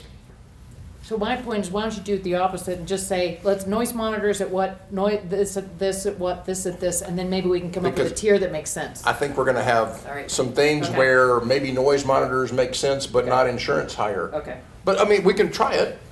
I'm with Keith. Let's do the occupancy tiers right now and then work our way to the individual needs. All right, what AJ Ames for the record, what Lauren and Michael had both proposed was that the next tier would stop at 8. So that would be 5 to 8. So tier 2 is 5 to 8, or, well, I guess it's 0 to 8. I mean, you could rent. Well, we have Yeah. a tier 1 that is really 0 to But 4. you can rent out to one person. Oh, I see what you're saying. Okay, very good. Yeah. Okay.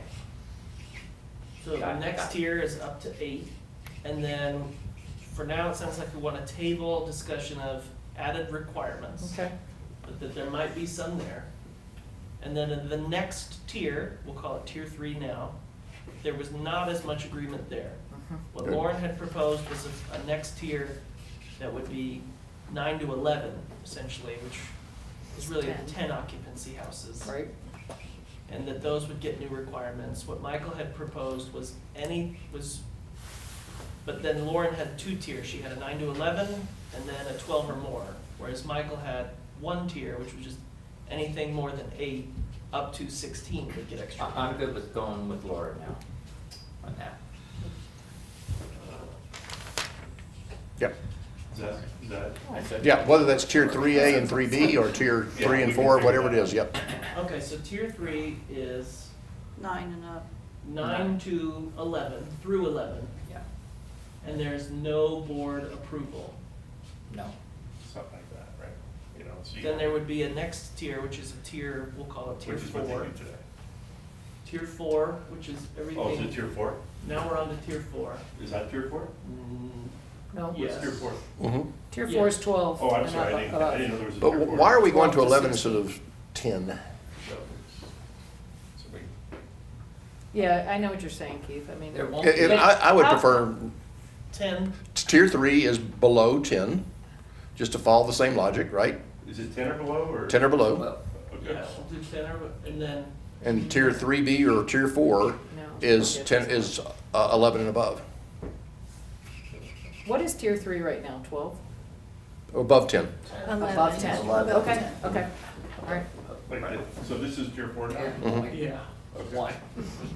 And can I throw out 10 to 16? Oh, wait, what? Except for Tahoe Village. Right, we're just talking. Hold on, so tier 3 is anything less than or equal to 10. Tier 4 is anything over 10, meaning 11 and up. And then there was not consensus that I heard as far as setting a upper cap. Michael had proposed 16 people, no one else had proposed setting a upper limit. Anybody else with any kind of a cap? Comment on that, we approved a tier 3, it was a 9-bedroom on the 10 acres and 18 people. Well, we don't go retroactive, everyone that's got a permit can stay where they're at, but I'm going forward, I just want a number. I don't care if it's 16, I just want a number. So if the one you're talking about sells, the next person won't get 18 people if these proposals went through. Can I jump in? Yes. AJ Hames for the record. When we established the tiers, they were retroactive. Yeah. So some people had crazy occupancy Right. limits and then all of a sudden they had to come down. I don't think that at this point we should be getting into a discussion of whether or not to apply this retroactively. I think to move the conversation along, we should just try to set our tiers, Yeah. see if there's agreement on numbers, and then you can start adding requirements and then discuss retroactivity after that. So it sounds like we have 5 tiers, 0 through 4. And so I think the next item of discussion would be whether the Exactly. added provisions currently applicable to tier 3s should apply Check it out. Yep. to Property any of these manager. tiers. Property There manager. was 4 of them. Property manager. Yeah, so there's No. noise monitors, local management, higher insurance, and let's call it director approval. So does property manager mean local, is that what that means? Yes, Yeah. LPM, What, and Le Petit Maison. can I My clarify favorite restaurant. that, Keith? Yep. Are we talking property, licensed property, local managers, or are we talking owners and licensed property owner Sorry. managers? So what we talked about in another section was that if you were not a resident of Douglas County, which meant you had a separate residence from what you were Yeah, renting, Yeah, at that time, you would have to have a local good, property manager. okay. Yeah. And so there's a director approval. There's a Board director approval approval. and a board, yeah, director board versus board approval and 100-foot rule. So I And think those then are the- insurance, additional. insurance, yeah. And So noise, alarm, let me just go through this, I read. Yeah. right? Alarm, 100 foot, we know what that means, right? Yep. Local property management, insurance. What's alarm? Yeah, Not- sorry, that was Yeah, funny. I couldn't alarm think is of that. noise alarm. So yeah. insurance, Is that what and alarm what else is? was there? And then it would be. 100-foot rule. Or board That's in approved. there. Oh. It would be whether it's Board director approved or board approved. So maybe that could be on one line, D or B. Oh, I wrote it up here, but I can do Okay. it up here. Mhm. Okay, I'll just put director, board. Okay. And then I didn't fill all this in because you guys were talking numbers, so I just wanted to put it. So for a tier 1, a tier 0, would they need a noise No. alarm? Well, yeah, so when would Noise. the noise monitors come in? Tier 2. No. Tier 2, is that? I'm gonna write that, I Okay. just didn't know if you guys were gonna have like numbers or occupancy. See, I think it's tier 2, and by the way, if they have noise complaints, it's already come in earlier, but I think noise monitors are tier 2. Okay, so let's do this. That would be up to 8. Uh, Okay. Yeah, so if you go to 8, so if Yeah. you're, yeah, That's- So And 5 that- to that- 8. So that's, yes, right? And you might as well write tier 3 and 4, whatever in there, and put an X Okay, in that. let me just clarify that I am understanding you correctly. Tier 2 means that with 6 people, you're gonna have a noise monitor. nope. Oh, Well, yes, But they have a permit for 8 people. No, I understand, but Yeah. I'm just saying, no, a person with 6 is gonna, a permit for 6, a person with 3 bedrooms is gonna have a noise monitor. That's what you're saying there, right? Am I mis- well, Under this- again, that comes Under back. that scenario, yes. Okay. But hey, Lauren, Yeah. but can we keep that in mind Because it comes back to my thing is, if we get into this, well, we gotta break tier 2 for alarms. Then what we do is we break out and have an alarm section. We have our tiers, and anything that goes with those tiers, it's 8 and 6, but not 8 or 6, We can right? break it down. And if we have those things where it's 6 but not, if it's 8 but not 6, then we take it out of tiers and put it in a special section, say alarm monitors required for 8 and above. My brain hurts. Can Sorry. I Wait just till you start interject and say that at the joint meeting with the commissioners, one of the things they were clear about is they do want noise monitors in tier 2s. Existing, that was just existing, right? Yeah, So that was anything that wasn't owner occupied? they just said tier 2s. That was in the notes that that I got. No, I remember them saying, yeah. Yeah, All well, right, so tier 3s and 4s, noise, Oh, yeah, yeah. obviously, right? Yep. Okay. Let me- 100-foot rule. Tier 3 and 4. 3 and 4. Except Patty and I are voting against them. Sure. Okay, that's it on that. Mhm. Local property manager, 3 2 and and above. 4. 2. 2, 3, and 4, or 3 and 4. Well, let's get a consensus before we Okay. mark it there. I mean, Yeah. Get a so we, consensus. I think everybody would agree with 3. Do we have a consensus of 2? I'm a Yeah. yes on 2s. well, 3's changed too, so here you want them, so here, here. So on tier Questions? 2s, 6 and above, Can I get clarification on this, please, local property manager? If you have an owner who lives in Douglas County and another residence, that's also a local property manager, Yep. correct? Correct. Okay. Correct. And when, I'm sorry, not in Douglas County or in? Within 30 minutes of the The property. same thing as You could the- be in South Lake. Yes, Okay. yes, okay. but the So tier owner 2? has to be a Douglas resident. The owner has to realize you're having a bunch of snow and you better get the snow plows out. Correct, Okay. okay, I'm on All board. right. So tier Okay. 2? Yeah. Yeah. Tier 2, all of tier 2. Mhm. Got it, good. No, you were good, You're good. You got it.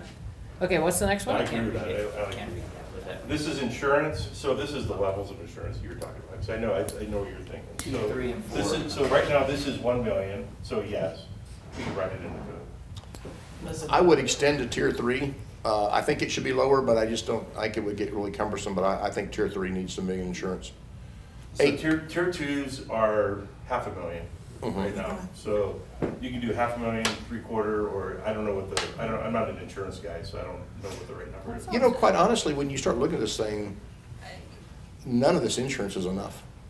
I go tier 2, $1 million, and then 500 for 0 and 1. Is- Okay, so going forward, we do 1 million instead of That's what I 500,000? do. for different, maybe we should just go tier by tier. Tier 0, resident 500. host. 500? Yeah, that's what it is now. I know it's not much. I just think it ought to be whatever your homeowner's policy is. I think it's whatever you decide it is. I mean, they're in your house. The issue is partly having that rider that allows. Says renter. Okay, okay, I'm right, Rental. okay. For How rental. about tier 1? Tier 5. 1 I is go 5. It's only, $500,000, 500. so here, so same. yeah, Tier 2, let's go up to 8. that's where I go to $1 million. I would go to $1 million. Million. That's 20, 6 and I'm above. trying to take 1 million divided by 8 is, 120. 125, yeah. Yeah, I'm okay with tier 2, yeah. Yeah. 1 million? No, so what do you, 1.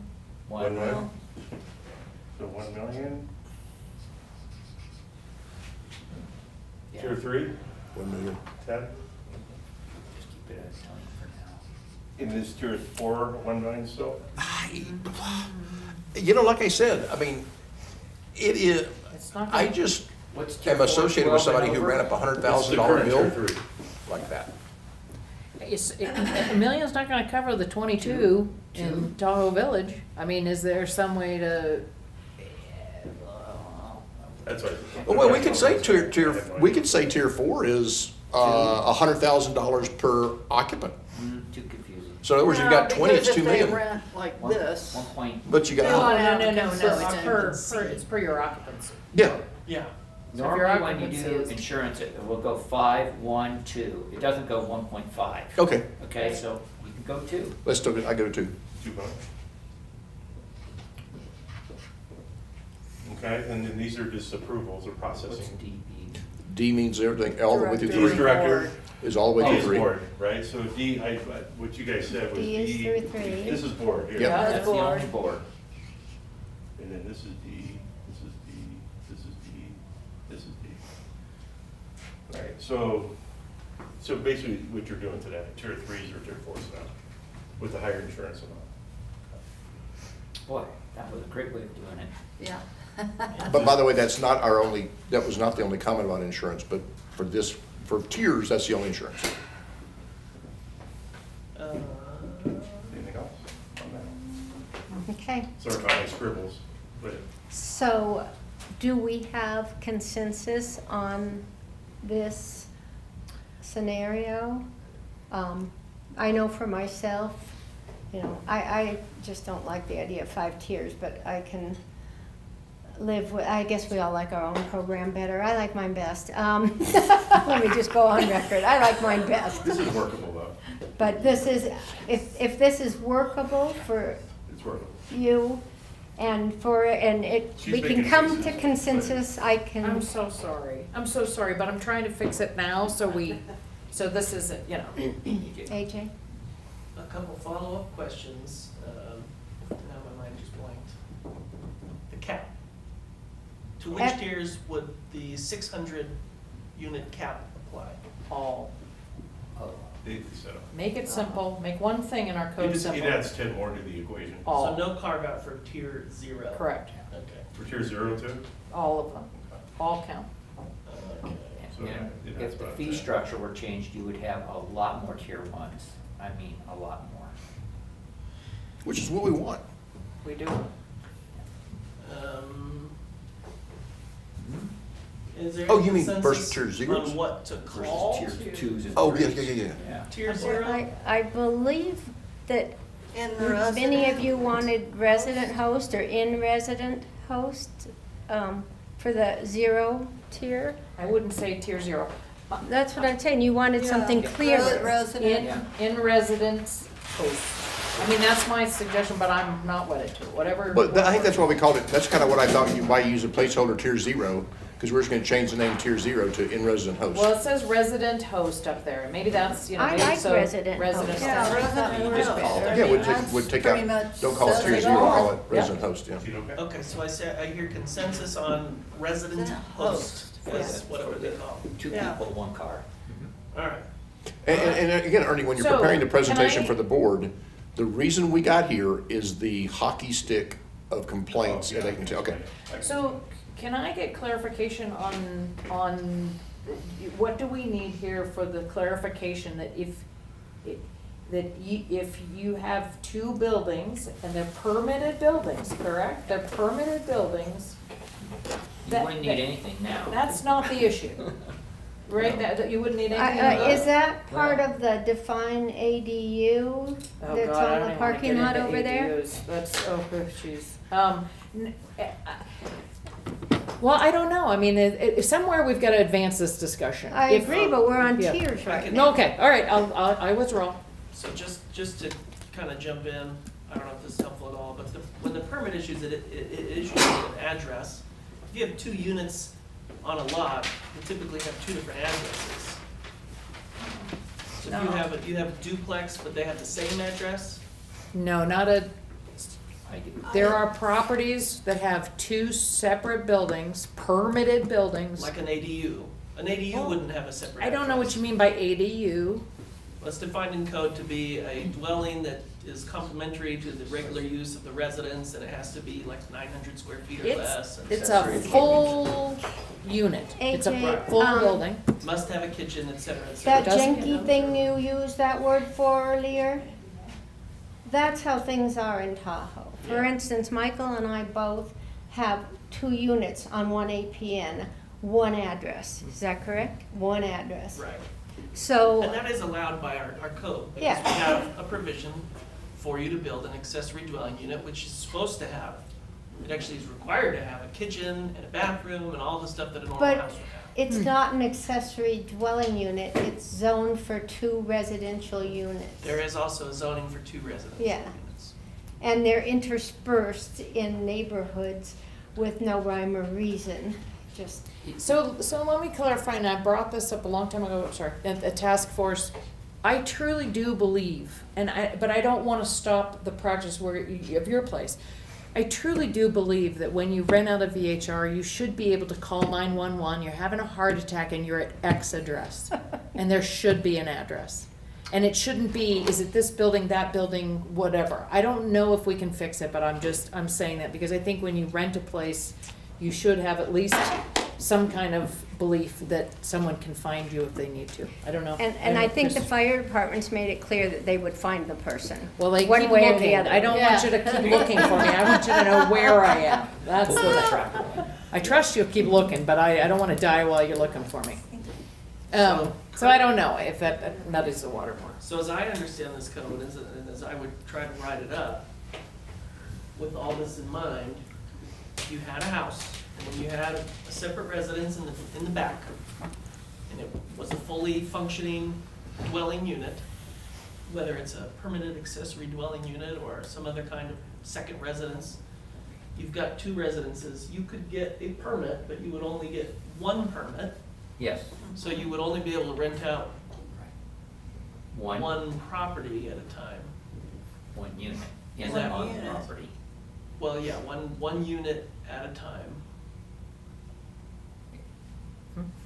I said And then I you said what live I in the thought other. was an easy fix, but we can look at it later. How did you say it was an easy fix? Oh, well, with the exception of, Yeah. let me get to it again. I was just thinking if I had a one-bedroom house and I had a second one-bedroom house on my property and I got a permit for a one-bedroom house, I wonder how I would. Okay, well, here's If how I then tried to rent out both of my one-bedroom houses at the same time with two different listings, and then Ernie tried to say, hey, you have only one permit, and I say, yeah, I have a permit for a one-bedroom VHR at this address. That's this one, and it's also this one. $5,000, man. I don't think, I mean. Well, the Bear House, we had a tier 3, the Bear House, right? Yeah. Had this big house and has a space over the garage, Right. It's a different scenario. right? Oh, that's not what we're talking I about? believe it's a different scenario. Oh, then never mind Slightly then. different because it was Slightly. not a separate dwelling, because it didn't have any of the required. Detached. It was a single-family home. That's what made that not okay. But that Okay. unit above the garage did not have a kitchen. They had removed They it, removed it. For the pictures. For the pictures, yes. and for the inspection. Mm-hmm. Yeah. So in that case, it was considered a bedroom, even though it wasn't connected to the primary unit. Yeah. Had it had an entire kitchen and bathroom, et cetera, it would have been considered a separate unit and then couldn't have been included in the bedroom. Okay. And, yeah, I was trying to think through if you had, if you were trying to rent out two units at the same time, and I think if code enforcement got wind of it, I don't think that there's any kind of reasonable excuse that they could give where Ernie wouldn't issue them a fine. For sure. $10,000. That's right, you can't. okay, So if we so fix this issue? So the Where are we issue- having Well, difficulties? the issue is that on the tier, the resident host tier, the owner can occupy the building.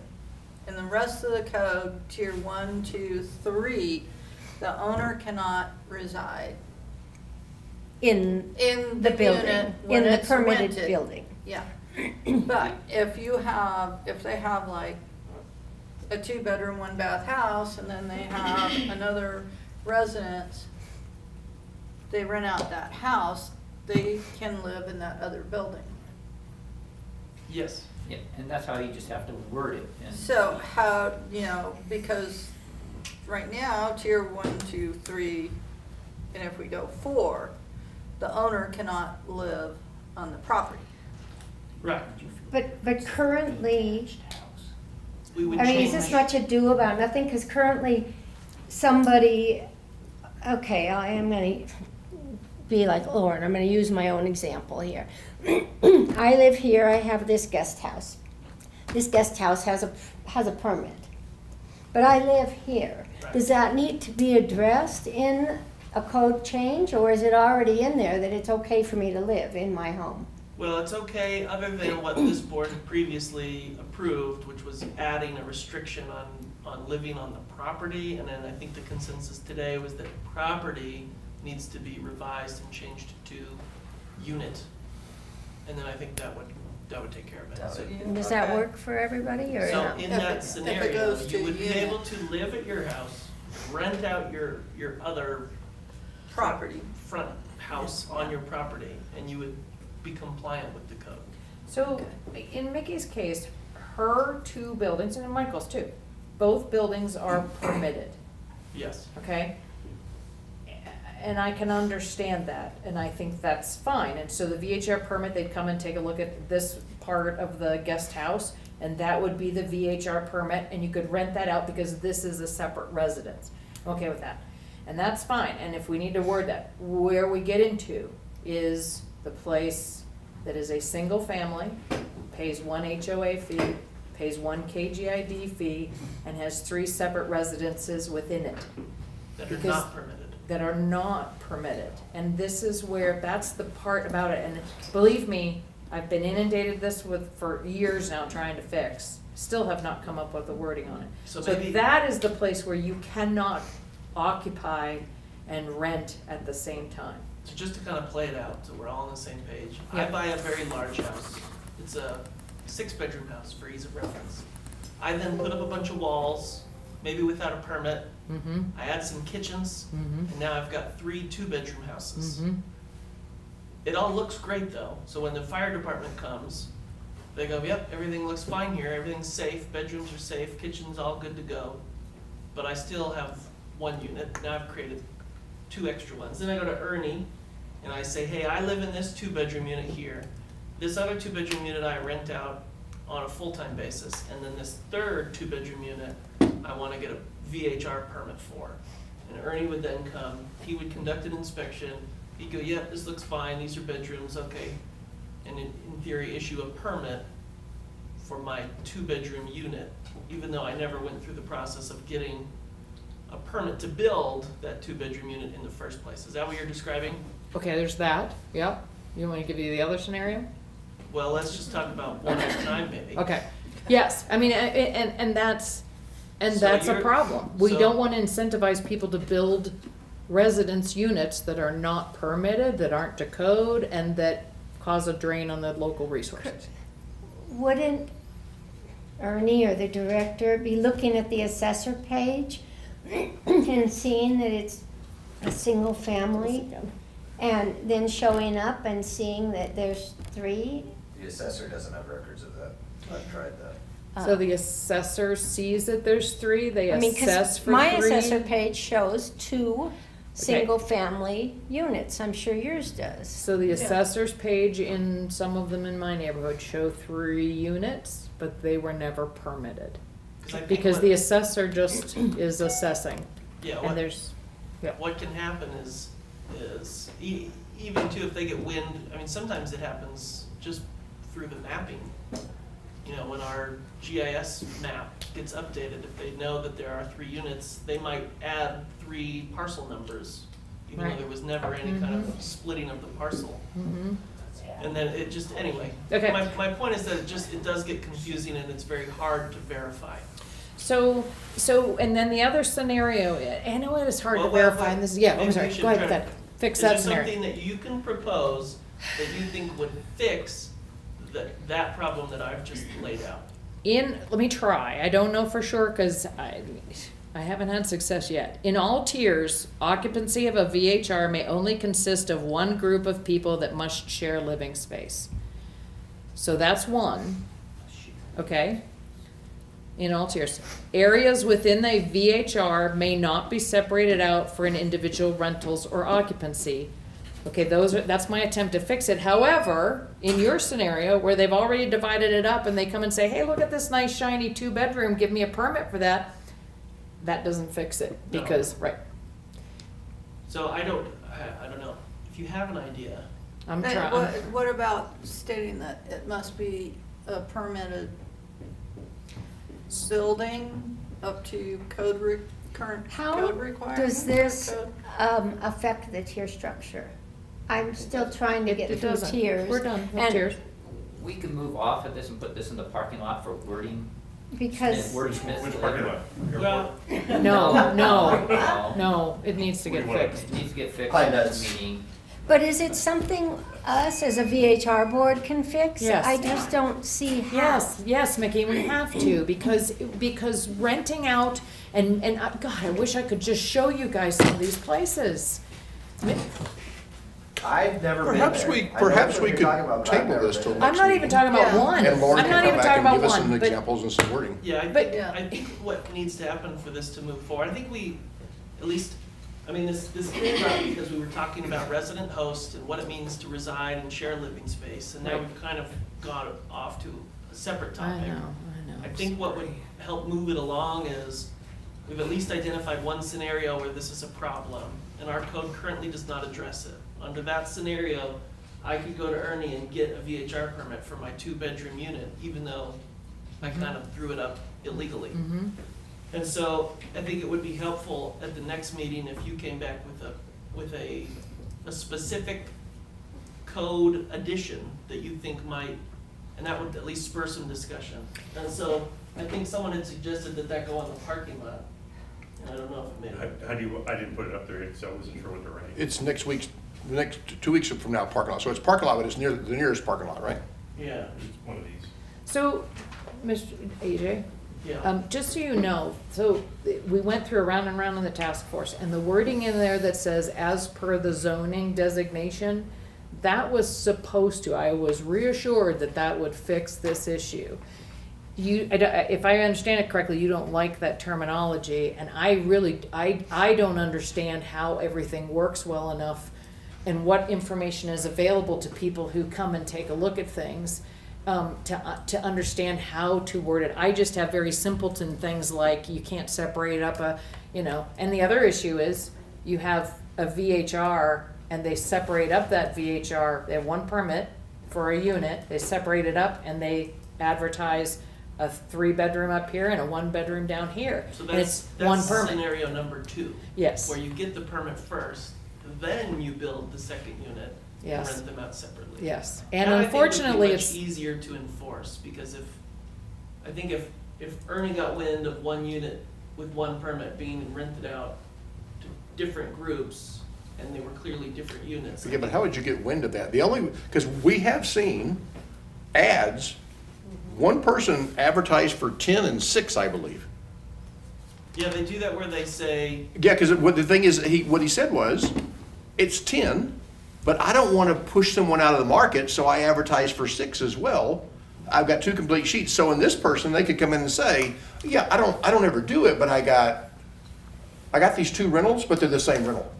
well, I But, think, so I don't know how you'd ever detect it, because let I me even, tell you how you detect it.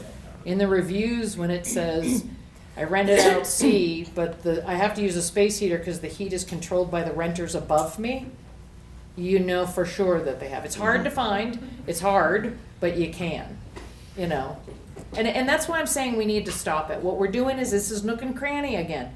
We're shoving people into nooks and crannies. I have a 4-bedroom place, I make a door in here, I shut off the door over here, I go advertise for 10 people, or I advertise for 6, and guess what, I stay. I mean, that's not okay.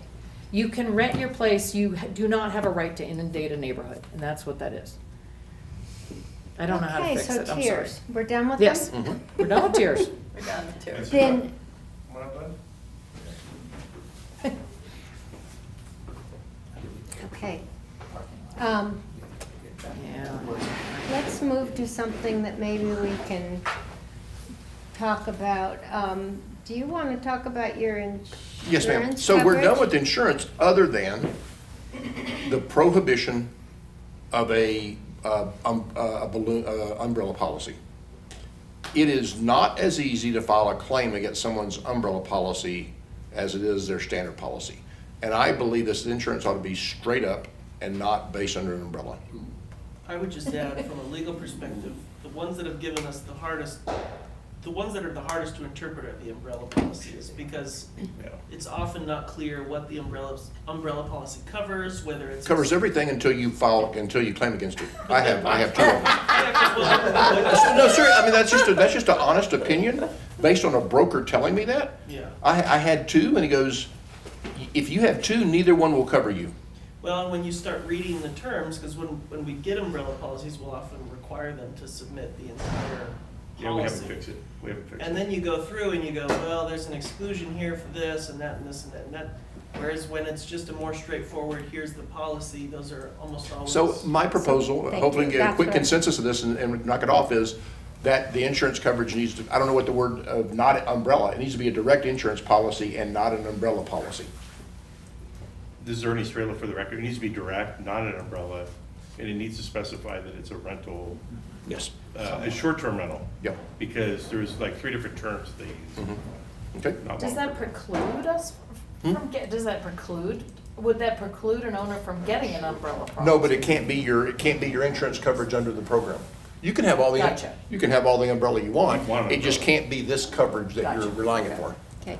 It's And- liability. It's the No, liability. no, I piece of it. understand. And do I, what, go ahead, Patty. Paragraph, but isn't it already written in there that it has to be a renter's policy? So What they're saying is is a renter policy under an umbrella policy? Because my understanding is that you have to show that it's a renter's policy or short-term renter, so. Short-term. Yeah, so short-term. So therefore, if it says an umbrella policy, it wouldn't be accepted. Is that correct? So it would have to be your homeowner's policy Yes. that includes short-term rentals. Because what we have seen is you get the homeowner's policy first, and it's, 500,000. And you say, well, that's not enough. And they go, oh, my mistake. I forgot to give you my umbrella policy.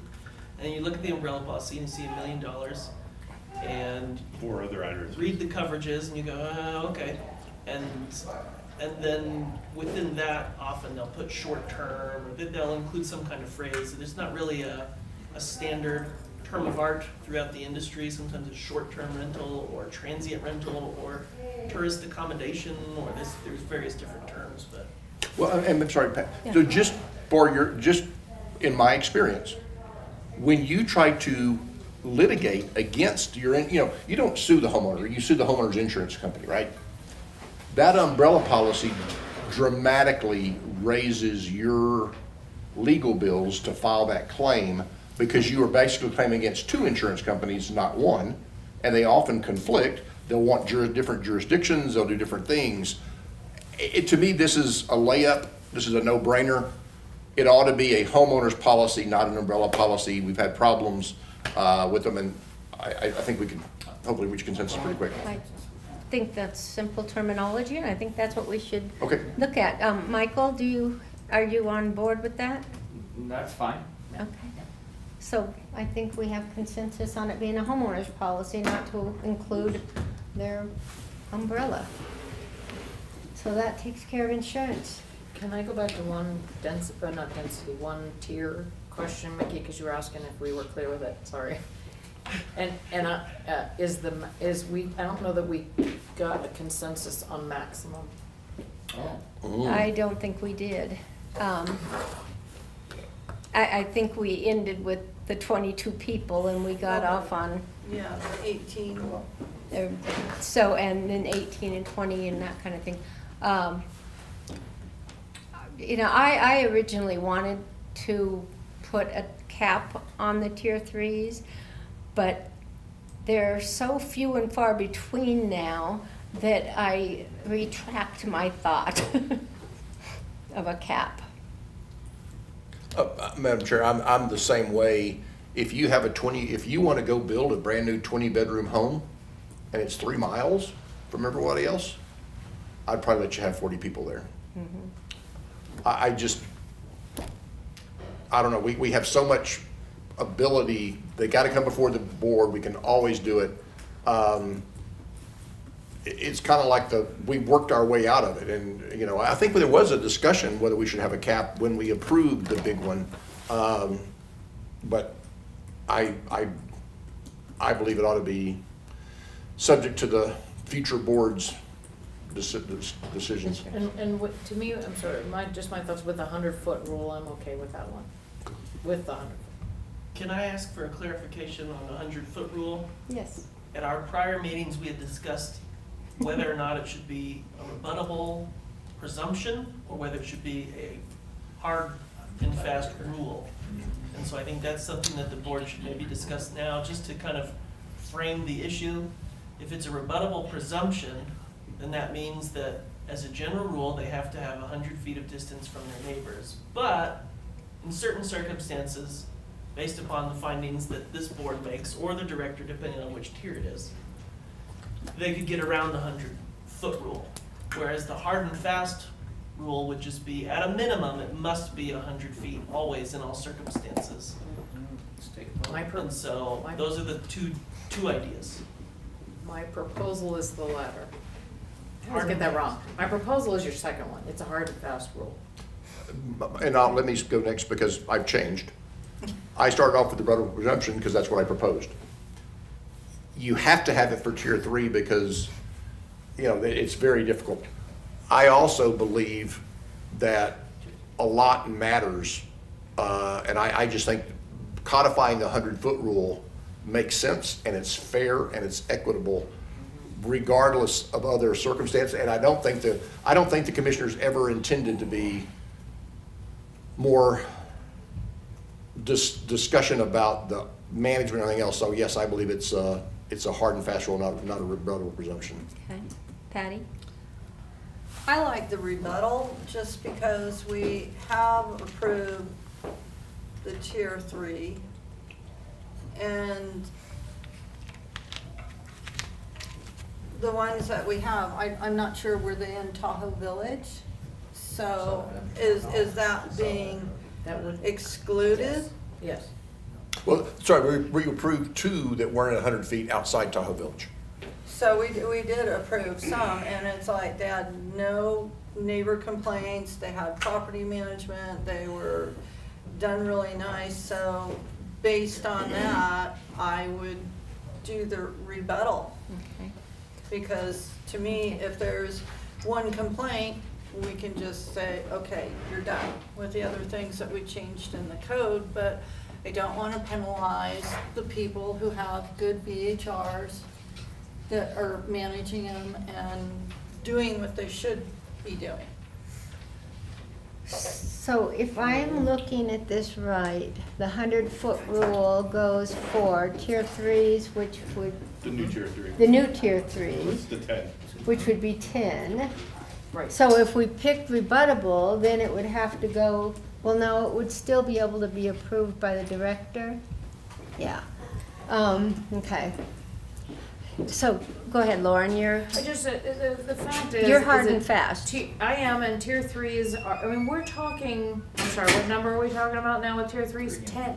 Tier 3s and 2s. And to me, we 4s. gotta keep with our goals. Our goals is to help VHRs meld into the neighborhood. They don't meld into any neighborhood with 10 people.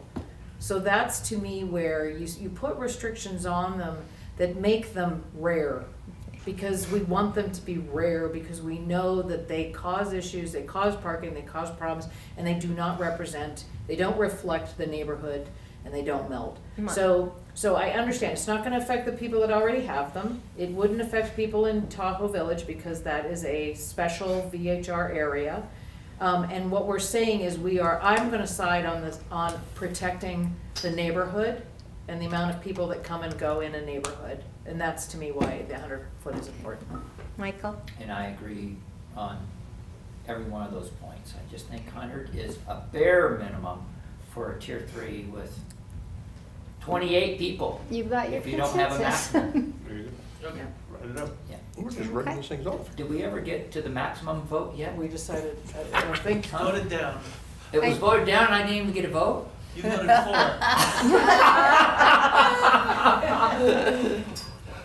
Wow. Okay, Can I ask one question? Ernie's Trailer for the record. So Glenbrook comes up in different board meetings, right? So Glenbrook. Glenbrook's in its own We have a world. camera on, guys. So Glenbrook has an HOA element and a non-HOA element. Their rules seem to be different than, the HOA rules for the HOA part are different than the rest of the HOA rules that I deal with around the township, right? So they have their HOA, and AJ and I have gone through it a couple times. It's member to member, right? Yeah. And I think you're affected by that Yeah. too, Penny. So, I didn't know how to manage that because that's a tricky one because I can't really look at ads, because they shouldn't be advertising if it's member to member, right? Right. So taking it at face value, I just made it 100% on our issue sheet, even, it's not there, it's like 7%, but it's, I just didn't know how to control that, so if you wanna do member to member, you need a county permit, cause the county requires a permit.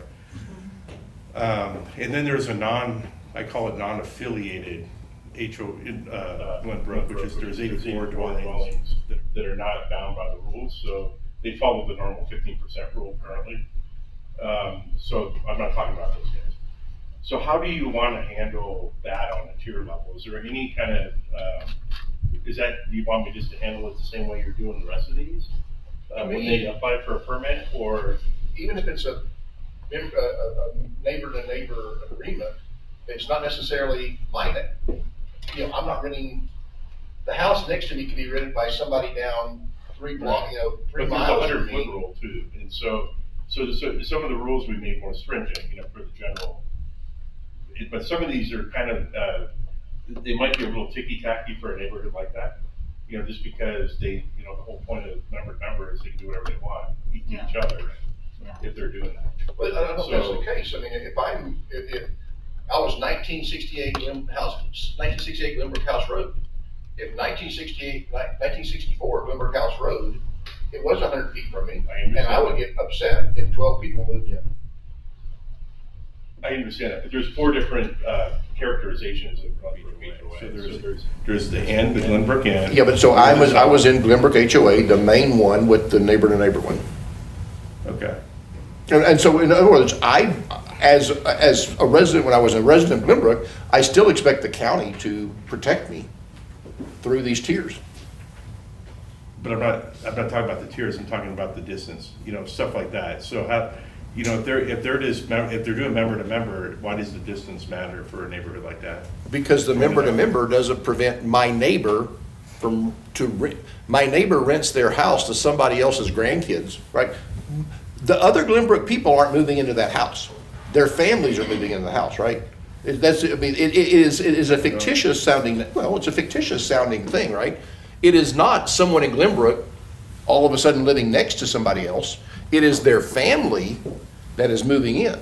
And I don't want 12 people moving 16 feet from my house, even if they know the person down the street. Okay, well, you answered my question. Oh, but no, it's not a consensus. By the way, if you told me you wanted to carve out Glenbrook because it's a special program, I wouldn't even care if they paid fees, to be honest. I wouldn't care if you exempted them from this program.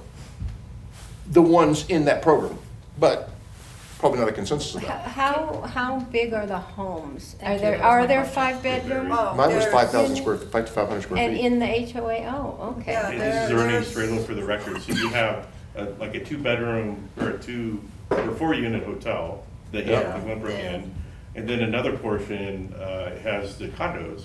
So in the Yeah. town square, there's condos, Right. right? So think Pine Wild, something like that, right? And then you have north and south, right? And so, like you said, some are farther apart than others, depending on when the houses were built. They're single-family homes then? Well, there's, In the Patty condos- Graf, for See, the I didn't record, understand that. they're like a total mix because they have some little cottages that are over near the golf course that are almost like studios, maybe Okay. 1 bedrooms. And then there's a couple of areas of townhomes. One is up by Shore they Road. call it the meadow, and then one's down by the beach. Then you have the inn. Then you have homes that are on a 1/4 acre on up to like maybe 5 acres in Madam- there. So it's a big, huge, just Just throwing it out there. mess. Madam Chair, I would just ask her to everything do like a that, proposal but- and bring it back to us next meeting. Can I, I get it, it's Yeah. a lot to take in. Because I think we don't understand Glenbrook well enough, But to maybe you could come up with something that would work for. Well, I did, that's what I've been doing, but, Yeah. you know, I just wanted to make, technically it's gonna be different than what you're looking at here. I'm just trying to figure out how to make that work. So But could it you're be saying- internal where the admin, your people handle take care that? of it, And yeah. we exempt that section from, just like We'll use our we Tahoe in the police Village? policy. I would like to understand what it is, Madam Chair, because, you know, I have friends there, and they're Douglas County residents just like everybody else. And the fact that their HOA allowed the member to member, they're still somebody's neighbor. And like I said, it's not your neighbor moving in, it's not your other Glenbrook resident moving into to the house beside you, it is their family. And I think they receive some protection, so I'd like to understand what you're doing, but I'm pretty flexible as long as they agree to it. And can I just ask if, AJ Haynes for the record, is there an appetite to try to tackle Glenbrook now, or should we put it on the remote lot and try to do this after our? Forget I brought it up. no, it needs Yeah, to be. I just worry about it, cause it's like a carve out that I'm working on right now, so.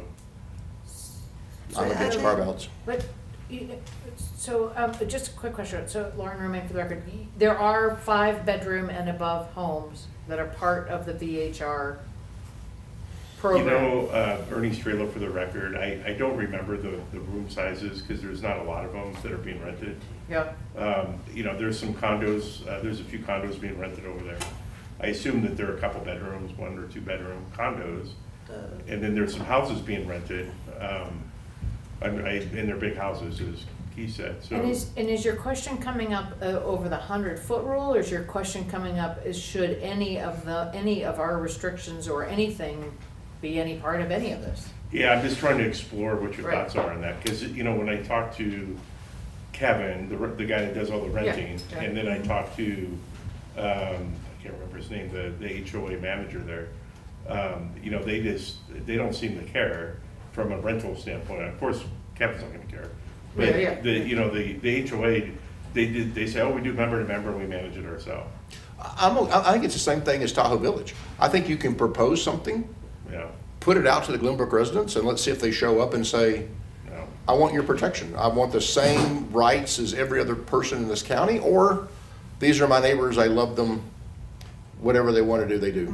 Well, and obviously, there's no over 10s there because we haven't heard any, Tier threes, yeah. anything. So, as far as a Tier two. board, Mhm. yeah. So, let's, look at this maybe next time. And AJ, I think we've got the oh yeah, the rebuttable's knocked off. Okay, I see that now. Is there anything else on this parking lot that we can get, you know, What I about- think, go ahead. Sorry, the rotation or the term limits in constrained neighborhoods, is what you're calling it, but that doesn't actually work in that way, but that's something that I think we could probably, everybody has an opinion on, and we could knock it off. Are you talking about where you have rotation of permits? Yeah, so we actually marked it off because it was on the thing. See, I thought define ADU is that it's actually the second bullet point, term limit in constrained neighborhoods. That's my point, that all of my neighbors have already sucked up all the permits, and I don't want to wait till they have to die until I can get one. Oh, okay. Let's take a quick stab at that. 3:30, we're gonna stop, or 3:40, somewhere around, because we gotta get the public comment, and there's a lot of it. And get out of here by 4 so that they can turn the room over. Can I talk to that real quick? And Yes. just give this kind of, so this is Ernie Strela for the record, just to help the discussion a little bit. So there's 39 active neighborhoods that have quotas, I guess you would call it. There's 6 neighborhoods currently defined as neighborhoods that are full, right? That would, under a wait list scenario, in July, would go through the wait list scenario. The rest of the neighborhoods there's churn. we talked about churn at the beginning of the meeting today. So there is, we have some level of churn on average, as I mentioned, you know, and so there seems to be a refresh of permits that occur in most neighborhoods.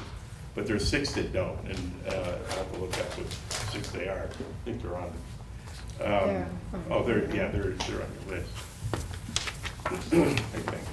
Well, they'll show us at capacity. So, and so when we go through the wait list and we look at the current wait list process, we kind of go in order of the randomizer. We send it out to an accountant, they randomize it. That's what the county's always done. They just do them all. And then we just kind of go down the list and we issue the permits, or we invite people to apply to the permits. Surprisingly, we have like currently a small refresh rate based on inviting to apply, which I was surprised with learning this year. So for instance, we've invited 67 permits, people to apply for permits, and I've only had 3 applications since December 12th, right? And so it's a surprising stat, but maybe it's going up this week, I don't know. But, and I think that the neighborhoods that are locked, you know, they typically have, that are full, they have a very slow churn rate, right? Beach Club, for example. Reach their full. Beach Club has like 9 on the wait list, and those 9 will be there probably for 10 years or longer. You know, it's very slow. I think we released one in December, one, and we're still waiting for her permit, by the way, to choose one of them, or her application. But, you know, and they all know too, by the way. They call us and they know what order they're all in. So it's quite a circus over there trying to figure that stuff out. But so that's how we currently do it. And I think this year we're looking to go to a wait list only for those constrained neighborhoods. After that, we're just going to do FIFO after that. This wait list doesn't seem to be beneficial to us. So I just want to share that. So do you have a proposal then? Yes, ma'am. I believe, and I think you got to put it on every neighborhood, but if you don't have a wait list, maybe we can carve it out. Let's talk concept first and plan operations second. But I believe we created 2 classes of people in my neighborhood that Ernie was just talking about. Those that have permits, that will have them forever, and those who will never be able to get a permit. And so because other people got empty nest before I did, they have a permit. Now I'm in the same place they were 3 years ago, and I will never get a permit for the rest of my life. And so I believe, just for equity across Douglas County residents, that we ought to have a 5-year window. And I also believe that you ought to have the ability, you ought to know your future. So at 4 years, or if you're in a constrained neighborhood, you get your permit, and you can auto-renew it, just as everybody else does, for 5 years. At the end of the 5 years, you go to the end of the waiting list. So that everybody has a chance to do the same thing everybody else has done. The fact that certain people were in their life stage before others is irrelevant. Michael? I'm in favor of some sort of rotation. I think 5 might be a little tight, but you know, it could be whatever I'm not number on we 5, by the pick, way. but I don't think you should have it for life necessarily, if there's people waiting. Right. Now, I don't want people to have to pay a brand new permit fee if there's nobody waiting, they just keep on going again, right? But I think there should be some sort of a time frame. And let's do this, let's go through everybody's idea and then maybe pick up right where we're at next time so that we finish this conversation, because I'm not sure we're gonna really get through it, and we've already been slogging along here, and doing well, I might add. Lauren? I do understand the concept of 2 classes of people, and I don't think that was ever the intention at all. And so I do think we need to do something. I just need to think about it. Yeah. Patty? I agree with Lauren. But then I don't know where to draw the line as to how long you could have it, because you look at other things that are out there in the public, like a golf membership, and you know, you could be on a waiting list for years. So you're actually taking the rights away from the people who have had the permit to give someone else, so I'm not really sure on that. Yeah, it messes with someone's business plan for sure, if this was thrown in out of the blue, but, Is I think we would definitely get sued uh-huh, If what? if we imposed a time limit, and, you know, I mean, maybe it doesn't matter, it's. You might get sued if you don't, by the We don't have to way. be scared of lawsuits, but you are gonna have people who say, I'm gonna buy this $5 million house, knowing that I can get a VHR permit, and then I get my VHR permit, I'm renting it out at $5,000 a night or whatever, and then all of a sudden the county passes an ordinance that says, in 5 years I gotta get my permit up. I'm the kind of guy who buys $5 million houses, so I can afford a lawyer to sue the county to make sure I don't lose my permit. So it's just, we don't have to be afraid of lawsuits as long as we have a justification for our ordinances, if they're constitutional and they're otherwise complying with the law. I don't know that, you know, fear of lawsuits is a good basis to make decisions. On the other hand, if we're worried about the validity of such a law, then that would be a consideration as to why we shouldn't pass it. But you may get sued if you don't. Because you have, it's not like a golf course, unless the golf course is owned by the county of Douglas County, right?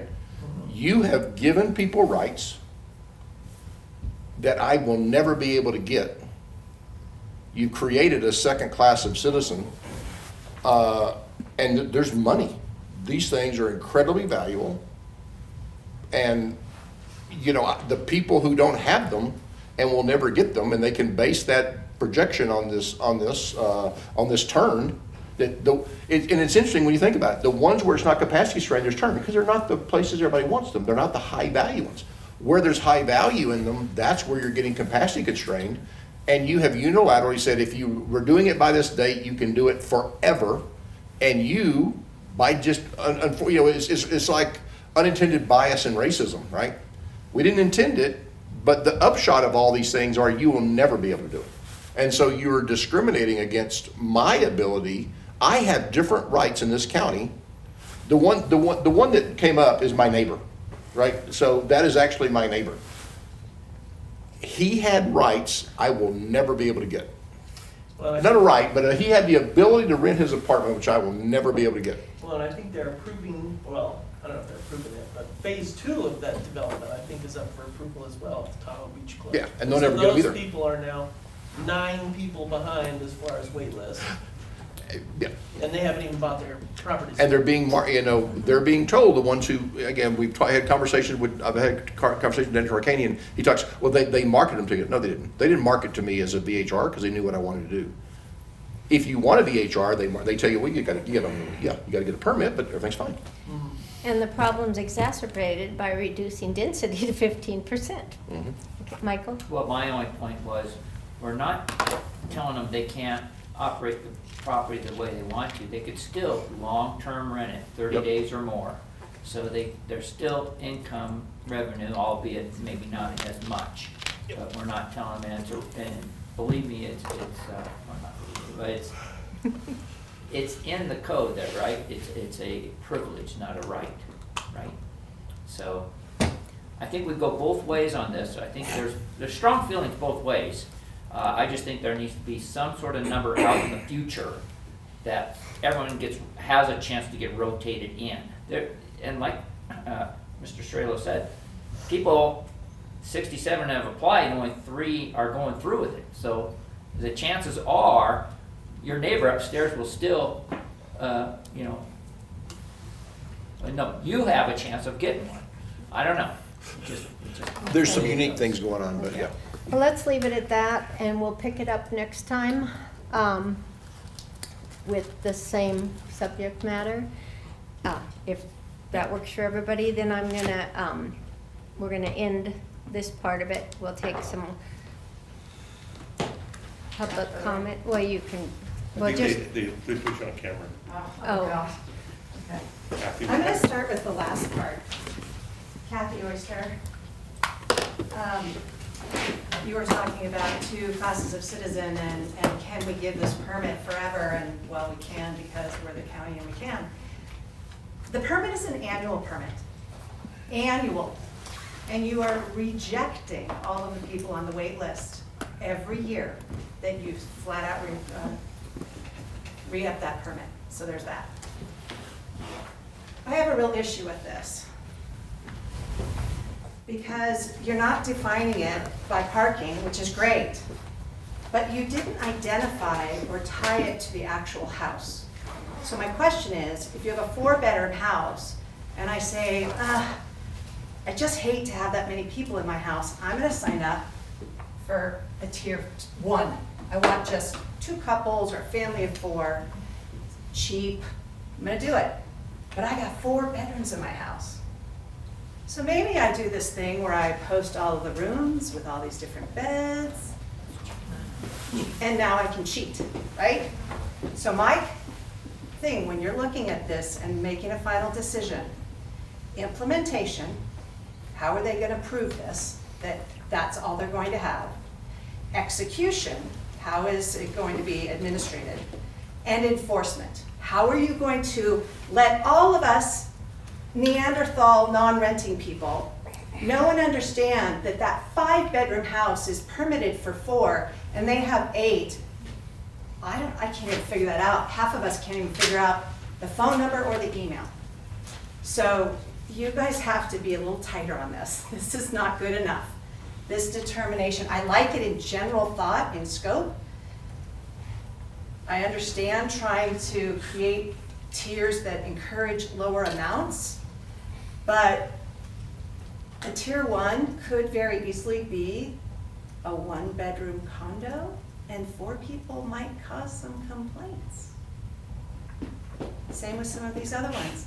The more people in these units could cause complaints. So you've got to really tie it to the space provided, and we're getting down to implementation and enforcement issues. Again, we keep talking about this. I'm flabbergasted that none of you realize that anytime a government official walks into your house, they can point out, oh, there's no outlets on that wall. Did you build that with a permit? Because there's outlets required on walls. So why aren't these officials, the inspector for the VHR program, the fire official, why aren't they noticing Lauren Romine's multi-walls and fry skillets? There's gotta be clues. And if it's just a simple, I know, 30 seconds. Would you give her 30 seconds? Because I was so engrossed with what she was saying, I forgot to give her 30 seconds. Sorry.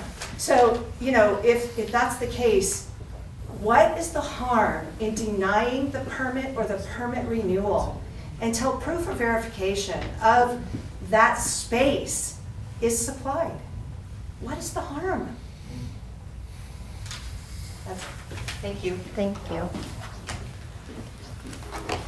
Okay, this concludes our meeting. We're going to adjourn until February. We're gonna have a special meeting on the 8th. Yep, that's right. So you did February 8th at 10 o'clock? Or I have it set. Absolutely. 10. For 10? I think we're noticing it Saturday for 10, right? It's too late. Yeah. It's 10. No, See? 10 is good. 10 is good. That's the boss, right there. I mean, what's the worst thing that happens? We leave at 1? Mickey, I'm missing my senior luncheon. Okay. Okay. Sorry? Your senior lunch.